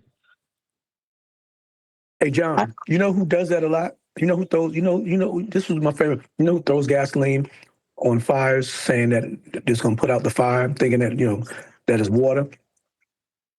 Arrogant ignoramuses. Have you ever noticed that? I was waiting for somebody. I was like, "Who's that? I can't wait." Oh. No, people who you've heard me call instigators. Yeah, well, they instigate, and but the arrogant ignoramuses are the ones that really think what they're saying is right, and all they're doing is pretty much emptying the clip in their head. They're eating the bullets and don't even know it, because everything they say is just being repeated and proving them wrong. But they just keep on doing it. And that's how I look at it when you throw gasoline on the fire, talking about just keep on, keep on pouring. It'll go out eventually. It's got water in it. We don't need to use the globe. We just use the horizontal tangent line. We use a tangent. Yeah. The tangent you form when you put a curve underneath sea level. Is that a tangent? I don't know if that's a tangent. It's marked and labeled tangent, so it's tangent. And it's got it's tangency. No, it's often labeled sea level. Oh dear. You had to bring that up. Trying to work around Not that. John. mentioning sea level, John, please. But also, not that we're having an argument with anybody, but I noticed a lot of these people, for some reason, they've always done it, but they're trying to really bring in this theodolite into it. Now, and theodolites, if we're talking about measuring the Earth, right? Theodolites are mainly used on construction sites, small areas really compared to the Earth. So they want to use the theodolite examples where if we're talking about, if you want to measure large areas of the Earth, we're going to be using a system and sea level. So we'll talk about that. So if we are going to get into discussions about things and measuring Earth on a large scale, we won't be using a theodolite. That'll be on your construction site. We're talking about the measurement of Earth on a big scale, large scale, and we can get distances of 5,400 miles from 2 points across the horizontal sea level. Let's talk about that. We need to bring this back into the conversation. The theodolite, just to make sure everybody understands it, is a planar surveying instrument. That's what it's for. But Oh, it is dear. used in What's the name of it? What was the name of it planar- again, Jim? Planar surveying. The What's the name of the theodolite. instrument? Theodolite. Theodolite. Yeah, I remember that. I remember we talking about that back in 2023, the end of 2020. Yeah, theodolite. That guy was talking about the mountain and the star behind it and all that. I remember that. I mean, I think that's why we It's put it for on measuring the the plane. I think that's why we put it on the 30 words of not to use. I think.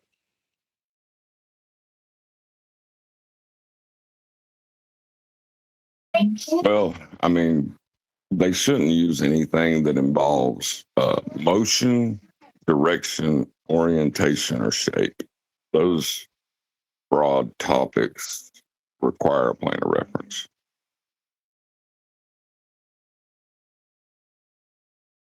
Yes. Everything really that sounded does. good. That save that, John. Yeah, write that down. To tell you the truth. Say it again, Sam.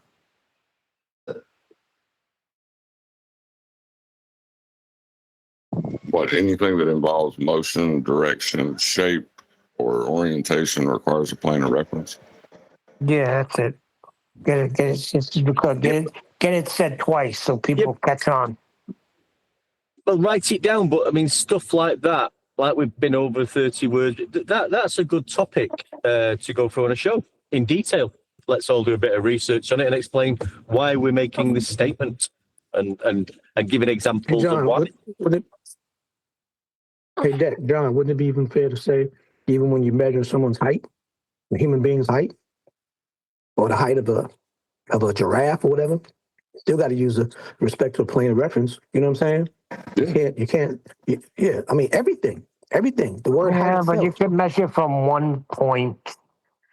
So if you're going to talk about somebody's height, yeah, but that point Let me ask you a question. is not on the surface of a sphere.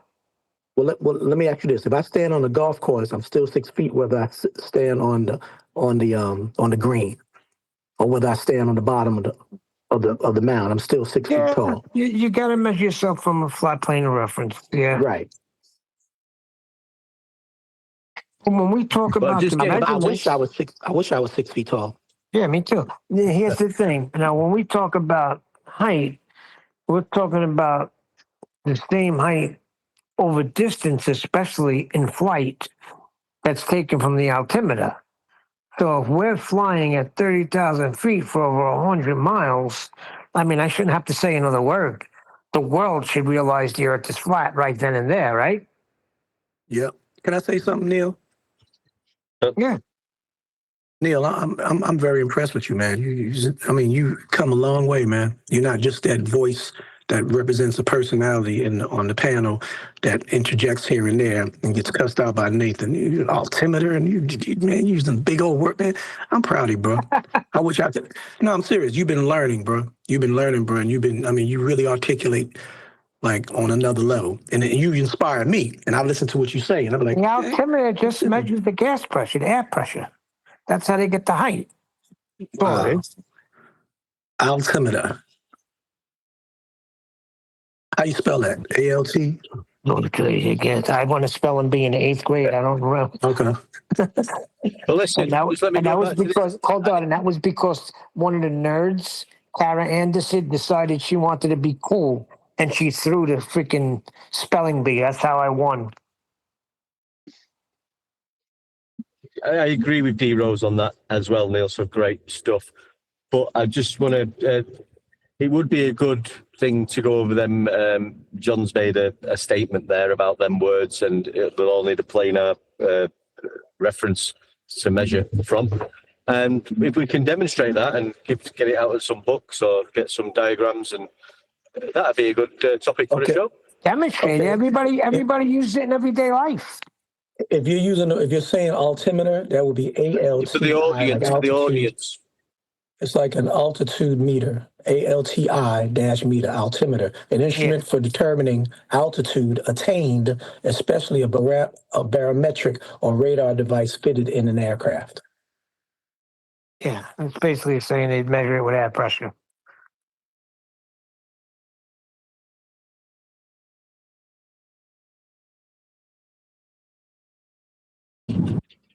Which starts from sea level, horizontal sea level. Always. Everything starts from sea level. That's how we get our elevation profiles, from sea level. That's how you get anything. How you think Anything submarines that's measured is from sea level. And how do you think submarines get their depth? That's from sea level too. There you go, from zero. That's the zero. That's the zero in our habitat, period. Take it or leave it. Take it or leave it. It is And like I said, interesting, though. It is interesting, though, the depths of the Nathan sea. doesn't know what level means. And like my son, like I told my son, 9 years old, he was like, I had said to him, "Does it make any sense?" Because he watches videos, he watches TV, and he hears how the air, the pilot says we're 37,500 feet above, altitude, blah blah. We'll be descending pretty soon. So he knows that when the planes fly over the mountains, that number doesn't change. So if it wasn't according to sea level and it was according to some topographical, detail, then, you'd be getting reports, oh, we're now 18,000 feet. Oh, now we're 27,000 feet. Oh, now we're back at 37. It would change, but it never changes. It always stays at a rough 30, whatever it is. It may change a little bit descending, if the traffic controller tells them I want you to drop down 2,000 feet because we got some traffic coming in. But other than that, it's always consistent. It's never going up and down. So I don't know why they don't understand what sea level means. I had this conversation. The response I got yesterday from Glober on, I don't know, I was just having a little bit of a chat with Glober on this was the topic.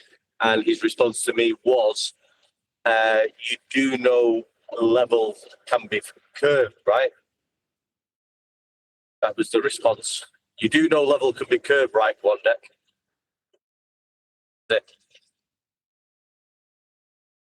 Can be? What? Yeah, that was the response. So I was talking about sea level, altitude. Yeah, one day you do know level can be curved, right? I got the right at the end of the sentence, so it must be right. See, that's that catch 2020 that Nathan was saying. They throw those kind of questions in there. So depending on how you answer it and you say no, then that means, oh, so you didn't know that curve can be level. But if you, you know what I'm saying? So it's like whatever you answer, if you give them a yes or no, it's a trick question. Did you enjoy the taste of my nuts? Yes or no? you go. That's it. That's it. Yes, we do. We That's do it. actually. Yes, we do That's actually like the perfect. taste. I actually got that from John a couple of days ago. I can't take credit for that one.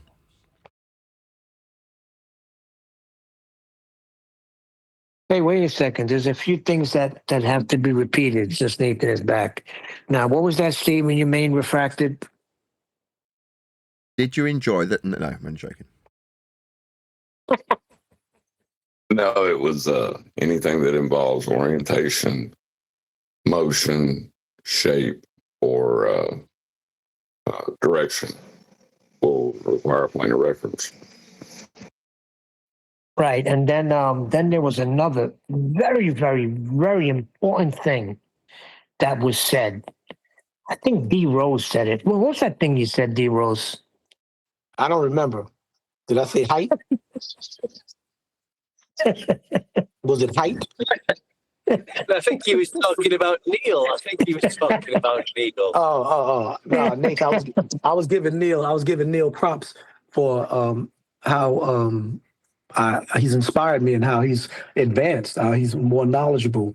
You know what I'm saying? He's articulating it like it's spelling his name. Like he has to correct me many times spelling his last name. I mean, he's on point.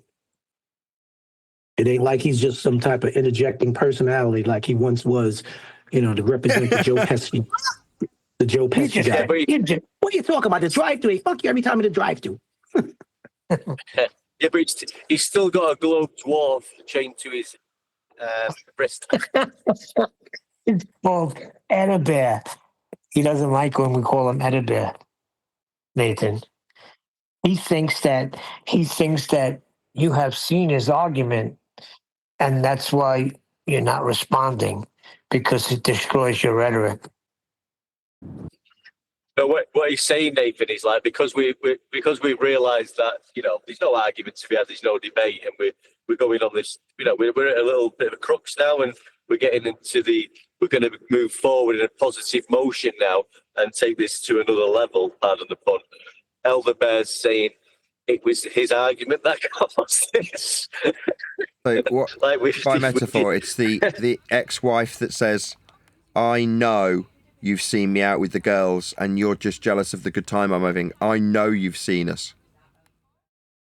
Oh, wait a second. Oh, man, Nathan. A book of redundant housekeeping questions or a book of Nathan's dirty little stories? ? That will never sell. He does not have a publishing contract. His book has not been accepted yet. Who will pay for the first print run? How many copies? Who will do the marketing, distribution? It's a vanity publishing project. It is not funded by a legitimate publishing house that sees a profitable enterprise. Boy, they're watching you close, Nathan. Why do they care? Wow. Why do they give a shit? It's like, you're talking about people who have described you as fundamentally unlikable, but you're hanging around appealing to the people in that social circle for how the guy who runs the show is actually a bad guy. He's not really going to get his motorbike. Why do you care?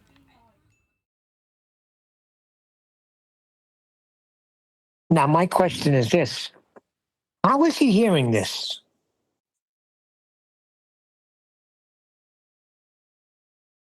This is the Uncut and After Show, am I right?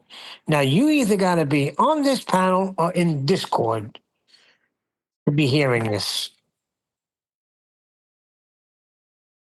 Oh, he's listening to the premiere. I don't know.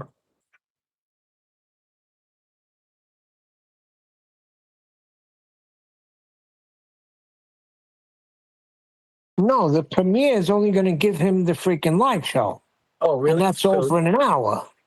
This is the Uncut and After Show. You're not supposed to get that for another couple of weeks when Nathan releases it, or if you're a member, you get it right away. Exactly. But you're not going to get it while we're still doing it. Maybe he's For all a you member. know, he's in Discord right now listening. Who cares? Yeah, but what I'm saying is he can't, until Nathan makes it a show, you can't get it as a member. The show's still going on. It's the after show. Yeah, but he's not responded to anything we've said. He just talks about the book, which we all know about. Yeah, he's not- he's responding in messages in my message thing. Yeah, not. Yeah, but not to anything you're saying now. But he's responding in the Yes, messaging he is. thing. Well, you're messaging him, so he's responding to your message. You're a dwarf, mate. You do what you want with your dwarf. No, sent one message. He's responding to what we're talking about. That's why I'm saying, how the frick is he hearing this? Is he with you, Neil? So what you're saying is, how is this creepy wife with the binoculars Yeah, knowing that we're doing this? 'Cause exactly. She's creepy as all frig, that's why. You'll be in bed tonight, Neil. At 2:00 in the morning. Elder Bear will just be in the headboard of your bed with it. What was it that the creepy Get the ex-wife shit out of stalker was me. saying? I've definitely seen her out with the girls, and I'm definitely just ignoring it.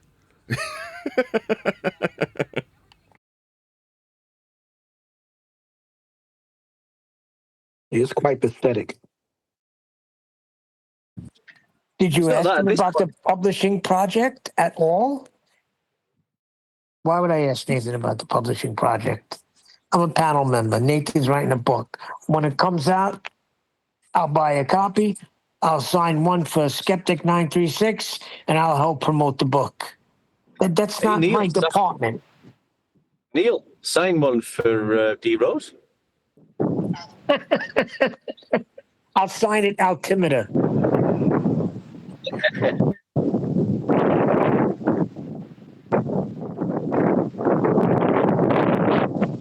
That's some wonderful wind noise we got going on there. Yeah. Len's in a windstorm. Len. Got the quick hint there. Yeah, they're so concerned about it. This book frightens many people, Nathan. They don't want it to come out. And this is a perfect example of it. He don't got no book. Nobody of note is going to buy the book. He doesn't even have distribution. How many copies? How will he do Yeah, the but marketing? You remember when I did the tune for the show, the roast chicken? He was on me. Have you got asking about the whatever the bloody whatever I used Suno, whatever it was, to do the tune? You know, because there's certain regulations and things you can't do, and you can't put it. He was looking into all that and kept texting me, "Have you done this one deck? And have you got a license? And have you?" It's like they're obsessed, like they're fucking mental. How is it? How is it neither Nathan nor his publisher that he narrated it to has a copy of it, but Huey has a copy that he put up on his screen? Yeah. These people are obsessed, man.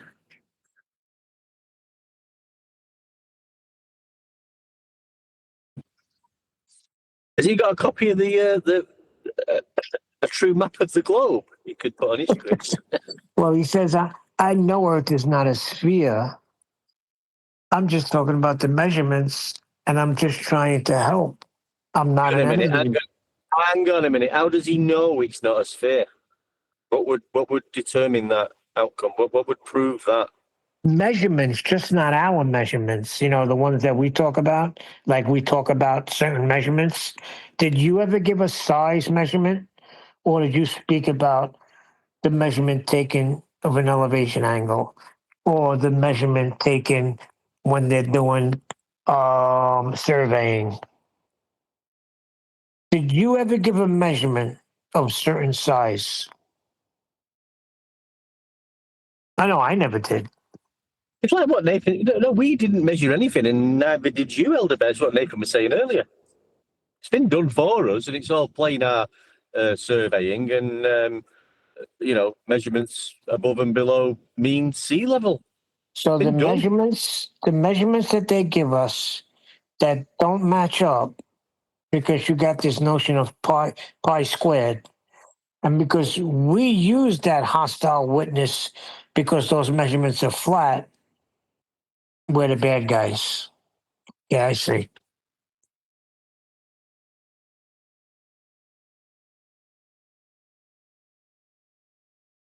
It all makes sense to me now. I mean, fundamentally, if you have a religion that's based around measurement and you stand in opposition to those measurements with your religion, you you are inherently in a contradiction. It can't be easy to deal with.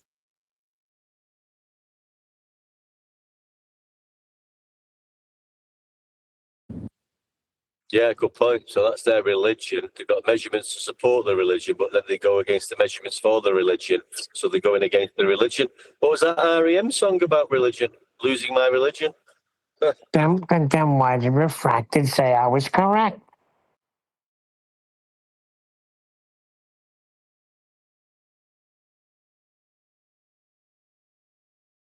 And he won't join.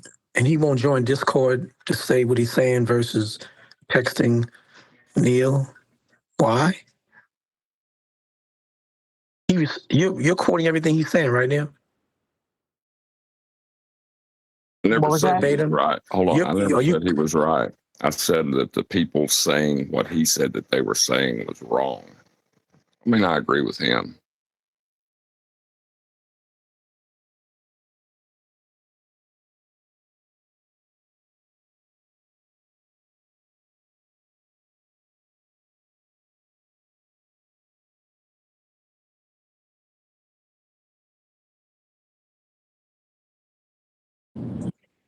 Yeah, it was a good point that about the measurements of religion. It's, yeah. But listen to that. Remember that REM song, Losing My Religion? That's what it reminds me of. Got measurements for the religion, but then they deny the measurements of the religion, so they deny the religion. And anyway, You can only that's a be in a bizarre corner on place a to flat be. plane.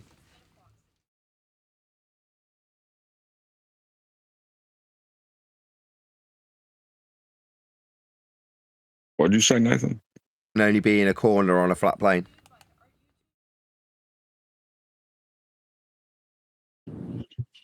Yeah. Or between a rock and a hard place.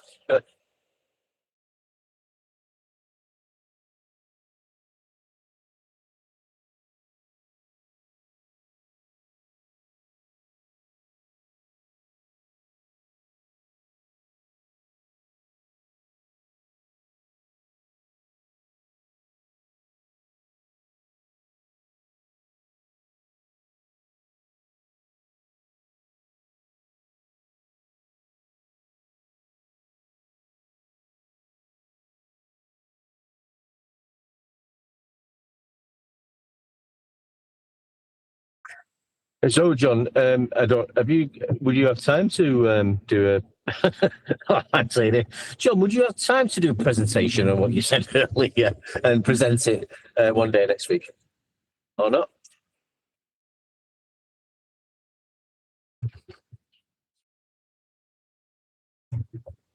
I'm just getting too busy with myself.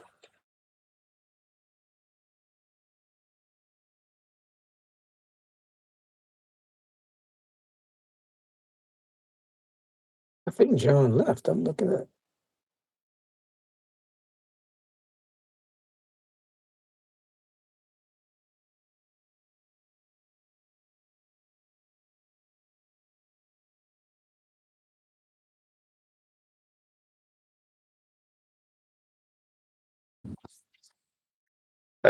What we're doing tomorrow then? And maybe we're just carrying on as normal, not entertaining the Muppets then, or what?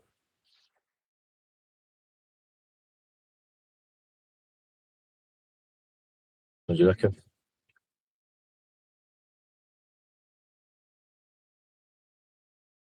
I'm looking for something. Something that John had said, but I can't find it anywhere. Because I'm going to put a stop to this shit. John said I was right.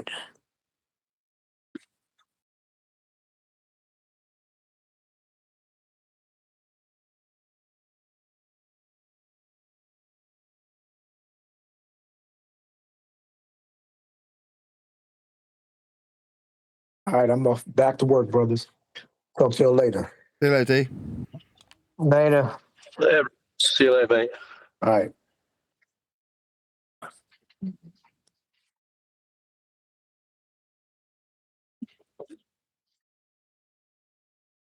Yeah, but don't worry about Elder Bear, Neil. He says everything. He says lots of stupid things, doesn't he? I just went through his thing. Dave invited me to 1, 2, 3, 4, 5, 6, 7, 8, 9. At least freaking 20 invitations because I'm scrolling.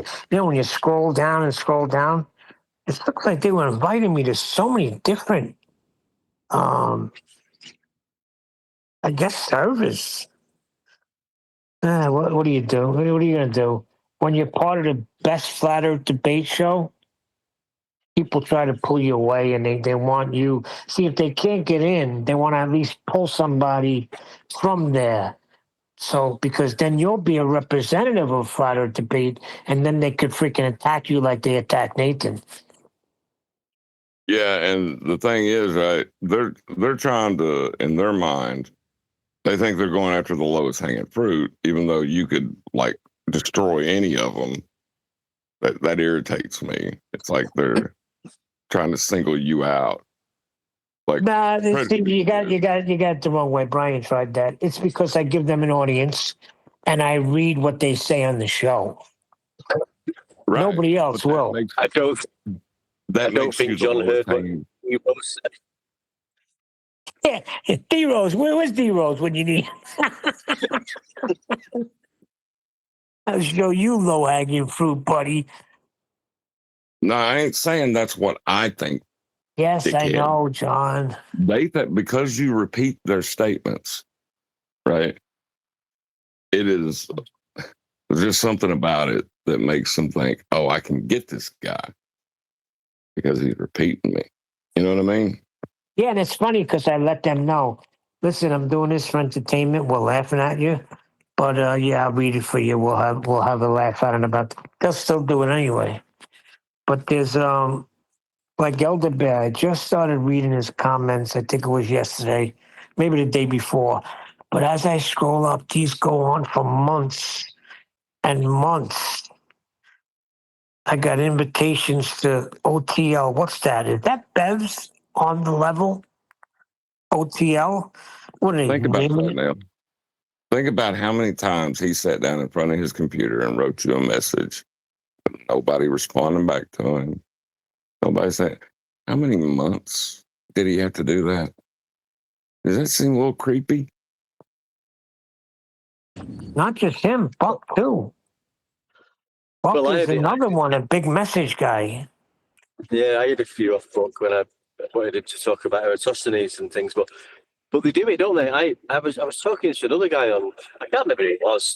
Now and again I'll get involved with it, but it's like you'll make a point of something what we're just talking about on a YouTube channel on the messaging, and a certain person will respond, and so I might respond back, and then I won't look for an hour. I'm not like waiting for him to respond. I might, next time I click my phone on periodically, I'll just right. And he sent me like 7 messages then. Like, I've not responded to his latest one, but he sent me 7 on top of that. It's like, boom, boom, boom, boom, boom, boom, boom, boom. You're thinking they're hitting you. It's like, I think just send me one message at a time and we'll answer each other's questions one at a time. But that's another thing they like to do.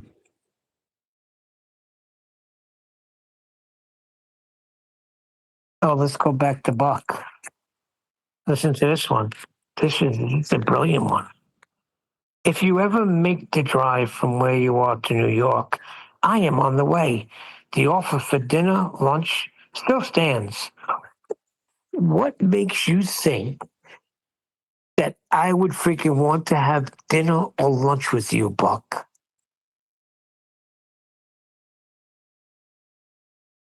Is he the one with the logical syllogism, or is that Eder Bear?